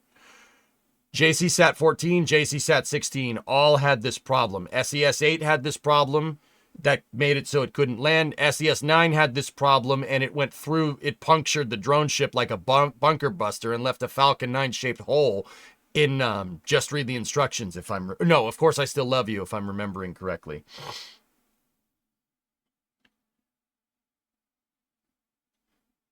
I think that's what happened. Because Cirrus, they had successful reignition.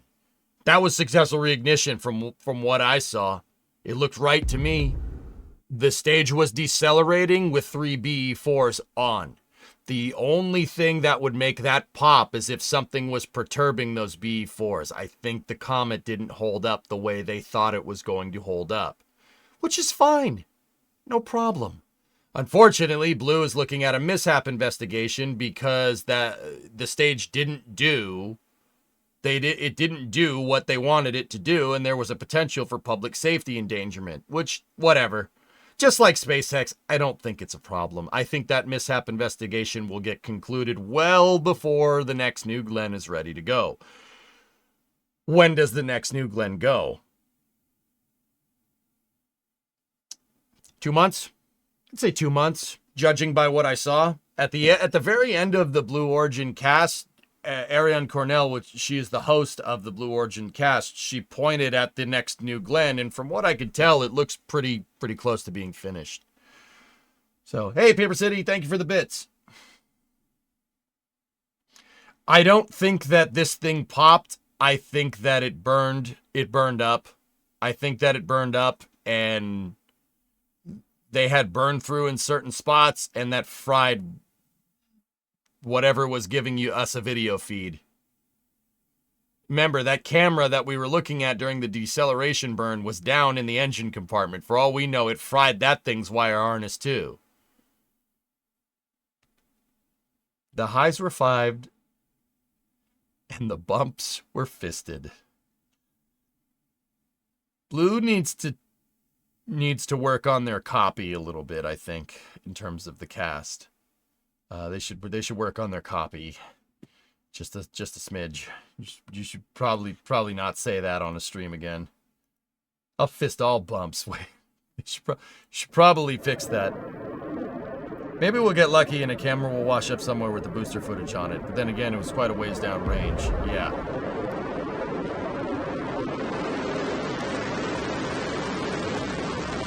Zing, I don't think that happened. But dude, either way, this thing is a monster, dude. If you had Starship sitting next to this thing, the top of Starship would be right here. Like, Starship would be here, Super Heavy would be here. New Glenn is not a small vehicle. And this is what I'm talking about, guys, when I was talking about that we're on a... This is uncharted territory, dude.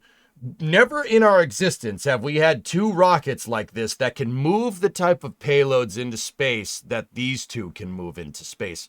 You know, keep in mind both of them are still, they still got some teething problems. Starship especially because of the rapid prototyping, right? But dude, that right there, you guys are looking right there at the single biggest fairing ever launched into space, ever. It's a 7 meter by like 30 fairing. It's gigantic. You could fit New Shepard inside of it and use it as a third stage, which I please do that. That would be really cool. I don't think that'll happen, but Saturn V had a 6 meter fairing with Skylab. The N1, I don't care. That thing's a piece of junk. But that right there is the biggest cargo fairing ever launched. Ever. Like conventional cargo fairing. Starship's payload bay doesn't count because that's not a fairing. Right? Guys, I don't think you understand what you can do with a 7 meter by 30 meter fairing. You can work on some pretty big stuff. You can get bigger stuff volumetrically into space. Now, if you look at a rocket like Falcon Heavy can conceivably move more than New Glenn can into low Earth orbit. But even Falcon Heavy is constricted by a 5 meter fairing. I.e., you can only launch something like ISS module sized inside of that thing. And now they do have the extended fairing, which is pretty cool. So that gives you a 5 meter fairing that's about the same size in terms of height as that, but it's not a 7 meter fairing. Having that extra couple of meters is a big deal. That's a big deal. You can launch much bigger things into space, much bigger modules, bigger space stations, bigger engines, bigger prototypes. You can put all kinds of crazy stuff into space with that big of a fairing. That, once again, that is the biggest cargo fairing ever devised being launched into space successfully on its first try. I can't stress this enough. Like, I know Flight 7 was awesome. Starship is amazing. It's a beast, but it's a shame that this got overshadowed because this is also a really good launch vehicle. New Glenn has the most powerful upper stage ever, with the exception of Starship. Starship is the only thing that's more powerful. New Glenn's upper stage makes 1 meganewton of thrust, 1,000 kilonewtons. It has 2 BE3s inside of it that make 500 a pop. Actually, I think it's more nowadays. It's like 600 or something. Twin expander cycle hydrolox engines at like 450 seconds specific impulse. Dude, if you put that thing on SLS, you could do Apollo style missions with SLS.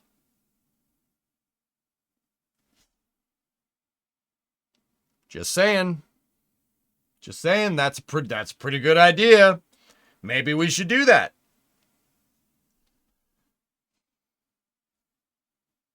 Meganewton, my gosh, that's a lot. Yeah. Yep. It's a good vehicle, guys. You know, and once again, you know, I love Starship, but I also like this. This is great, dude. Like I said, this is what I mean about entirely uncharted territory. We have SLS, this, and Starship. These are 3 insanely good vehicles for what we're trying to do. Let me put it to you like this. If we can't figure out a good spaceflight architecture with these 3 melon farmers that can go to the moon and Mars, we deserve to lose any space race. Dude, it is like a win. It's impossible to freaking lose. I entirely know that spaceflight, if you get comfortable with it, it will come and bite you and you will fail miserably. But what I'm saying here is that with New Glenn, SLS, and Starship, dude, it's like I was saying before. You could have SpaceX and Starship go ham on a Mars architecture right now, and then use New Glenn and SLS, ramp up production of both of those vehicles, and make a very good lunar program at the same time. I really hope that happens. That would make my day. That would be so magical. It's good, man. This is good stuff. It's really good stuff. But yeah, unfortunately they were trying to land their first stage and they didn't get it. Which sucks. But they did make orbit on their first try. Not many people can say that. Not many people can say that, dude. So, congratulations to everybody at Blue. That's really cool. And congratulations to everybody at SpaceX. Dude, we live in an amazing time for rockets. Let's put them to use. Okay? Do you think they'll land it? I think they will now, Tennyson. Let me put it that way. If the problem that I think happened with New Glenn, I think that they've already probably figured out what they need to change and the next one's going to land. That thing's thrust to weight ratio was low. Yeah, a lot of people noticed that, Hellfish. I think that the engines are quote unquote detuned. If I had to guess, this is me spitballing, like this is completely pulling this out of my tail. But if I had to guess, those engines, those BE4s are probably in the same exact configuration as Vulcan. Why? Why would you do that? Well, Vulcan's engines have flown. They're probably in a very similar configuration to Vulcan, and that very similar configuration offered you a very low thrust to weight ratio, at least initially. A, that doesn't mean that the BE4's quote-unquote fuel mapping can be ramped up. And B, I think that's a very safe bet. That improves your odds by using a quote-unquote engine tune and an engine configuration that's already flown. You're building off flight heritage from the 2 Vulcan flights. The engines are, what I'm trying to tell you is that the engines are detuned. They're running them very conservatively on purpose. And ULA is a master at conservative engineering. So they're probably using the fuel maps and the configurations from Vulcan. And as New Glenn flies more, New Glenn will diverge in configuration from Vulcan more and more. That's my guess. Also, if you launched this things with all those BE4s at full power, you'd have like a 2.5 TWR at liftoff and probably shred the entire vehicle on the way up. I mean, that would be cool. Pretty sure Jeff Bezos doesn't want that. Just putting it out there.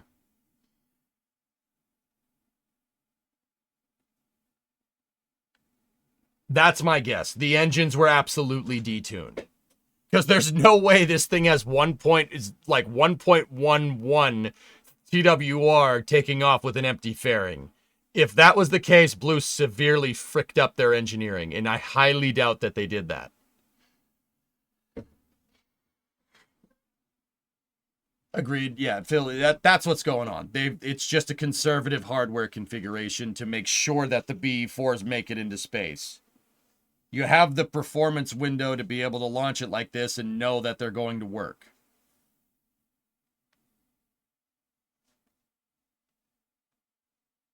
You only made me use 60% of my power. Yeah, pretty much. Drop D. New Glenn is grungy? Oh, gosh.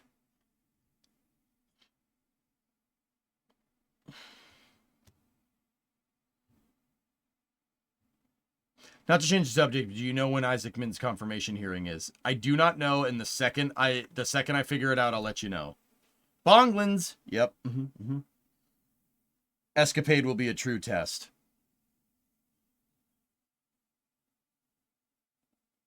Either way, congratulations to Nuglins. Sorry I shoehorned it in the back. We were having a good conversation about configurations with Starship.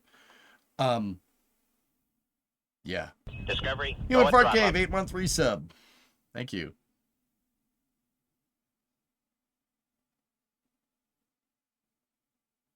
Sorry, I'm sitting here looking at this. I can't stop looking at that, dude.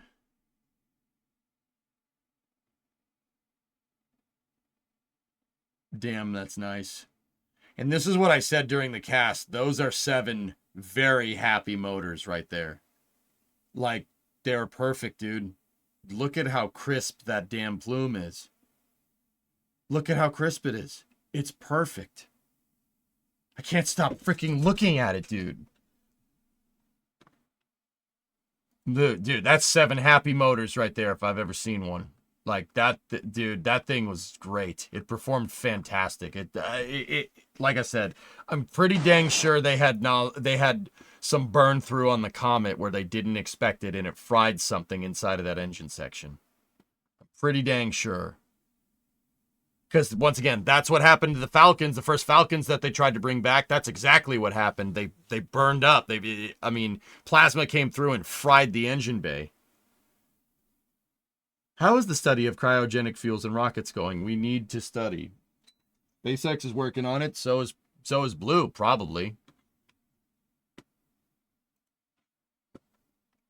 I'll be honest, it's not probably. They're both Blue and SpaceX are working on cryogenic boil-off mitigation for their lunar lander architectures. Yeah, they're absolutely both working on that.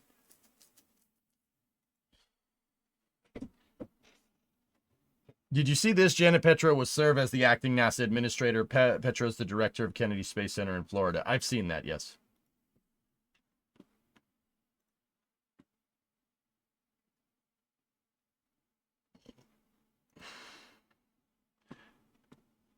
I've seen that video, Goalie. It's pretty good. So where's Rook? Don't know. Just excuse me. Yeah.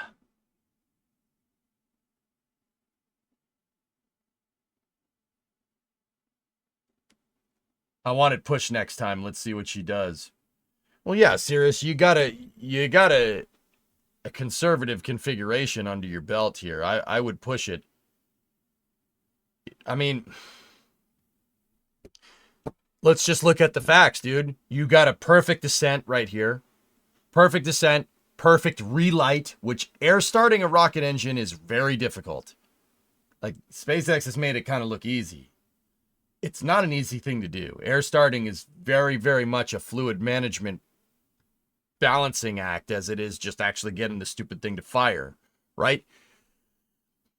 Because, Cirrus, if Blue didn't get relight, I would say don't do that. But because you got all the way to relight, I would say send it. Absolutely send it. But once again, I think you got burned through somewhere up in here. They're gonna need to beef up the Comet in the engine section.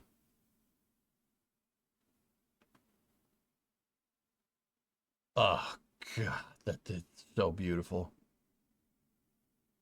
Oh my goodness, look at how happy they are. Those are 7 happy BE4s, man. They're very happy. Look at how pronounced the shocks are. Those are really happy engines. Do you think that New Glenn's very slow liftoff would be a major thing changed from the first launch to the second, or is it not really a problem? They're going to need, so Ravshan, they're going to need to up the performance for Escapade. You can't linger around on the pad that much with that high of a Delta V requirement. Escapades are small satellites. They're not very heavy, but they're going very far away. You need to squeeze as much performance out of this thing as you possibly can. And that means not incurring gravity losses.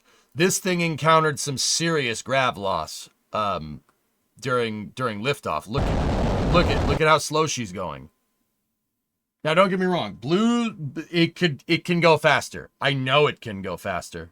Something blew up right there, and it wasn't the rocket either. There's some parts flying around and something popped over here. That's what all those sparks are.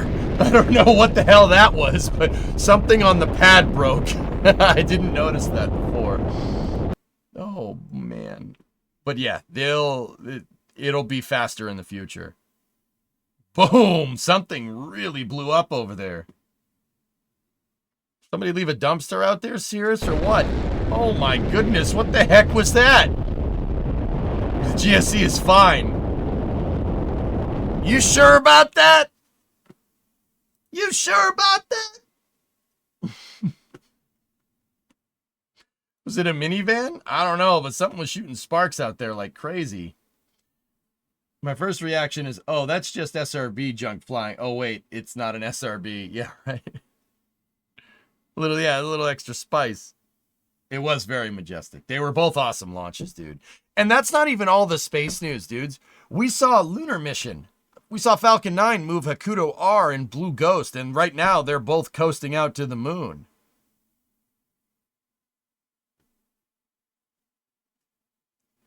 Is that just a torch pad burning steel? It's something burning off. I don't know what it is.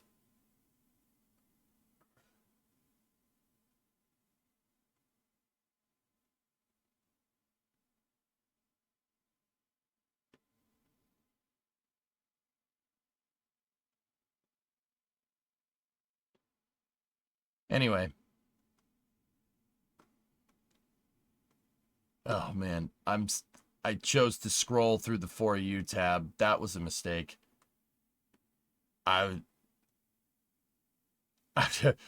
Okay, yeah, let's go check Nathan's poll. Oh god. Jeez. God, that was a mistake. Holy crap. Whoa. Whoa. I looked into the trap. Holy shnikes. What the frick happened? You know what? I don't want the answer. Frick that. Anyway. Okay. All right.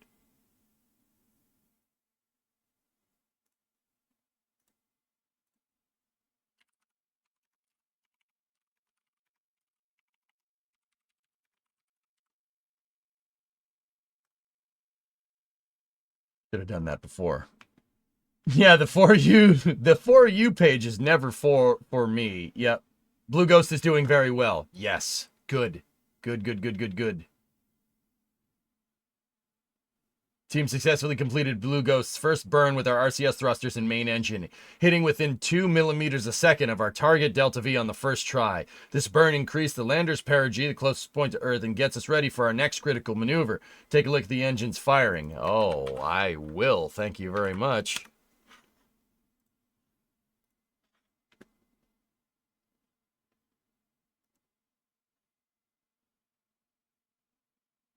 Very nice. Dzień dobry. Very nice.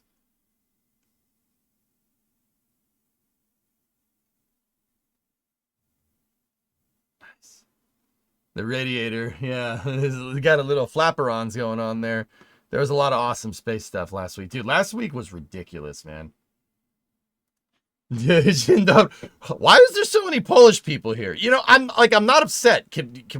Let's have some pierogies, dudes. But it's just didn't realize that many people watch for Poland. Dziękuję.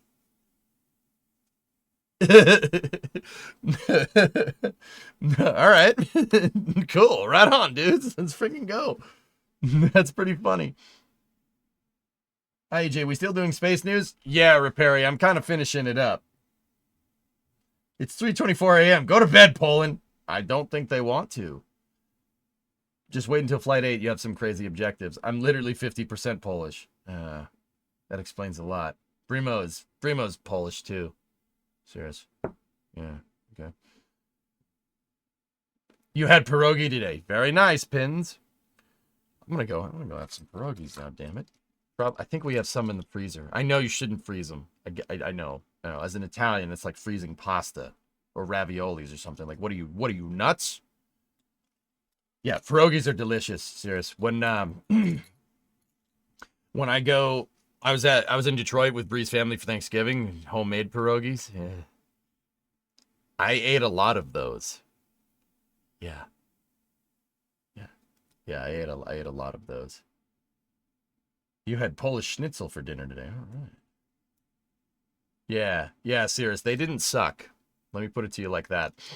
Yeah, they didn't suck. It was pretty good. All right, guys. I think I got through everything here.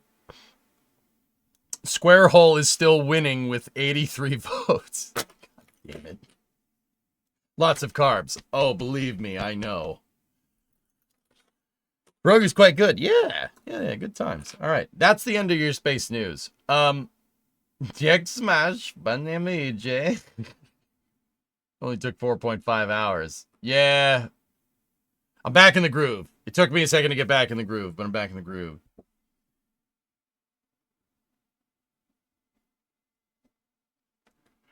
Also, if you were curious, you did the art on the Raptor. Oh boy. Cool. All right.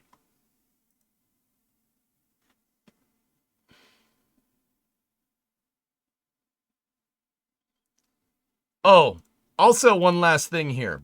SpaceX is moving the chopsticks to the second pad. I like space. Interstellar is amazing. I follow. All right, Caboose. I say thank you. And look, the new chopsticks, dudes. Look, they're short. They're short boys. See that? They're stubby sticks. How many people do you think will be on the first Mars mission? 3, 5, 10? I would, it wouldn't be a lot, Trey. I'd probably send like 5. That's just a complete off the top of my head. I don't know. Short King gang. Now, long chopsticks are where it's at, boy. Look at that. You know why? Long chopsticks have caught something. Short chopsticks have caught nothing. You lose. Good day, sir. No, I'm just kidding. You know what's really screwing with me? I was just right there. I was like right there. That's really weird. Like right here. There's the road. I saw Jack set up this camera. Heavy Metal, tier 2, 60-month resub. Thanks, man. Yeah, I saw Jack putting together the production site camera, like right there.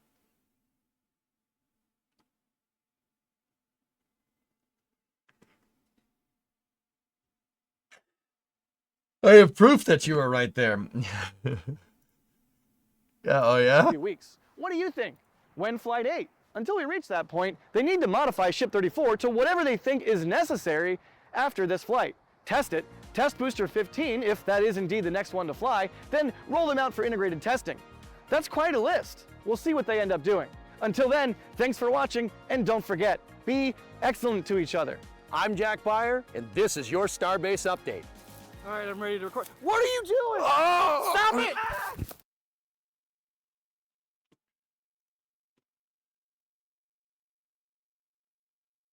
And on that bombshell, we'll end Space News. I'll be back in a second. We'll play more workers. Let's get that thing done. Can we talk about Jack's hat? What about it? You're famous. Yeah, right.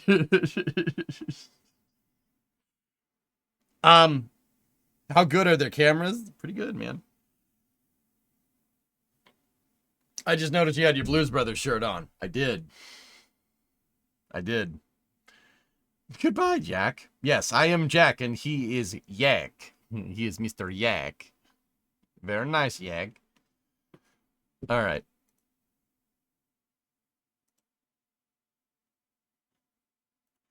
All right, dudes. Me and comrade, we need workers in space. What is this? Escaping to the one place that hasn't been corrupted by capitalism. Space! Hey, Ren, what's going on, bro? Ready to pick up the season in a couple weeks, dude? Space!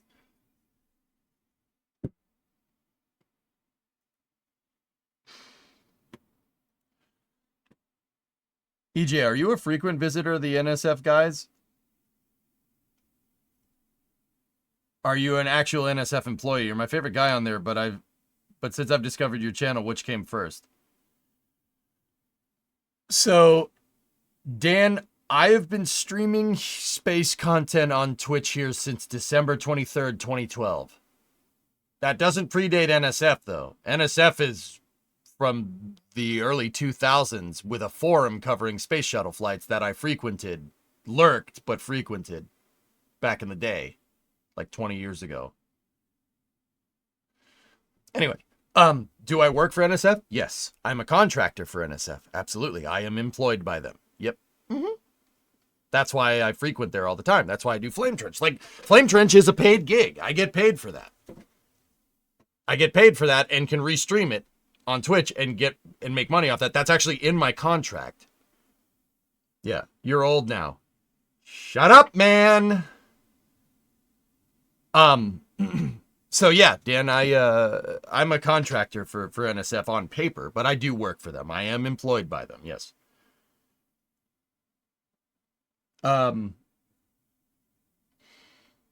Yeah. Thanks, dude. You make the channel more fun. Good impressions and rocket knowledge go together like peanut butter and jelly. All right. Right on. Also, yeah, real quick, that's not the last time I'm going down to Boca Chica. Yeah, that's not the last time we're doing that.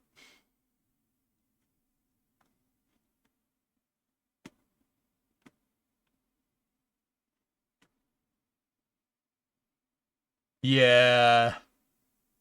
We knew that. Yeah, okay, cool. Jack gets paid to eat bacon in front of a live audience? Yes. EJ's kind of like Bechtel. I am not like Bechtel at all. See you at Flight 9 for the ship catch. U plus their coverage is 10 out of 10. It'll be your new home soon enough. No.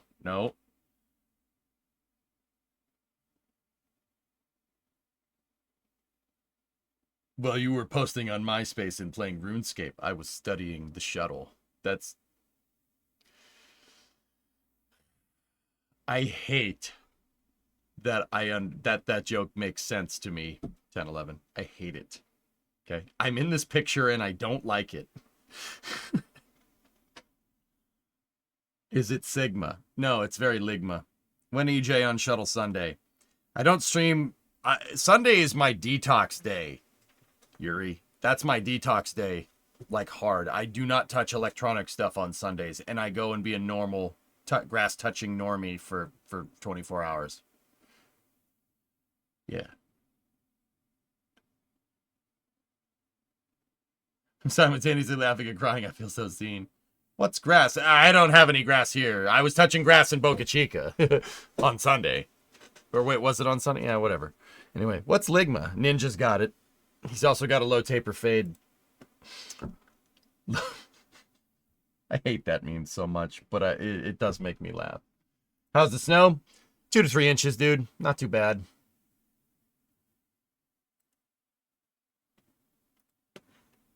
Anyway.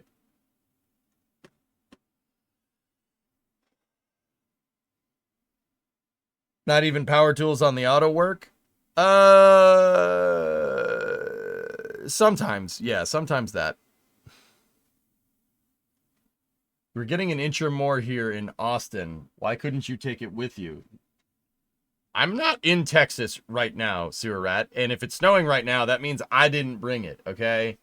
If anything, I took it with me.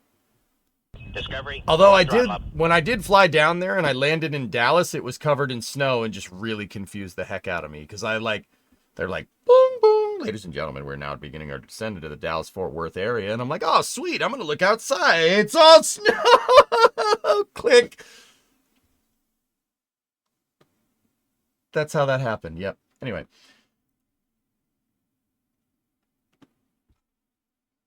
It was weird.